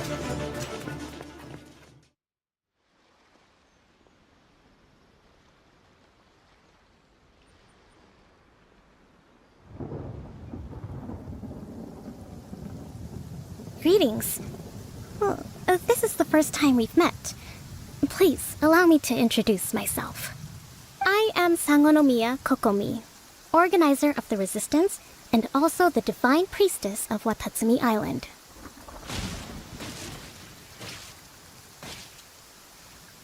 Perhaps it's the first time you're hearing that title. To put it simply, I'm the person currently in charge on Watatsumi Island, which is also the home front of the Resistance. I've actually heard all about you from Beidou and Kazuha. I hadn't expected to find you join the Resistance, though. Do you have a plan beyond this point? In that case, shall we continue our conversation at the Shrine of Sangonomiya? Although the Shogun's army has retreated for now, the war is far from over. The Vision Hunt Decree has not been repealed, and neither the Tenryou Commission nor the Raiden Shogun show any sign of stopping. In short, our problems have yet to be resolved. I suggest we move to the shrine to discuss our counterplan. What say you? Can I come too? I know Watatsumi Island very well. I can carry on being your guide if you'd like. Goro, thank you for all you have done. Our forces are weaker than the Shogun's army, and my absence can only have made the recent days all the more trying for you. I'm afraid I must still ask you to stay a while longer, to keep eyes on the Shogun's army and also to see to the wounded. But I will ask the mercenaries to remain stationed here, and Kazuha is here too. Hopefully this will serve to reduce the pressure you are under. Well received, Your Excellency. I must return to Sangonomiya now. I have a few things to attend to.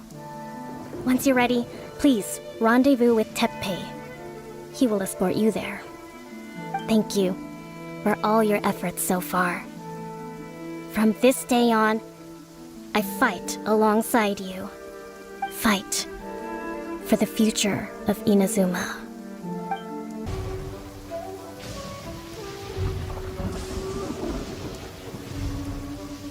Aha, there you are. Good to see you. Your appointment with Sangonomiya is fast approaching. We should get going. Are you ready? We'll start by heading to the camp on Watatsumi Island, and then we'll go meet Her Excellency together from there. If you start to feel seasick at any point during the trip, let me know straight away. That said, you've spent time with the Crux fleet in the past, so I think you'll probably be fine. Ready? And away we go!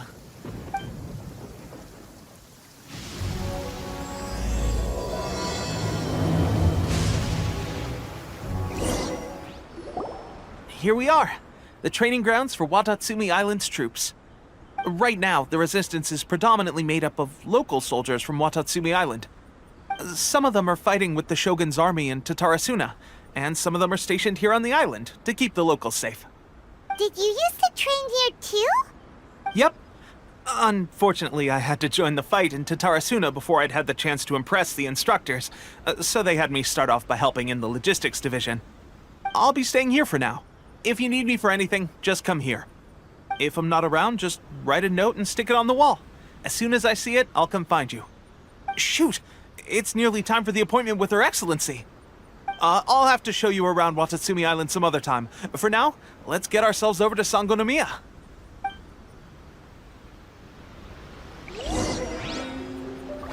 So, Sangonomiya is the name of the place where Sangonomiya Kokomi lives? Huh. Let's go check it out.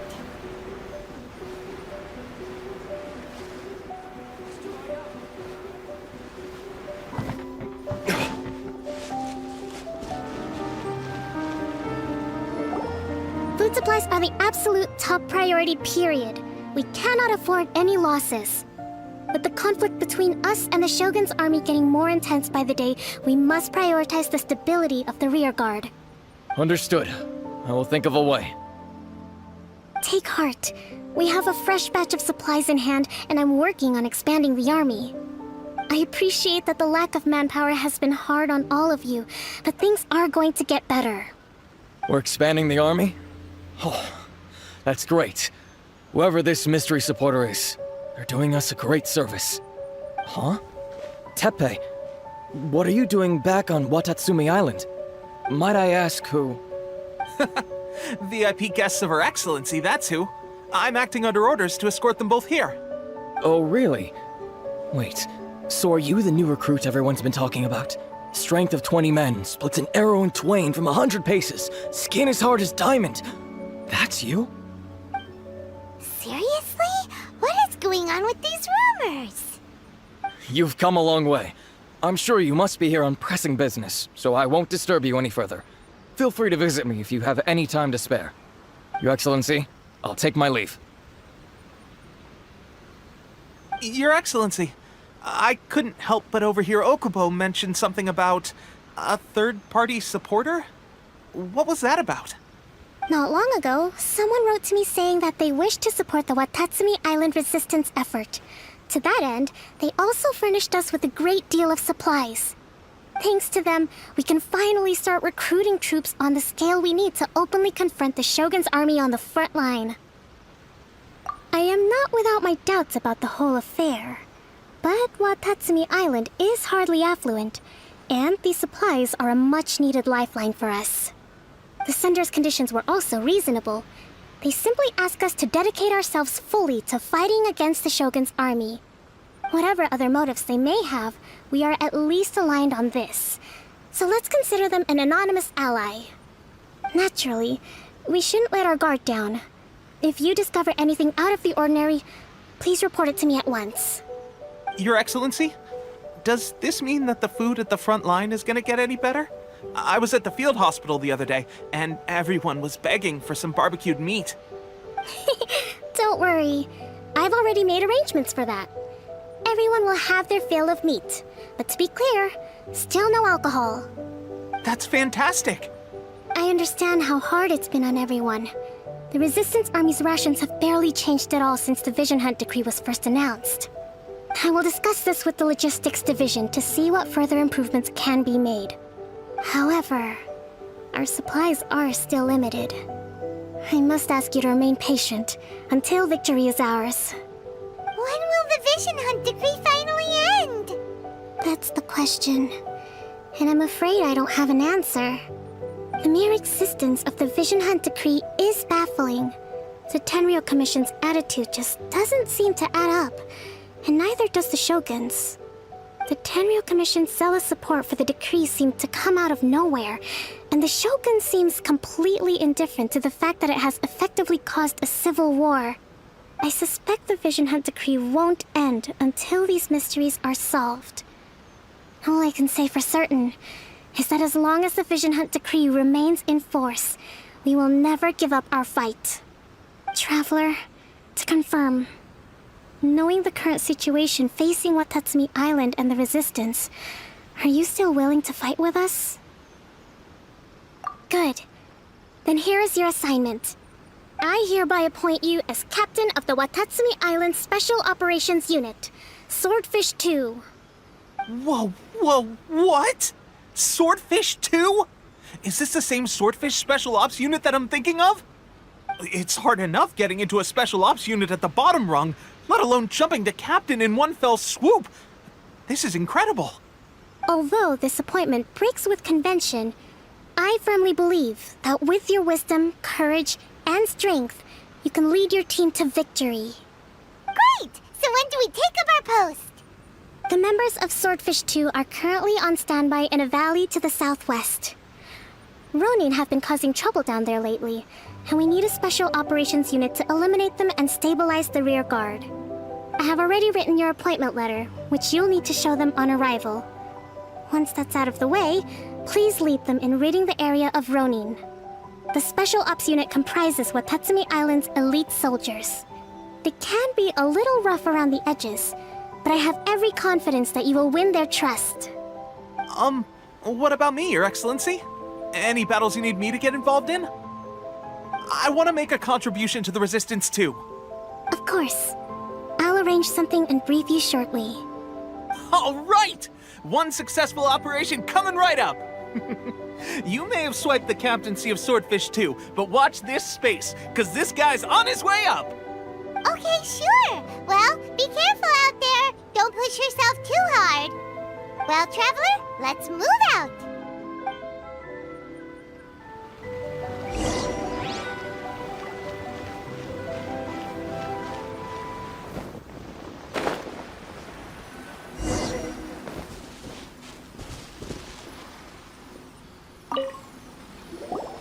Ah, you must be the new captain of Swordfish 2. Her Excellency briefed us in advance. Your reputation precedes you, and the appointment letter is all in order. But I still have my doubts. About what? I'll be straight with you. I want to know whether you have what it takes to lead us. You mean, like, a duel?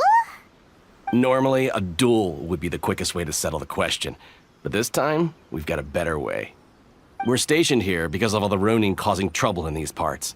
If you can get rid of them for us, we'll take that as a measure of your strength. All right, let's show them what you're made of.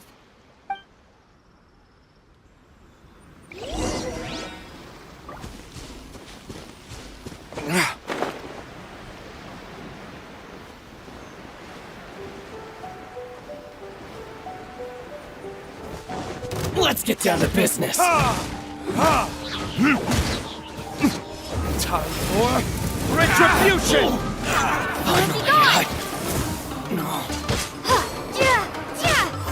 Fairy. Okay, seems like you can hold your own. The rumors are exaggerations, of course, but still, your abilities are admirable. Allow me to introduce myself. My name is Kotoku, acting captain of Swordfish 2. This is Yoshihisa, a fellow veteran of the team. I now formally cede the position of captain to you. Swordfish 2 awaits your orders.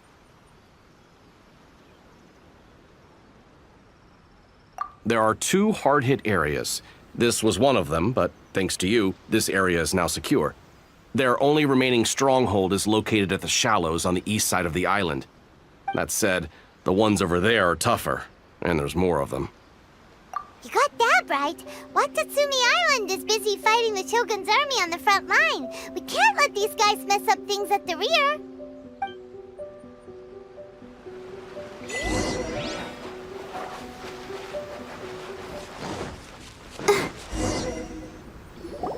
There's so many of them! That's not even all of them. They have 2 more camps nearby. Whichever camp we attack, it's the Ronin in the other 2 camps that'll cause us issues. They might decide to provide backup or abandon them and escape on their own. But Captain, that would put you in great danger. If we spread our troops too thin, we won't have enough men to guard you. It's too risky.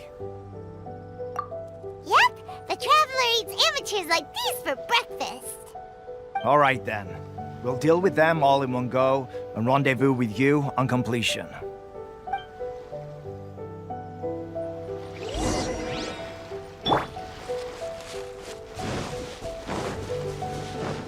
Let's get down to business. Verdict is...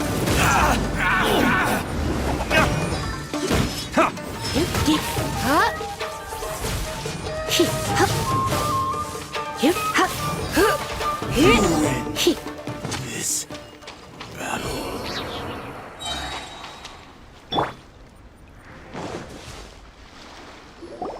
That should be the last of them. You didn't get hurt, did you? Cool. Paimon wonders how everything is going with Kotoku and Yoshihisa. Should we go over and check on them? Captain! Captain, the other 2 camps have been cleared. The entire rearguard of Watatsumi Island is now secure. Great! We solved the Ronin problem and got everyone to look after us, too. But what's next? Let's go back and check with Kokumi. Finally, we got it done. These Ronin have been bugging me for ages, but Kotoku wouldn't let us at them until now. What? No way could you have taken them down without the new captain here. I was putting the safety of the team first. Got it? Oh, come on. You were just being a coward. Hey, cut the attitude! These guys, honestly. Forget them. Let's go.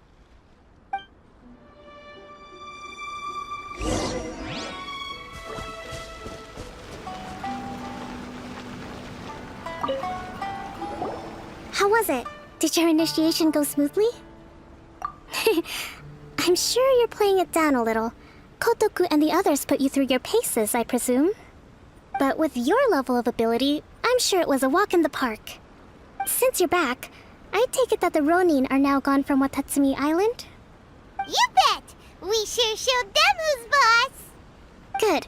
Now we just need to make sure Okubo keeps a close watch to prevent their resurgence. Thank you. I believe in rewarding merit, so you will be compensated for your hard work. Let me see. Too soon for another promotion, I think. I could increase your pay. I gave him an assignment. He's taking part in a surprise attack against the Shogun's navy. He expressed a desire to be on the front line, so I honored his wishes. Now, speaking of assignments, I have a special mission I'd like to give you. A special mission? Yes. In between Watatsumi Island and Tarasuna, there are some ruins relating to a god who fell in the Archon War. There are several small islands there, often used as a transit point when transporting supplies. Recently, however, supplies stored there have started to go missing for no obvious reason. Stranger still, the Resistance army passed by and reported they found no signs of danger. I'd like to task you with getting to the bottom of this. It's not urgent, so there is no need to leave immediately. I suggest you take a few days to familiarize yourselves with the army, and also with Watatsumi Island. When Teppei returns, you can catch up with him, then pick a day when the weather's good to set sail for the islands. Is Teppei really gonna be okay? He has a tendency to dive into action without thinking things through. Oh, Paimon can't help but feel a little worried about him. Oh, why don't we go wait for him at the training grounds?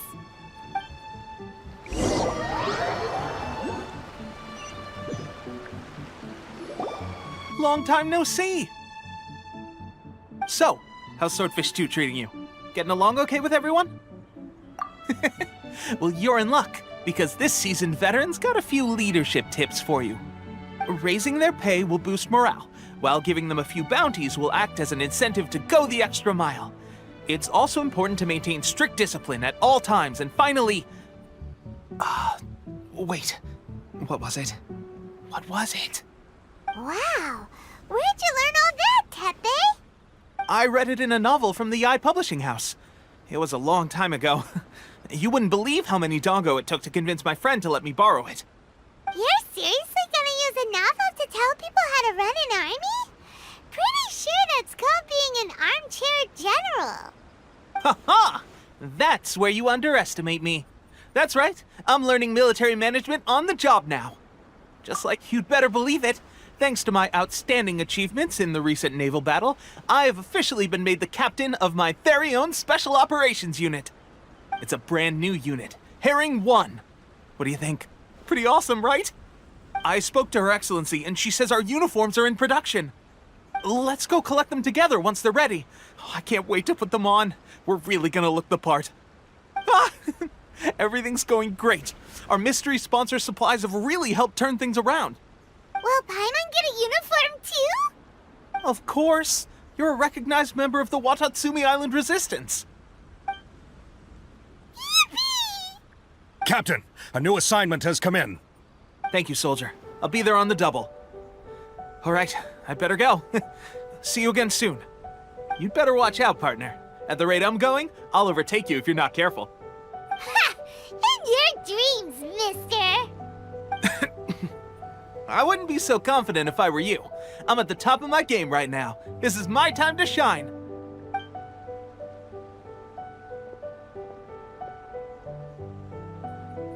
Paimon's so surprised that Tepe's been made a platoon captain.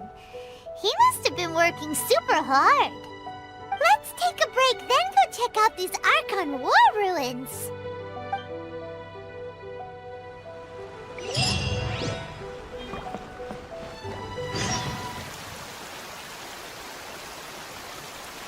This should be the place. But Sankanomiya was right. It doesn't look like anything suspicious is going on. Could they be hiding? Let's see what we can find. These electro monuments look a little suspicious. Yikes!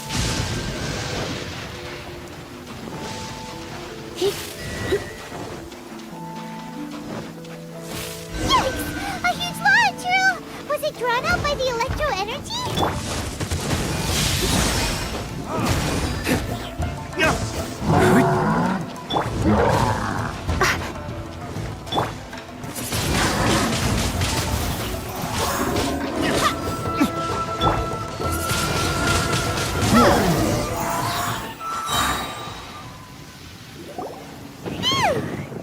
Glad that's over.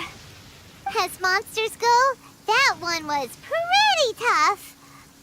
But what's such a huge Thunderhelm lava drill doing here in the first place? It doesn't make any sense.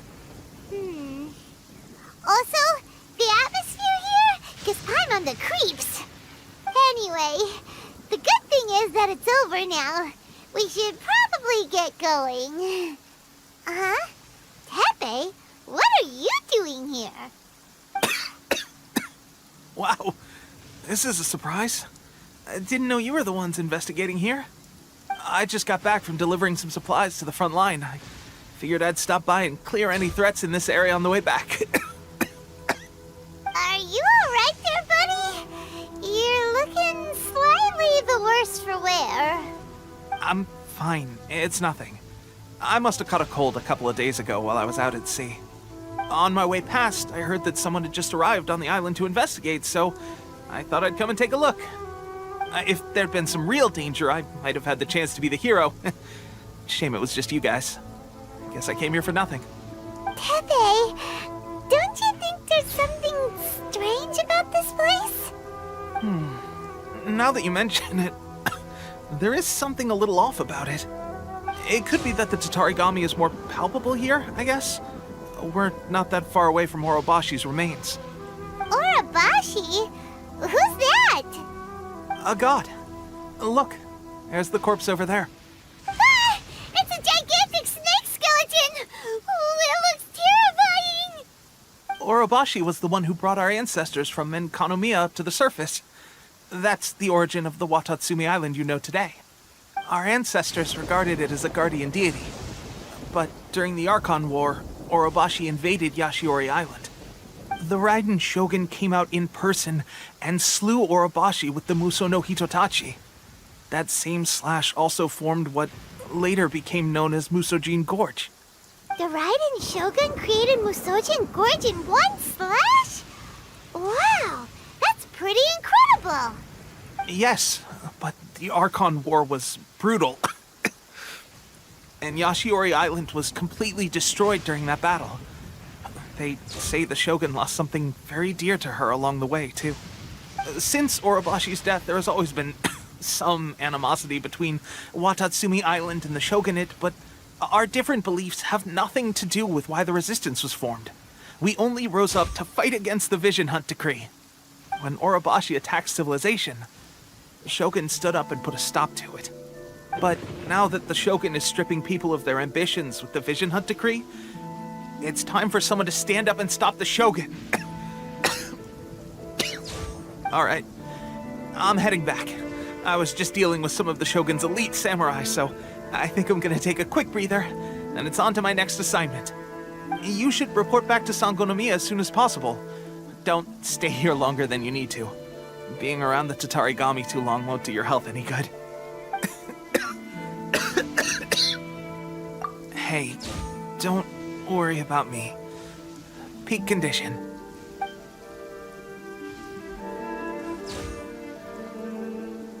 Tepe's sure made some big progress if he's already dealing with Shogunate samurai. Paimon can hardly believe it. Let's report back to Kokomi.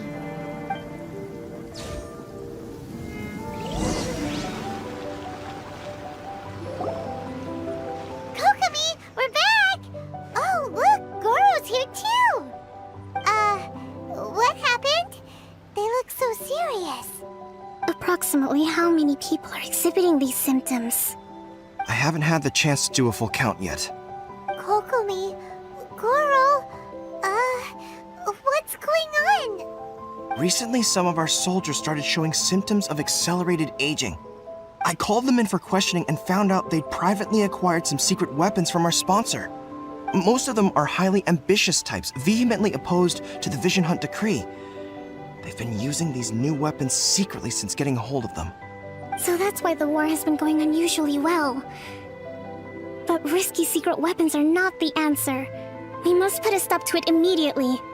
Goro, have you managed to acquire one of these weapons? Most of the officers refuse to hand them over. Still, I did manage to get one. Do you know something about this? So that means our secret sponsor is the Fatui? But why would the Fatui do this? Forget that. There's no time. Right now, we need to inform the whole army to cease using their delusions immediately. All soldiers who have shown symptoms are to be taken for treatment. I just hope we'll be in time to save them. Wait a second. Speaking of soldiers with symptoms... No! Surely he can't have... let's go check on him.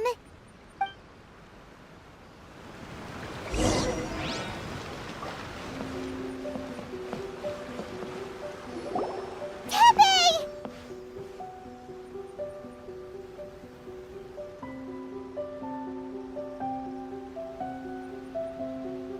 Oh. Hey guys. What are you doing here? Just a moment. Let me get up. It's weird. I don't know where all my strength's gone. Oh, right. Yeah. I haven't had time to give you the full details. Well, I made a lot of great contributions to the war effort lately. Fighting the Shogun's army at sea, and taking on Shogunate samurai all by myself. Rescuing my comrades from an ambush. Things I never would have dreamed I could do when you first met me. If only I were stronger still. The stronger I am, the more I can do for the Resistance. Wait a sec. Where's my secret weapon gone?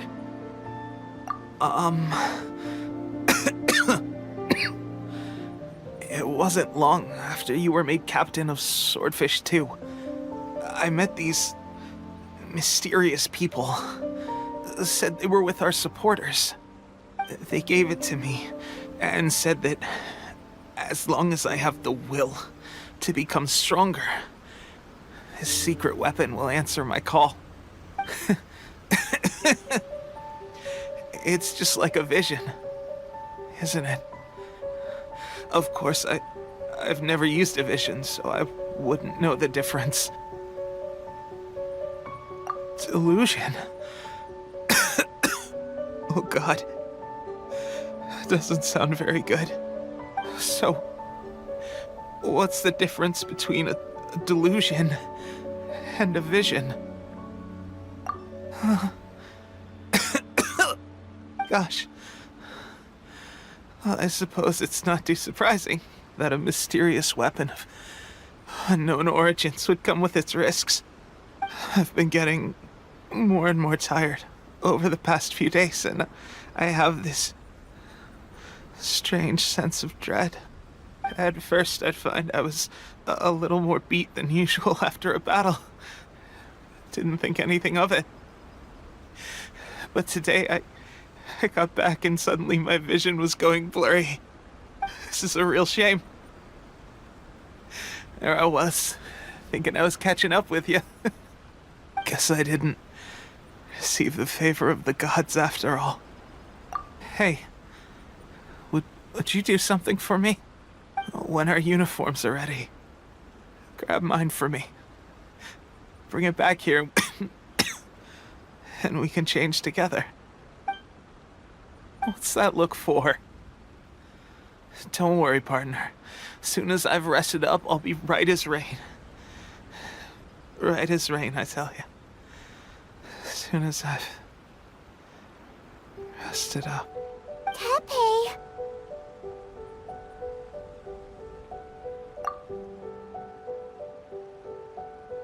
Hey! Where are you going? Hey!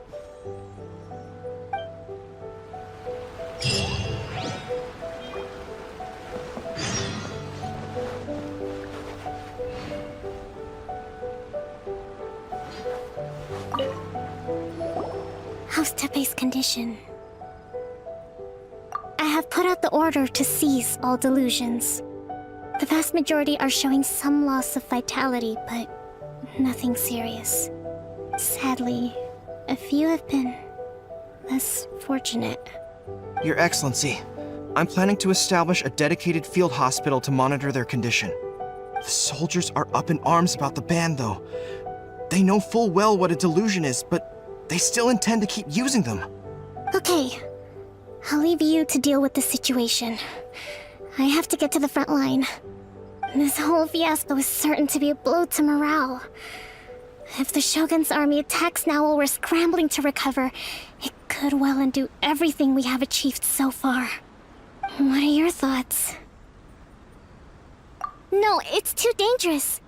The Sakoku decree is still in force, so their delusions must be produced within Inazuma's borders.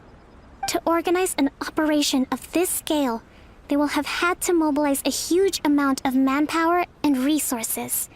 They can't have done it without local support. If we want to stop them, we have to destroy the factory where the delusions are made. But it's sure to be heavily guarded. It's dangerous to go alone. At least take some troops with you. Your Excellency, given the urgency of the situation, we were hardly discreet when confiscating the delusions. The Fatui are sure to take notice. If we spend any longer amassing our forces, they will get wind of our plans and make their escape. Very true. Let me think. I gave this some thought while you were confiscating the delusions. The side of the factory must be big and secluded, but close enough to a transport route to ensure the supply of raw materials. Not many places meet these criteria. And if we take the locations where our soldiers receive their delusions into account as well, I suspect the site is likely to be the cliffs, near the ocean at the southwest of Yashiori Island. I'm not going to stop you, but please, be careful. We have lost too many courageous fighters already. I don't want to lose you too. Huh? You mean to the delusion factory? Really? You aren't gonna think it over first? Fine.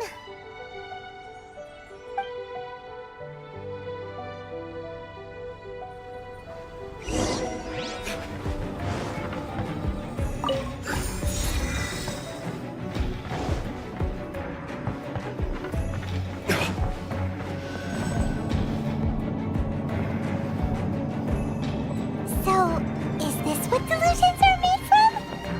So much crystal marrow. Now where have we seen that?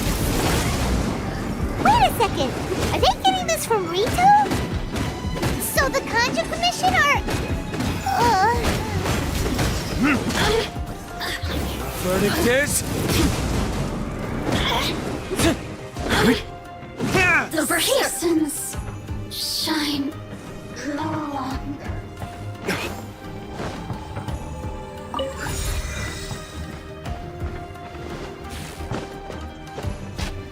Yikes! It looks dangerous.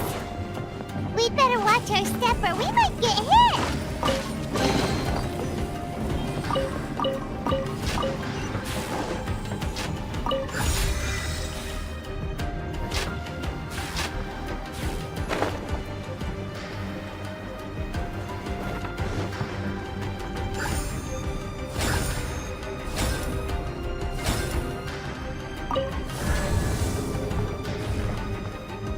Intruder spotted!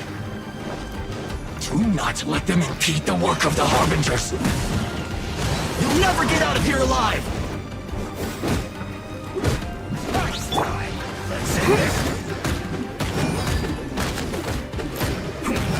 Now this idiot must have a death wish!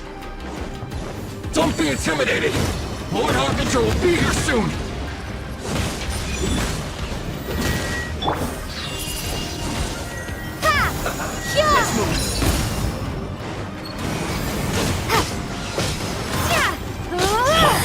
Try not. Mirror images This body belongs to ice. You actually managed to find this place. Congratulations. So, you're another Fatui Harbinger? Like Senora and Child? Senora and Child. I didn't know you and my two least reliable colleagues were acquainted. I'm the Balladeer. Number 6 of the Fatui Harbingers. Delighted to meet you, oh mighty traveler. So many visitors today. To what do I owe the honor? Oh, so that's what this is about. I think you've got the wrong idea. I know how this looks, but I'm just here to follow orders. I'm obviously not the mastermind behind this. Aren't you supposed to be pretty tough? What are you waiting for? Go get them. You're getting all worked up over nothing. Didn't have you down as being so weak. How can you say this is nothing? How can you call it anything more? It's the way of the world. Human life is worthless. They were always going to die, with or without a delusion. At least having one gives them a chance to fulfill their ambitions. Do you have any idea how useful the Vision Hunt decree is to us? It took a lot of work to make it happen. Obviously, it was in our best interests. Good news is, our hard work is finally paying off. Generating conflict creates a big market for delusions. Now we just let the promise of power draw in the weak. For just a small price, they get the feeling of controlling the world. Trading their life for supreme power. Pretty good deal, don't you think? So, the Fatui started the Vision Hunt decree? You've been behind it all along? From the outside, Inazuma looks pretty impenetrable. But on the inside, it's a land of opportunity. With a little effort, we were able to break them down from within. Eternity stretches things out over a long time, but each moment within it becomes all the more fragile. Take your friend in the Resistance, for example. There's nothing you can do now. He's a lost cause. Just like a bubble on the water. Beautiful for a moment, then total destruction. The more it takes from them, the more tightly they hold on to it. And the more incompetent they are, the more determined they are to fight it. It's such a farce. You have to... Hey, calm down!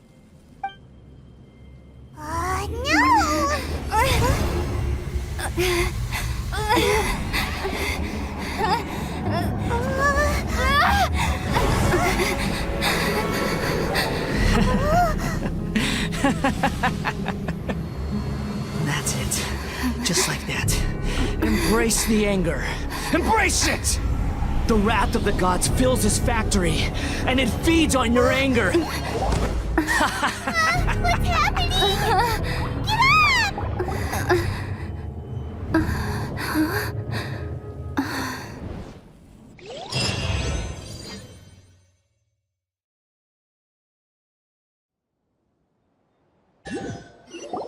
Repeat after me. 3, 2, 1. 1, 2, 3. Okay, that's positive. Your brain seems relatively unscathed. It's just as well, really, with the amount of effort it took me to get you back here. Honestly, it was like you were glued to the ground back there. Nico? Paimon's been wanting to ask you about something. How come you're acting so differently from when we first met you? Am I? Maybe it's because I had the other Shrine Maidens leave. Anyway, I've always been like this. People show you whatever side of themselves they want you to see. I know this for a fact. Every side of me is the real me. People just like to define things in all sorts of arbitrary ways. This is a human society. At the moment, anyway. And I'm just doing as I please. Paimon didn't quite follow. Study humans a while longer, my little friend. You'll see what I mean. Right! Paimon was so focused on the Traveler that Paimon didn't notice what you did to get Scaramouche off our backs. What if I told you it was a secret art from the Grand Narukami Shrine, and that I had the balladeer down on his knees, begging for mercy in an instant? Well, maybe you should be worrying less about that, and more about how exactly you're going to thank me, no? Maybe some of your neural circuitry is less intact than I thought. I didn't mean you had to be so formal about it. I need your actions, not your words. The delusions. They're still on your mind, aren't they? You needn't worry. The leader of Watatsumi Island took some troops to clear the place out. She's also issued a strict ban on the use of delusions across the whole army. With their stronghold exposed, I doubt the balladeer is stubborn enough to try and retaliate now on his colleagues' behalf. It would be more trouble than it's worth. I must say, I would relish the opportunity to watch the Fatui getting a taste of their own medicine. Well, anyway, that Songonomiya Kokomi, she really outdid herself this time. I'd love to have another chat with her again in person, but alas, belief systems can be such a hindrance sometimes. A hindrance? Should you really be saying that as the Gucci of the Grand Shrine? Anyway, I'm only telling you this to stop you worrying so that you can focus on some... You've met her, right? I'm not talking about the puppet. I mean her. You've met her, yes? Yes, the true Raiden Shogun, who meditates endlessly in the plane of Euthymia to preserve her being. Her name is A. Are you saying that the one we met at the ceremony was just a puppet? And the real Raiden Shogun is the one that the Traveler met later?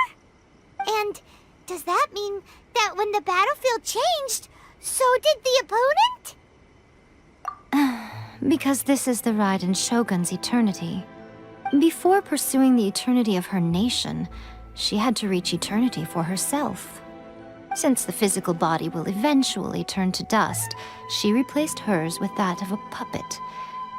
And since the spirit is susceptible to erosion, she placed her consciousness inside her sword, where she remains in a meditative state, free from all disturbances. So, that place that she carved open with her sword... The plane of Euthymia. Essentially, the world inside her mind. A place that typically only allows her existence. She shuts herself off in her inner world, leaving all the affairs of the outside world to be dealt with by a puppet, who has a singular focus on the pursuit of eternity. This is the approach A has come up with for realizing eternity. You mean Morax? It's been a while since I last saw him. A surprising decision by Liyue's Archon. What a fascinating god he is.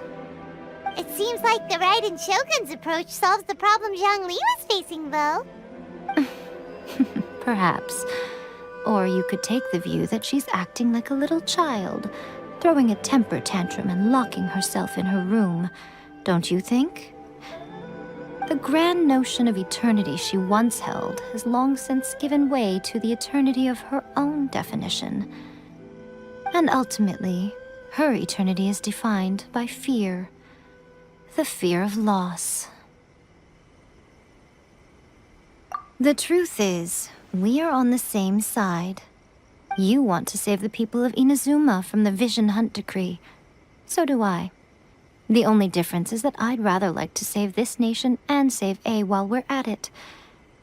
The key is that the plane of Euthymia represents A's inner world. Defeat her there, and you may well have the chance to shake the Raiden Shogun's will. So this is your plan? To abolish the Vision Hunt Decree? Not by talking her out of it, or through an armed resistance, but by, hopping inside the Raiden Shogun's inner world? You're a fast learner. In short, this is the last chance to get Inazuma back on track. Otherwise, an eternity of darkness awaits. Don't you realize how special you are? Remember, the plane of Euthymia is a space where only she is allowed to exist. The fact that you could appear there tells us one crucial thing. That you have piqued her interest. Perhaps it's because she has never seen an individual who is so unpredictable in the face of eternity. Has no one else ever been in there? None. No one has seen the devotee of eternity since she shut herself away. In fact, no one even knows what it looks like in there. Your existence is more than just an opportunity. It's the very key to all of this. To that I say, well done, child. You did not disappoint me after all. Wait, you're leaving? Where are you going? Anti-Raiden Shogun training. I've prepared a special program just for you. Come along.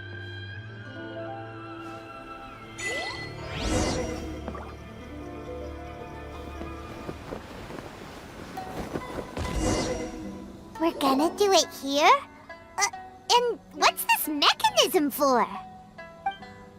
Think of it as a catalyst that can reproduce the Raiden Shogun's combat moves. I made it from my own memory, which means it should be perfectly accurate. Unless, of course, her skills have declined. It'll give you a chance to figure out her moves in advance and come up with a counter strategy. That should be a big help, don't you think? The aim is to try to not get hit by the attacks. Since you've escaped certain death at her hand once already, I presume this shouldn't be more than you can handle.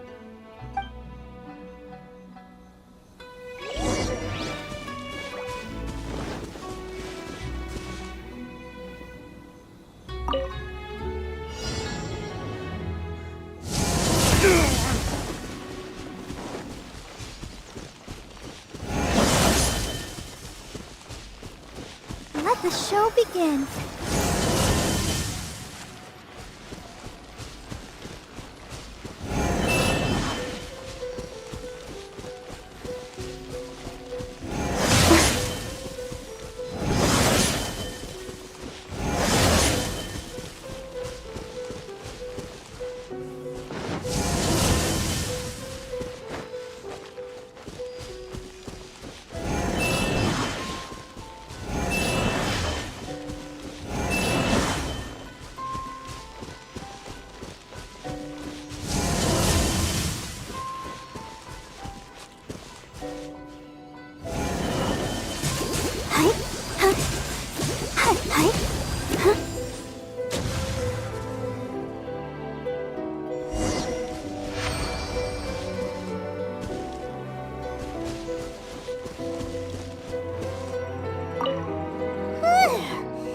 What a workout!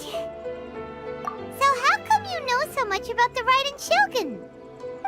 You mean me? Perhaps it's because I'm the Electro Archon's servant. What? Like Dvalin is to Barbados? Huh. Never would have guessed by looking at you. It sounds like you'd be more persuaded if you saw me in my fox form. In your dreams. Huh. More curious than my appearance is the fact that she and I don't see each other anymore, wouldn't you say? A nation to last for all eternity is a dream that she and I both share. But I don't think that's the same thing as complete stasis. At some point, she started going down a path that became increasingly difficult for me to join her on. You know, A never said goodbye to me before she stepped into the plane of Euthymia. Perhaps it's just my wishful thinking, but I think she did this deliberately, as her way of keeping our friendship eternal. By neither saying goodbye nor seeing me again, our relationship will remain forever how it was. In her mind, at least. Since we've embarked on two very different paths to eternity, I can either continue to maintain the status quo or do whatever it takes to bring her back on track, regardless of the cost. I have chosen the latter because if stubbornly isolating herself in the plane of Euthymia is her idea of eternity, then my duty as her eternal servant is to drag her back out of her own head and into the real world. Aw, Miko, you sound like a really great friend. I'm only telling you this so you can properly understand my plan. Could you possibly spare the sentimentality for the time being? Anyway, that's enough chit-chat. Time for Anti-Raiden Shogun Training Phase 2. There's a part 2?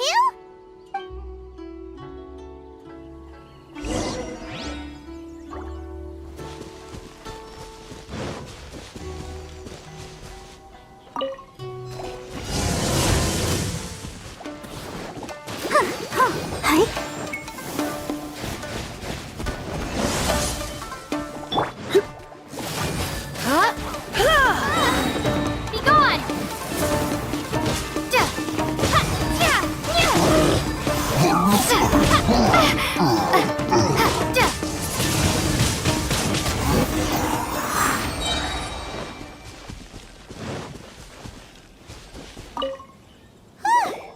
We're finally done. How did we do? You did quite admirably. I could see your determination and your hard work. So, do you think we're ready to beat the Raiden Shogun now? How do I put this? You're no match for her at all. Wait, what? So all of this was a complete waste of time?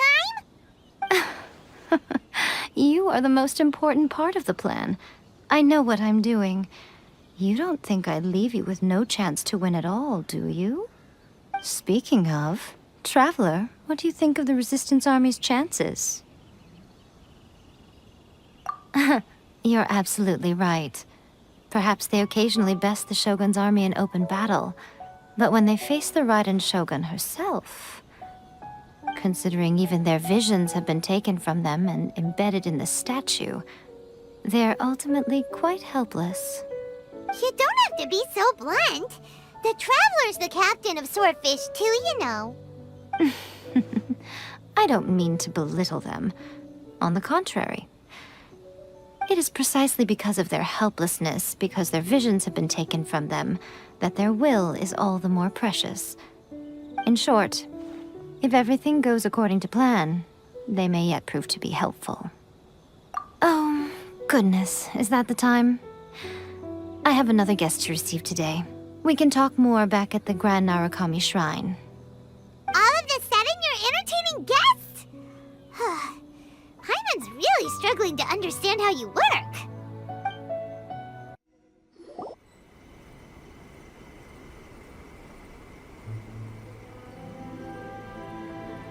Okay, we can talk here. You asked me about the plan. In fact, I've been mulling it over for quite a long time. Before one makes a plan, what is the most important thing one must do? Don't know. What is it? You must understand the situation you are facing. The Vision Hunt Decree was obviously devised as a means of manipulating the Shogun, the ones behind it knowing full well her susceptibility as a puppet, with a single-minded focus on eternity. Yes, this is the strongest piece of evidence we have to go on. Now, we also know that every aspect of the Vision Hunt Decree's promulgation and execution has been enthusiastically spearheaded by the Tenryou Commission from the outset. Ayaka was saying that every time they submitted a petition against the Vision Hunt Decree, the Tenryou and Kanjo commissions would veto it straight away with no negotiation. Yes, it's all too clear that both the Tenryou and Kanjo commissions are in some form of collusion with the Fatui. Foolish humans, blinded by their greed. Thus, the current situation is that our Fatui antagonist is still at large, has the two rogue commissions wrapped around their finger, and is distributing delusions from the shadows. Unfortunately, given that said antagonist is under the protection of two commissions and the Raiden Shogun, we would be rather hard-pressed to track them down. So, what should we do? It will be easier for us to start with someone from Inazuma. So my plan is to incite rebellion in the Tenryou Commission. Rebellion? What are you talking about?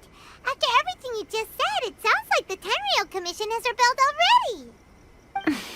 already. When I say rebellion, I don't mean betraying the shogunate. I mean, inciting a certain someone to betray the Tenryou Commission. If we manage to convince her, I'm quite sure we'll be able to get you another audience with the Raiden Shogun. I'll give you a clue. She's currently in charge of the Shogun's army. She visits the shrine at this time every month, and she is our guest today. She also appears to be standing right behind you. Don't move a muscle. You've got some nerve showing up here in the shrine when there's an active warrant for your arrest. Don't even think about trying anything. Surrender now. You're coming with me to headquarters. Seize her! Affirmative. Kujusara! It seems that you're forgetting. This is the Grand Narukami Shrine. Use of force here is strictly forbidden. Before you proceed, which of you would like to face criminal charges for dishonoring the Shogun, Ugh! Gujiyai, please tell me you are not sheltering a wanted criminal here. We are just friends. I don't see what sheltering has to do with it. Tell your subordinates to leave. We have things to discuss. All of you outside. As you wish.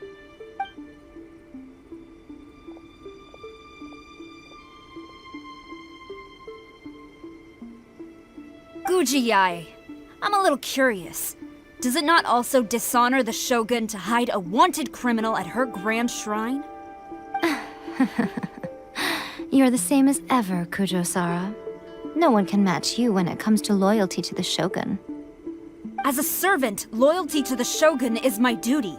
And as a warrior, I dedicate my life to following the way of the Shogun. Even though she will one day seize your vision too? The Vision Hunt Decree is the Shogun's chosen course, and I shall not question it. Oh, it's tragic. Such wholehearted devotion rendered meaningless by circumstance. Have you been kept in the dark? Or are you the only one left in the light? Lady Guji, I need you to be direct. Tell me exactly what you mean. The Vision Hunt Decree is a trap. Part of a Fatui plot to bring Inazuma to its knees. And your masters, the Kujo clan of the Tenryou Commission, they're the ones keeping the truth from reaching the Shogun. You're saying the Kujo clan betrayed the Shogunate? Yes, that's exactly what I'm saying. Guji Yae, your allegation is not only dangerous, but ridiculous. The Tri-Commission has served the Shogun since ancient times, and remains absolutely loyal to this day. Ever since I was adopted by the Kujo clan, I have seen and heard nothing but pure devotion toward the Shogun. At every level of the Tenryou Commission, especially from the head of the clan, Kujo Takayuki. He reveres the Muso no Hitotachi more than anyone. My own respect for the Shogun pales in comparison to his. How could he ever even dream of acting against the Shogun? 3 days. Come back here in 3 days and I will show you the evidence. As a Guji, there's one thing I know very well. People believe whatever they want to believe. Some things you do not see, simply because you do not wish to look. And so, it falls to me to place the truth before your eyes, in all its ugliness. 3 days? I'll be here. But if I don't see any evidence, I will demand a formal apology for slandering the Kujo clan. Also, she will have to come with me. Wonderful. Then I'll see you in 3 days. I look forward to it very much.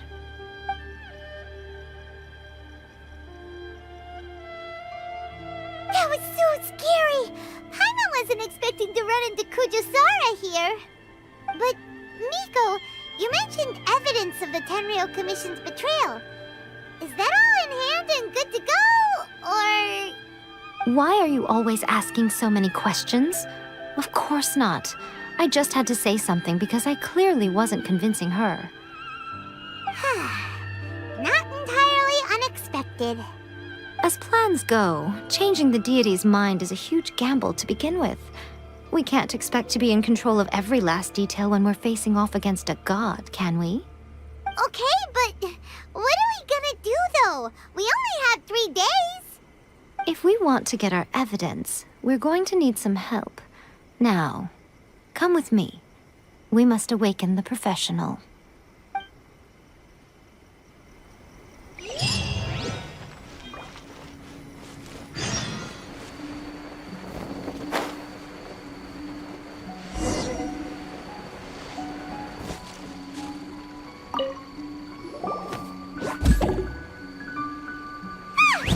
That toy Tanuki just turned into a human!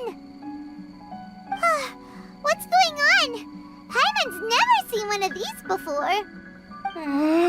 Not a Tanuki. I'm a Muchina.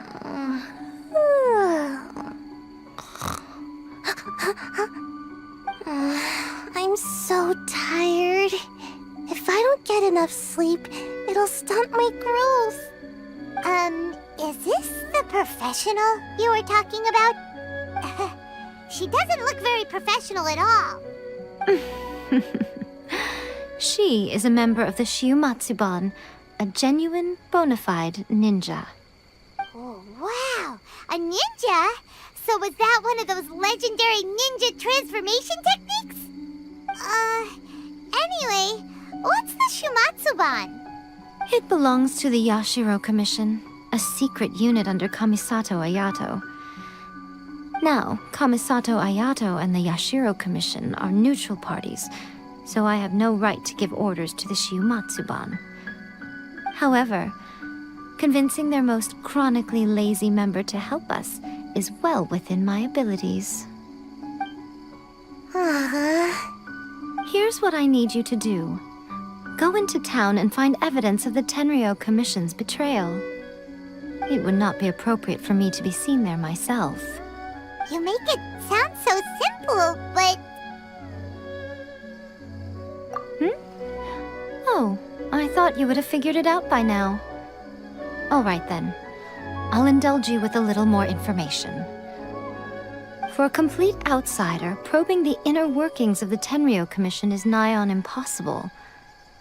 But since the three commissions work together to serve the Shogun, they have a close relationship. Someone from one of the other commissions might have an easier job of figuring out what they're up to.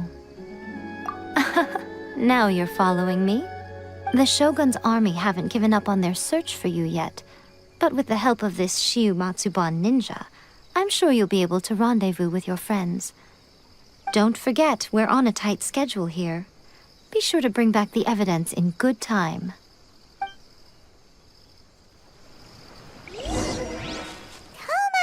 You there? It's us! We're back! What brings you here? Did you meet with the Resistance? How's the battle going? Is it safe for me to come out yet? Not just yet. We saw people patrolling on our way here. So, it's still not over. I guess you came here because you have something to discuss? I'll get someone to call for Miss Kamisato. Bear with me for 1 second.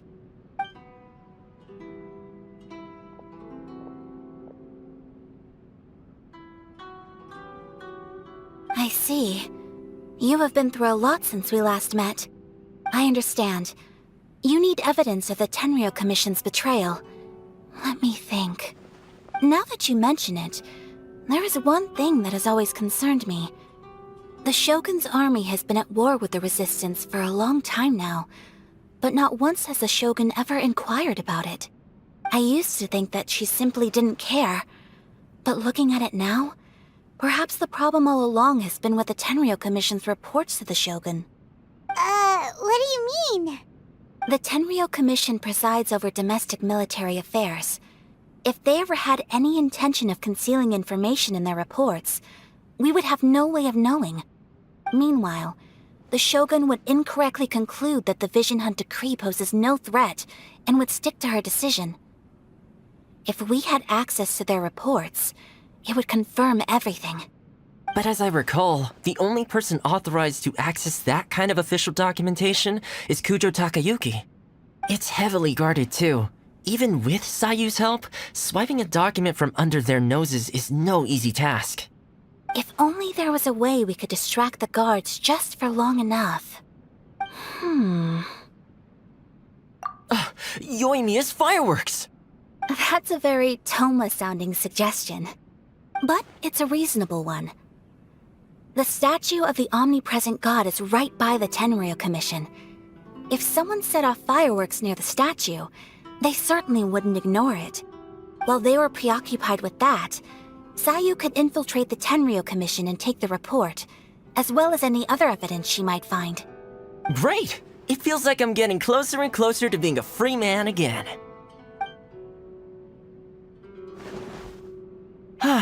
It feels like it's been an eternity since we last sat down and talked like this. Well, it certainly felt like it to me. I've been looking forward to seeing you again every day since I got here. This tea house used to be my favorite hiding place, but now I've honestly lost track of how long it's been since I last set foot outside of here. Oh man, I want to go to the hot springs so badly. Poor Toma. Let's focus on the issue at hand. The sooner the Vision Hunt decree is abolished, the sooner Toma will be free. This was a reunion of sorts, but there's no time to catch up. We'll celebrate properly when it's all over. Ooh, let's play the hot pot game again. You're still thinking about that? The Tenryou Commission is heavily guarded. Be careful when you get near. Let's meet back here afterwards. Alright, first let's go to Hanamizaka to find Yoimiya.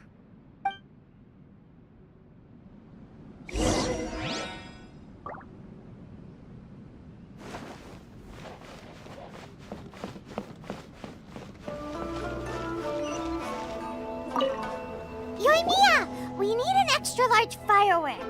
The super-duper big kind. Extra-large firework? You sure came to the right person. As it happens, I made this really souped-up one just a couple days ago.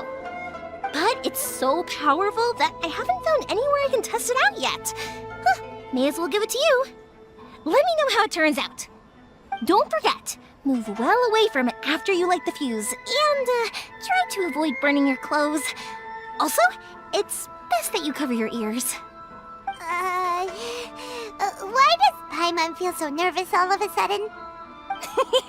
Don't worry, it's just a firework, come on! What's the worst that could happen? We'll give it a try. Thanks, Yoimiya. Well, we got our distraction. Now we just need to wait for nightfall.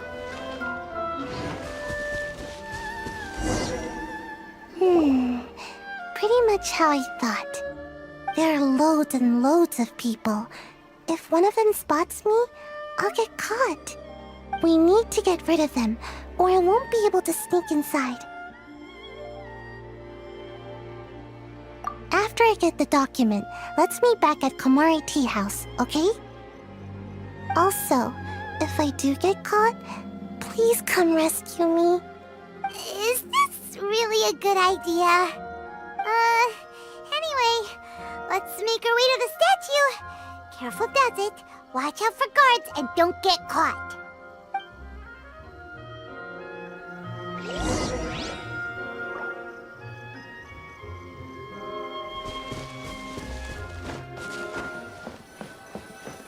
What kind of firework is this? By the look of it, Paimon's ears are gonna get blown off. Oh, Yoimiya, you are officially nuts.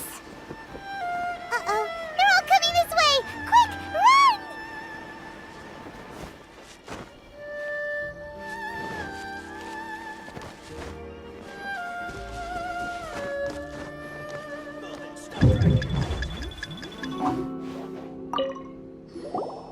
Well, how did it go? Well done. Let's wait for news from Sayu.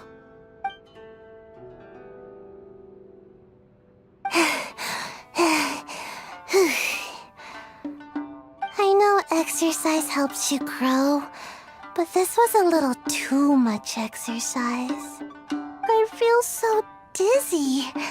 Everyone is spinning. No, I can't sleep yet. There was something important I was supposed to do first. Oh, right, yeah, I got it. I didn't know how to find a document you guys were talking about, so I just swiped a whole bunch of stuff that looks suspicious. Here you go. I'm going to sleep now.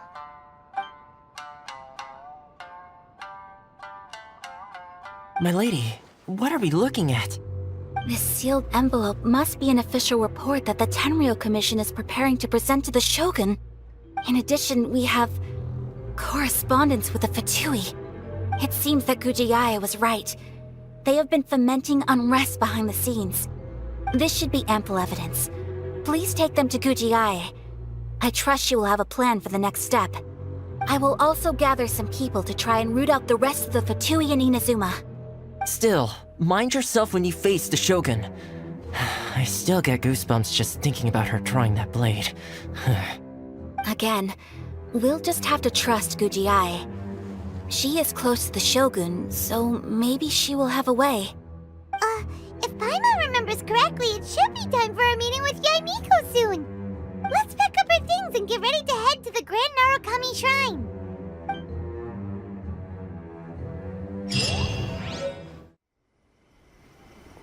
Lady Guji, here I am, as promised. Rest assured I came here alone and told no one about this trip. I knew you would keep your promise after all. I'm sure you've barely been able to take your mind off it these past few days. Have you managed to get any sleep at all? You're quite mistaken. I would never doubt the leaders of my clan. So, where is your proof? Ah, how wonderful. Everyone's keeping their promises today. Oh, you couldn't believe what we had to go through to get our hands on this stuff. Hand them to Sarah. She can examine them for herself. What is this? I see this document bears the official seal of the head of the Kujo clan, and it doesn't look like a forgery. I don't understand. Not a single word about the resistance, Sangonomiya, or the situation on the front line. What about the soldiers who gave their lives on the front line, or the hardship endured by the people? Do they deserve no mention? Utter disregard for human life. Why would they want to hide it? For the sake of the Vision Hunt decree, of course. Don't you think the Shogun might reconsider her policy if all of the things you just mentioned appeared in this report? So, the Tenryou Commission, they are deliberately deceiving the Shogun? Yes. Now, who else do you think might be benefiting from the Vision Hunt decree? This is a letter from the Tenryou Commission to the Fatui. The head of the Kujo clan kept this a secret from the Shogun, too.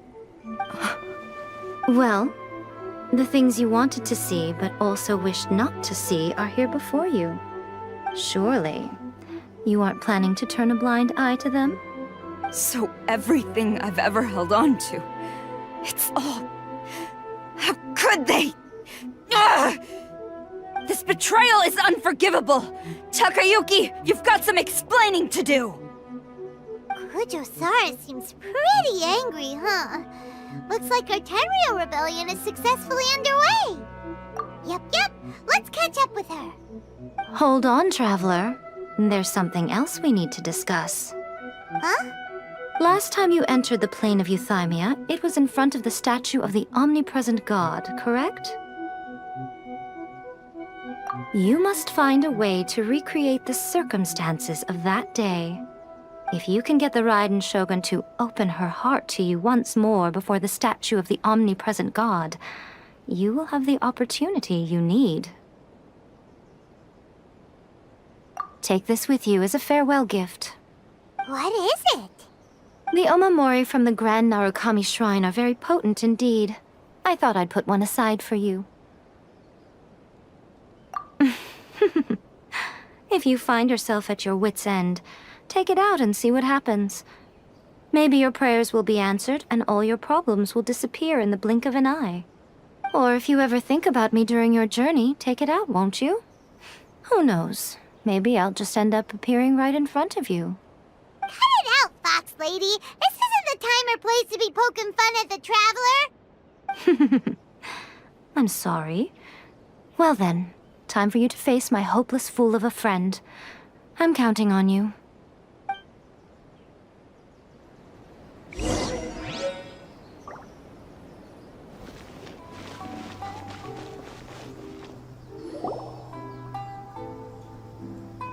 You followed me here? You've got guts, I'll give you that.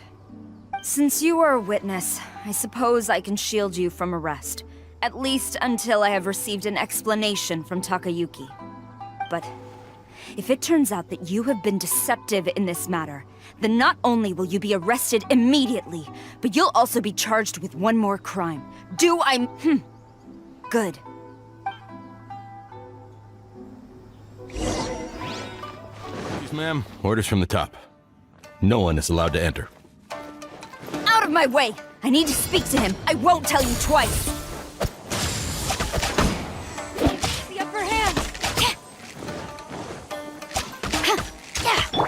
Burn!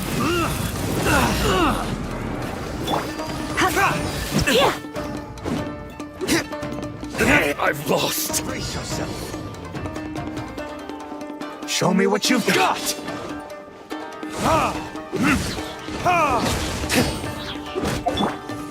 Flash! No turning back! Strike first! I've lost. I've trusted. Stop! Sarah, have you gone insane? How dare you disregard my orders?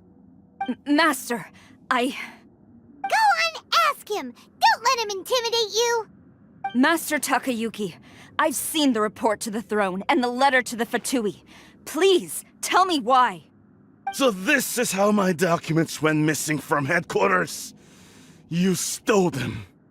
Should I take your words to mean that these documents were not forgeries? They were really penned by your own hand. Please tell me, Master. I need to know. Has the Tenryou Commission really betrayed the Shogunate? Yes, I have dealings with the Fatui, and yes, the report you saw was penned by my hand. He just came right out and admitted it. The diplomats from Snezhnaya promised a very generous reward indeed, and all they requested of me in return was to see that the Vision Hunt decree is upheld. For too long, the Kujo clan's position has been coveted by so many. There is no shortage of clans who would tear us down at the first opportunity. So, when the chance arose to gain the backing of another powerful nation and crack down on our enemies at the same time, it appeared to me to be an excellent deal. I simply saw no need to inform you, Sarah. But you worship the Shogun. How can you betray her after all this time and act like it's nothing? Betrayal? How can you call this a betrayal? The Fatui may think they are using me, but the reverse is true. What could they possibly hope to achieve? When the lightning strikes in Inazuma, they shall fall to their knees and tremble, paralyzed by fear and trepidation. After all, none can contend with the supreme power of the almighty Raiden Shogun and the Muso no Hitotachi! Yeah, he doesn't worship the Raiden Shogun herself, but her power as a warrior, especially the Muso no Hitotachi. In fact, he seems to be way too into it. But Master, what about loyalty? Ever since I was adopted by the Kujo clan, you taught me the importance of loyalty from servants to their superiors. But it's clear to me now that you wanted my loyalties to stop with the Kujo clan. So you were scared that I would betray you one day? You hypocrite! Preaching about virtue just to mask your own wretched selfishness! Selfishness? I am but safeguarding the eternity of the Kujo clan. I'm quite sure the almighty Shogun would be sympathetic to that. As would the former head of our clan. Hate to say it, but his ego is getting in the way. If he thinks the Kujo clan is a match for the Fatui, Paimon thinks he's in for a nasty surprise. I've doubted the Vision Hunt decree in the past. I asked myself, is this truly the correct thing to do? Even though it goes against what I know in my heart to be right. But I chose to obey the Shogun. For as long as she leads the way, who among us is qualified to judge between right and wrong when we have not yet reached the end of the path? But now I realize that the path of eternity is one without end, while this path, it has long since been defiled by your selfish ways. So I'm going to tell the Shogun the truth about all this. If nothing else, my conscience will be clear. Stubborn and futile. Report to the Shogun if you so wish. The Kujo clan's position is now unshakable, and nothing you can do will change this. The Shogun is at Tenshukaku receiving a Snezhnayan diplomat, a harbinger by the name of Signora. Signora's the one behind all this? Not her again! Way back in Rito, Lady Hiragi said something about the Kanjo Commissioner meeting with an arrogant-sounding woman. We should have known. A diplomat from Snezhnaya? Well, if she thinks she's leaving Inazuma in one piece, she's got another thing coming. Sarah stormed off! Do you think she's gonna go barge into Tenshukaku right now? You can say that again! Alright then, let's do this!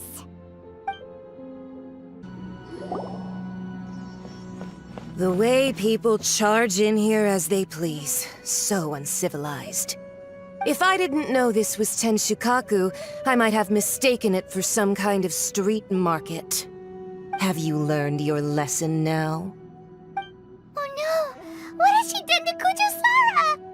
The right to punish Inazumans for their crimes is mine alone, not yours, Signora. Then I apologize, Almighty Shogun.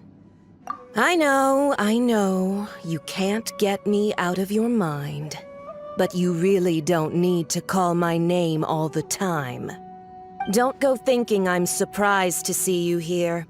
I'm well aware that you hate me, with the way you follow me around like a dark shadow. Ah, so you came to expose my crimes in front of the Shogun? I'm just a Snezhnayan diplomat. I'm afraid I have no idea what you're talking about. She doesn't take us seriously at all! Stop talking about people and things that I care nothing about. They were nobodies to begin with, and their names will be forgotten. But now, at least, they get to be building blocks in the grand revolution to realize eternity. Is that not the greatest honor they could hope for in their tiny little lives? Almighty Shogun, do correct me if I'm wrong. That's ancient history. You certainly love to hold a grudge. The Tsaritsa's dream is the noblest and purest thing in all the world. These other mundane details you insist on mentioning, they're just necessary sacrifices. That's you. Stop me. For what it's worth, I've grown tired of seeing you around as well. But I didn't have you down as someone quite so foolhardy. Before you go saying something you can't take back, remember that you're Inazuma's most wanted criminal. I suggest you consider your circumstances very carefully. Charging into Tenshukaku uninvited and lecturing me in front of the Shogun wasn't the brightest move. Don't you think it's time you stopped digging? I'm not sure you realize quite how much distance there is between us, both in status and in strength. I challenge you to a duel before the throne. Proceed. My, you're full of surprises today. So you've learned to make the law of the land work for you too, I'll admit that I never expected to be in a situation where the two of us were on equal footing. You are aware that the loser must die. Are you sure this is what you want? Traveler! Then I will deign to share this last dance with you. Till death do us part! A lesson on harbinger power and elegance? As you wish.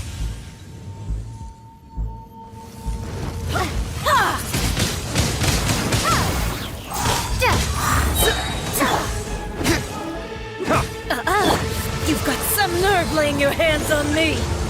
Harbinger power has become burdensome. I will manifest my destiny anew. Await my emergence and tremble, traveler. You have reason to be afraid.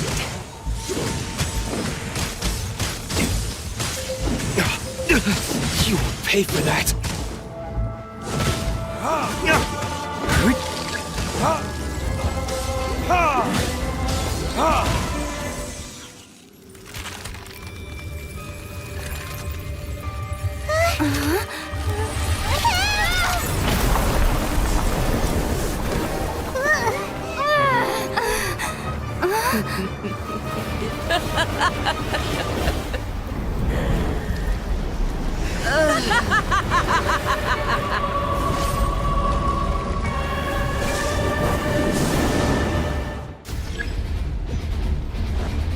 Pale flame, lay waste to frozen shell and witness my suffering.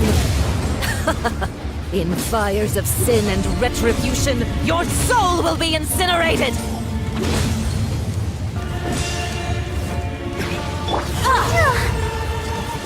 Not every wound will heal.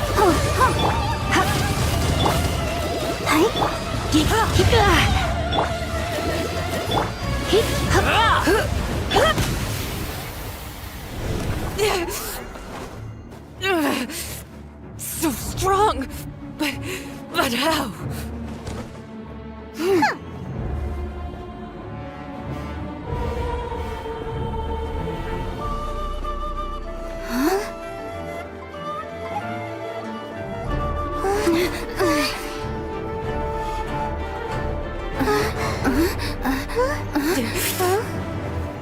I am a Snezhnayan diplomat. You know what happens if you lay a finger on me. I swear, if you strike me, I will make sure... The Fatui will make sure that your precious Inazuma... Stop! I order you! And you! Filthy rats! All of you!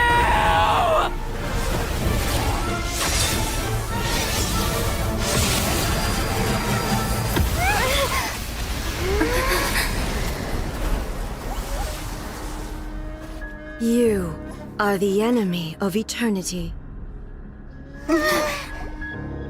But as the victor, I acknowledge your honor.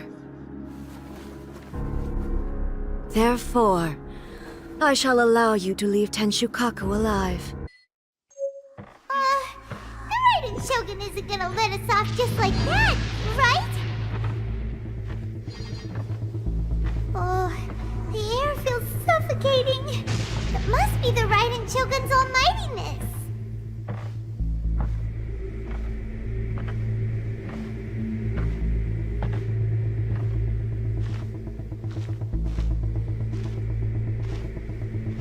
One strike from the Shogun and now Senora is gone! She got what she deserved, but Paimon still can't help but feel upset. Why are they doing it? Why are the Harbingers collecting all the no-seeds? Huh? Traveler, you got a headache? Chin up! Let's get out of this place. Paimon feels... unsettled.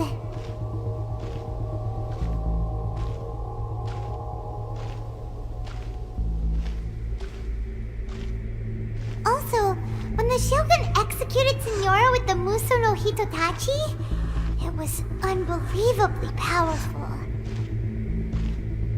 It seems impossible to defend against. And if so, we've got no hope whatsoever of defeating her in combat.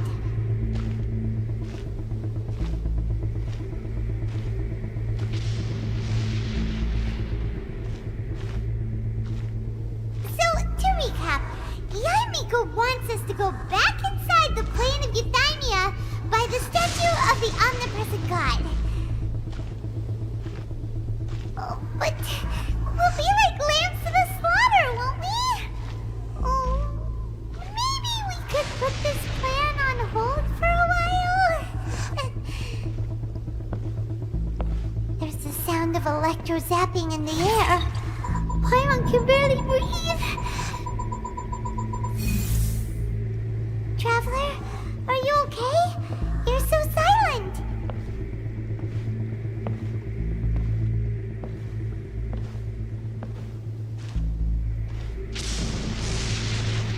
Sounds like there's a lot of noise coming from outside Tenshukaku.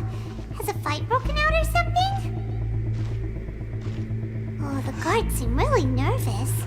Well, let's go see what the situation is, shall we?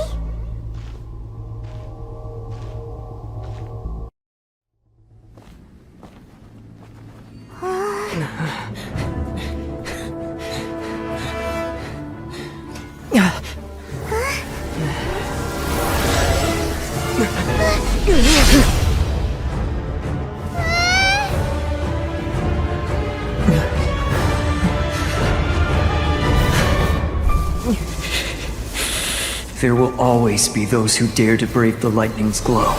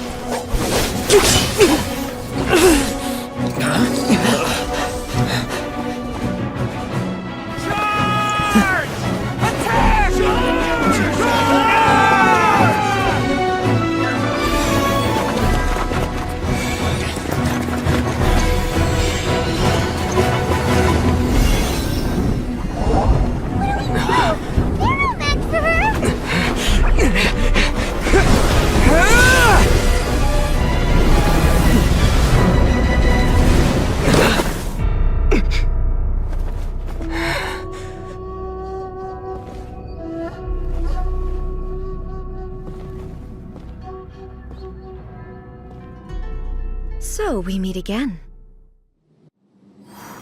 Indulge my curiosity.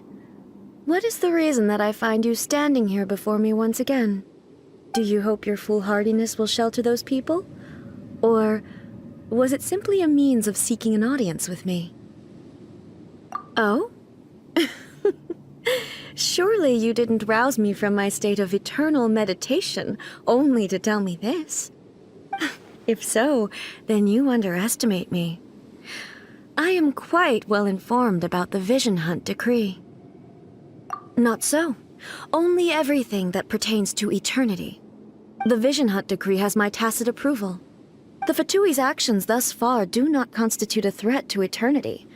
Otherwise, they would have been purged long ago. Individual ambition is inherently incompatible with eternity. What you might not realize is that all too often, people have far more to lose by chasing their dreams. Consider this. No one will lose their life on account of having their vision taken away. Rather, those who have lost their lives are the ones who insisted on pursuing their own aspirations, are they not? Traveler, your existence is unique in my eyes. There seems to be limitless uncertainty in you. To put it another way, you are the furthest thing from eternity. So, I won't insist that you comprehend the meaning of my actions. What matters is that I tread the path of eternity on my people's behalf. That's right. I'm surprised you understand it so well. Anyway, you're looking for a chance to shake my will, aren't you?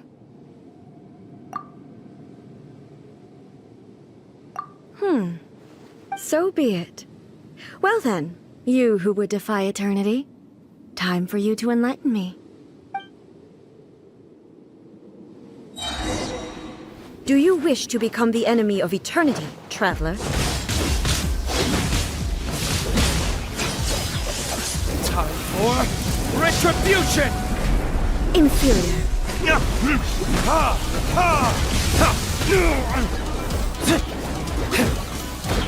Instabilities will be removed.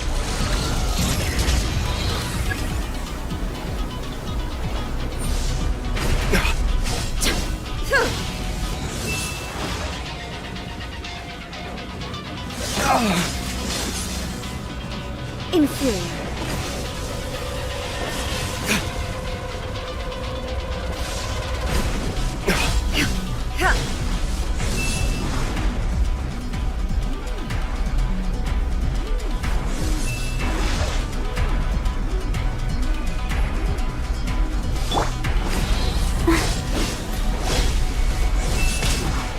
Go, Barbara, go!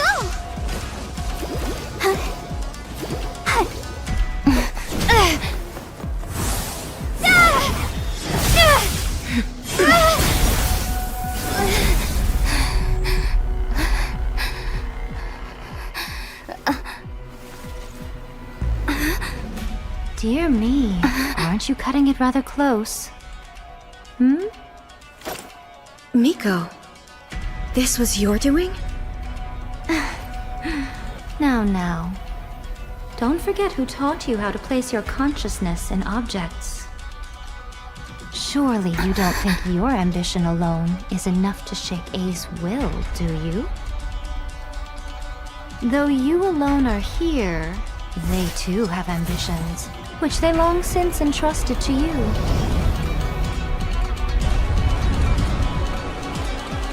Now then, close your eyes. We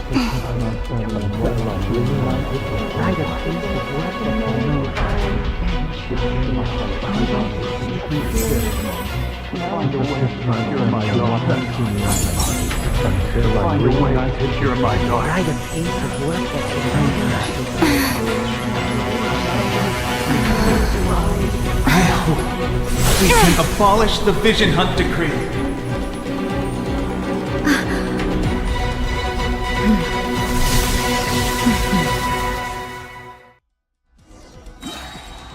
Let's dance. That sacred name, Fortune Preserver.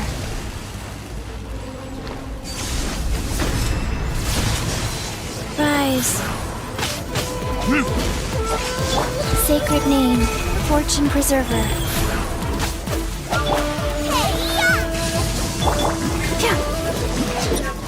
I'll protect us.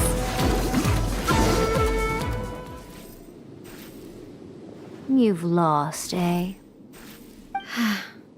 Yes, I have. Why can you not trust your people, and in the power of their ambitions? These ambitions have transcended space and time. They are something that no one can snuff out.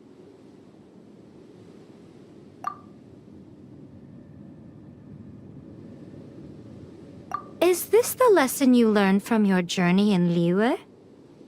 There are nations where humans cast their god aside and stride forward. So are we to just abandon the notion of progress for the sake of wishful thinking? You and I have both witnessed the great loss that progress can bring. Eternity. Eternity is the only way. When lightning flashes, it casts a shadow. My name means shadow. With my blade, I purged all obstacles to progress.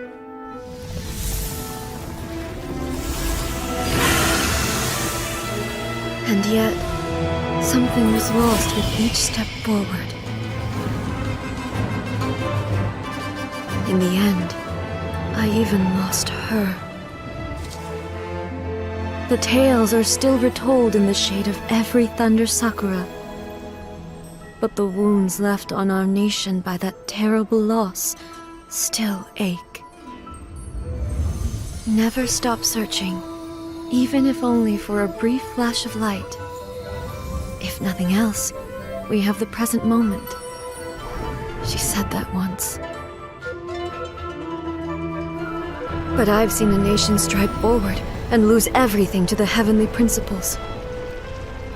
Perhaps only if time stands still will the lightning's glow never fade. The present moment is a fragile illusion. Only eternity can bring us closer to the heavenly principles. I am no longer the shadow. Mine is the most supreme and noble form. Let power over the realm be vested within me. In this form shall I honor my subjects' dream, for a land of eternity, unchanging forevermore. The heavenly principles. Irrelevant nonsense as far as I'm concerned. When all's said and done, all you really want is to protect your beloved Inazuma forever and ever. Isn't that right? That would be something of an oversimplification. But is this nation worth existing for eternity? Stripped of ambitions, stripped of the potential for change, it does nothing more than simply exist. It is a hollow shell of a nation. I wonder what loss would it really be to anyone if such a nation were destroyed? Miko, retract your words. Never changing eternity is the promise I made to my people. But what your people need from you is not your promises. They want your attention. Your divine gaze. You mean visions? Humans have a lifespan of barely 100 years. They cannot afford to bear any extra losses. But I have experienced it all. That is why I have chosen to guide them along the correct path toward eternity. But eternity is far too cruel a fate for you, eh? For me? Not only have you stopped paying attention to the world, but you have stopped paying attention to yourself. It must have been terribly lonely here, all alone, for centuries on end. But it is necessary. You will miss much by refusing progress. You seek to prevent loss, but have you considered all you are losing by remaining here in stasis for all eternity? You are obviously lonely, And yet, for the sake of eternity, you choose to stretch your loneliness out to infinity. Tell me this. Why is the sky here that was once so dark glowing again? Why now? This is your plane of euthymia. It's your inner world. So it can only mean that you are happy to see me again.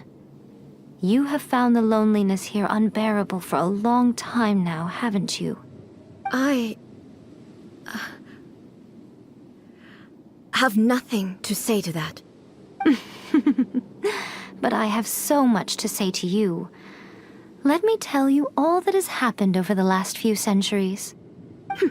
How long will that take? As a Fox envoy, I have an excellent memory. I recall every detail of the last few centuries with perfect clarity. So it will probably take me another few centuries to relay it to you.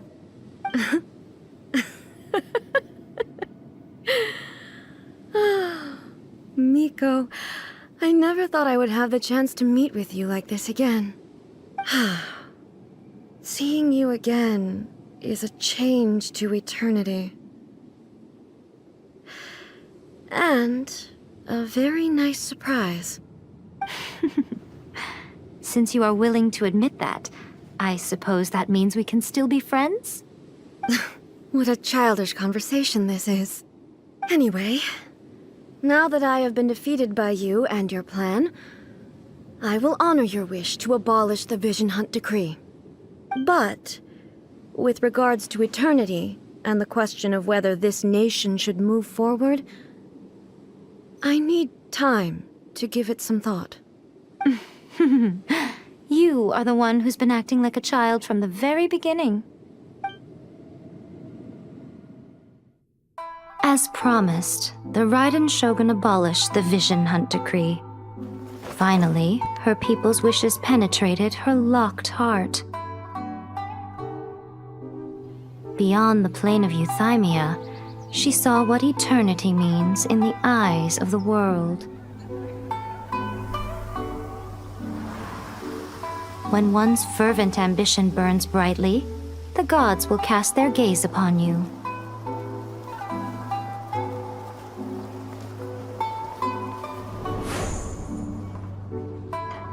Some ambitions have the power to heal wounds, to bring victory, to inspire hope.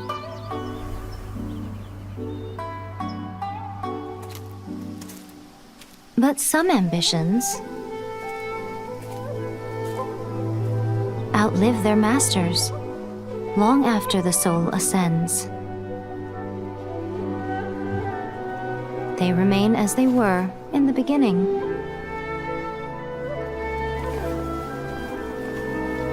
Burning bright and true for all eternity.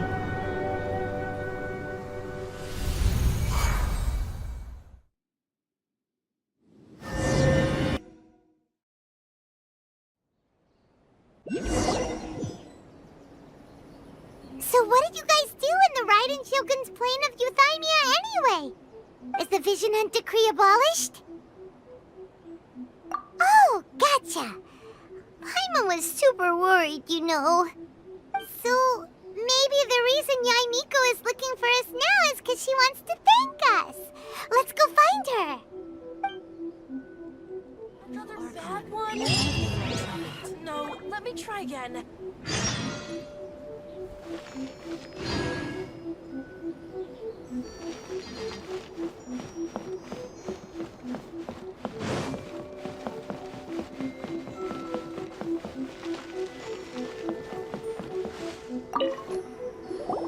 Why, hello, if it isn't the triumphant traveler.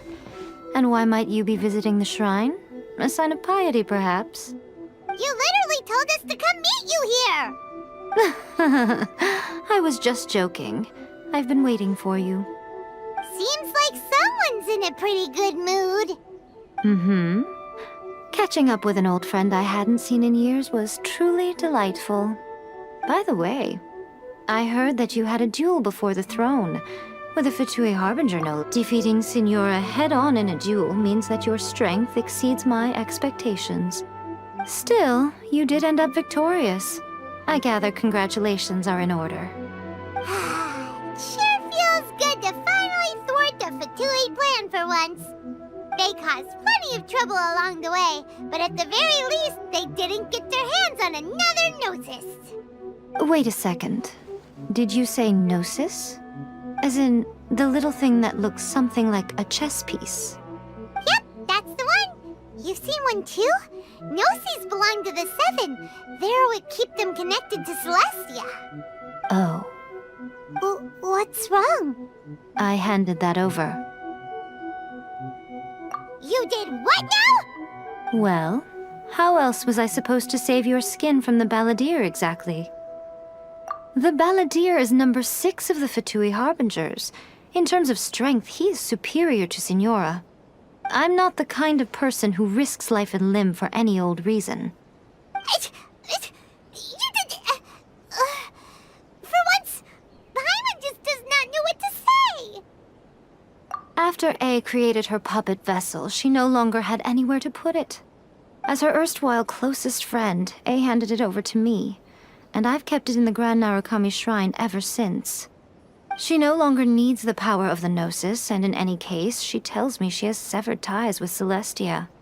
Thus the Gnosis became not only useless, but also a potential source of conflict. Is that not a good bargain, exchanging it for the one at the core of the plan? Judging by the results, at least, I dare say I struck a good deal. When you put it like that, Paimon has to agree. The Traveler is worth more than a Gnosis.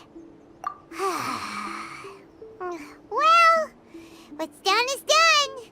And I hardly think we'll be getting it back now. Let's leave the past in the past. So anyway, you still haven't told us why you called us here today. It's to thank you. Really? You intend to travel all over Tivat, and the time has come for the Inazuma leg of your trip to come to an end, has it not? As a mark of my gratitude, I will answer any questions you may have about the road ahead or the events of the past. What would you like to know about? That puppet was built with technology that has been lost to time. Perhaps she, as a god, is the only one privy to the knowledge of its origins. Still, there is one other thing on this topic that I suspect you may be curious to know. Before A began modifying her own godly form, she took it upon herself to create a prototype puppet. So, you mean there are 3 Raiden Shoguns? No. The prototype was merely a proof of concept. Its appearance and intellect were not based on A. It was a test. The original plan was for A to simply discard it. But perhaps A thought this to be too cruel, because in the end she chose only to seal the power within it. Later, this puppet wandered Inazuma as an ordinary human male with his own consciousness, until the Fatui took an interest in him. Ugh! Not the Fatui! Some eccentric geniuses in the ranks of the Fatui made adjustments to the prototype, not only unsealing his power, but very likely rendering him even more formidable than his original specifications. The object of divine creation is now the one who has taken possession of the Gnosis, and the prototype puppet is now known as the Balladeer. What a crazy story!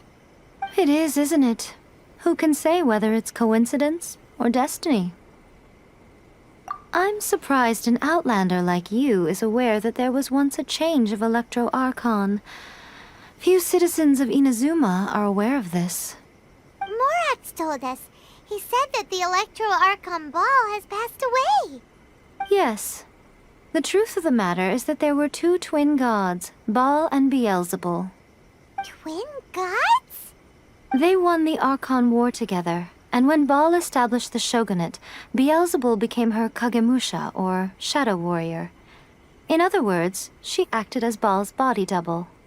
Beelzebul is A, with whom we are now both acquainted. Baal's name was Makoto. As far as the world was aware, there were not two, but one. They complemented each other, and they ruled Inazuma jointly, so there was no need for the public to know the truth. In fact, the name Ball and the title of Raiden Shogun was understood to refer to both of them. Right up until... Until what? Makoto died several hundred years ago in a war that I was not personally involved in. Since then, A has assumed the shogunate. Losing her sister must have been super hard on A. That was when A began to change. Makoto was her greatest loss. Paimon feels like she understands A a lot better now after finding that out. So what kind of god was Makoto? I didn't spend a great deal of time with her, but my impression was she was a gentle god, who in each moment cherished the beauty of what was before her. Wow!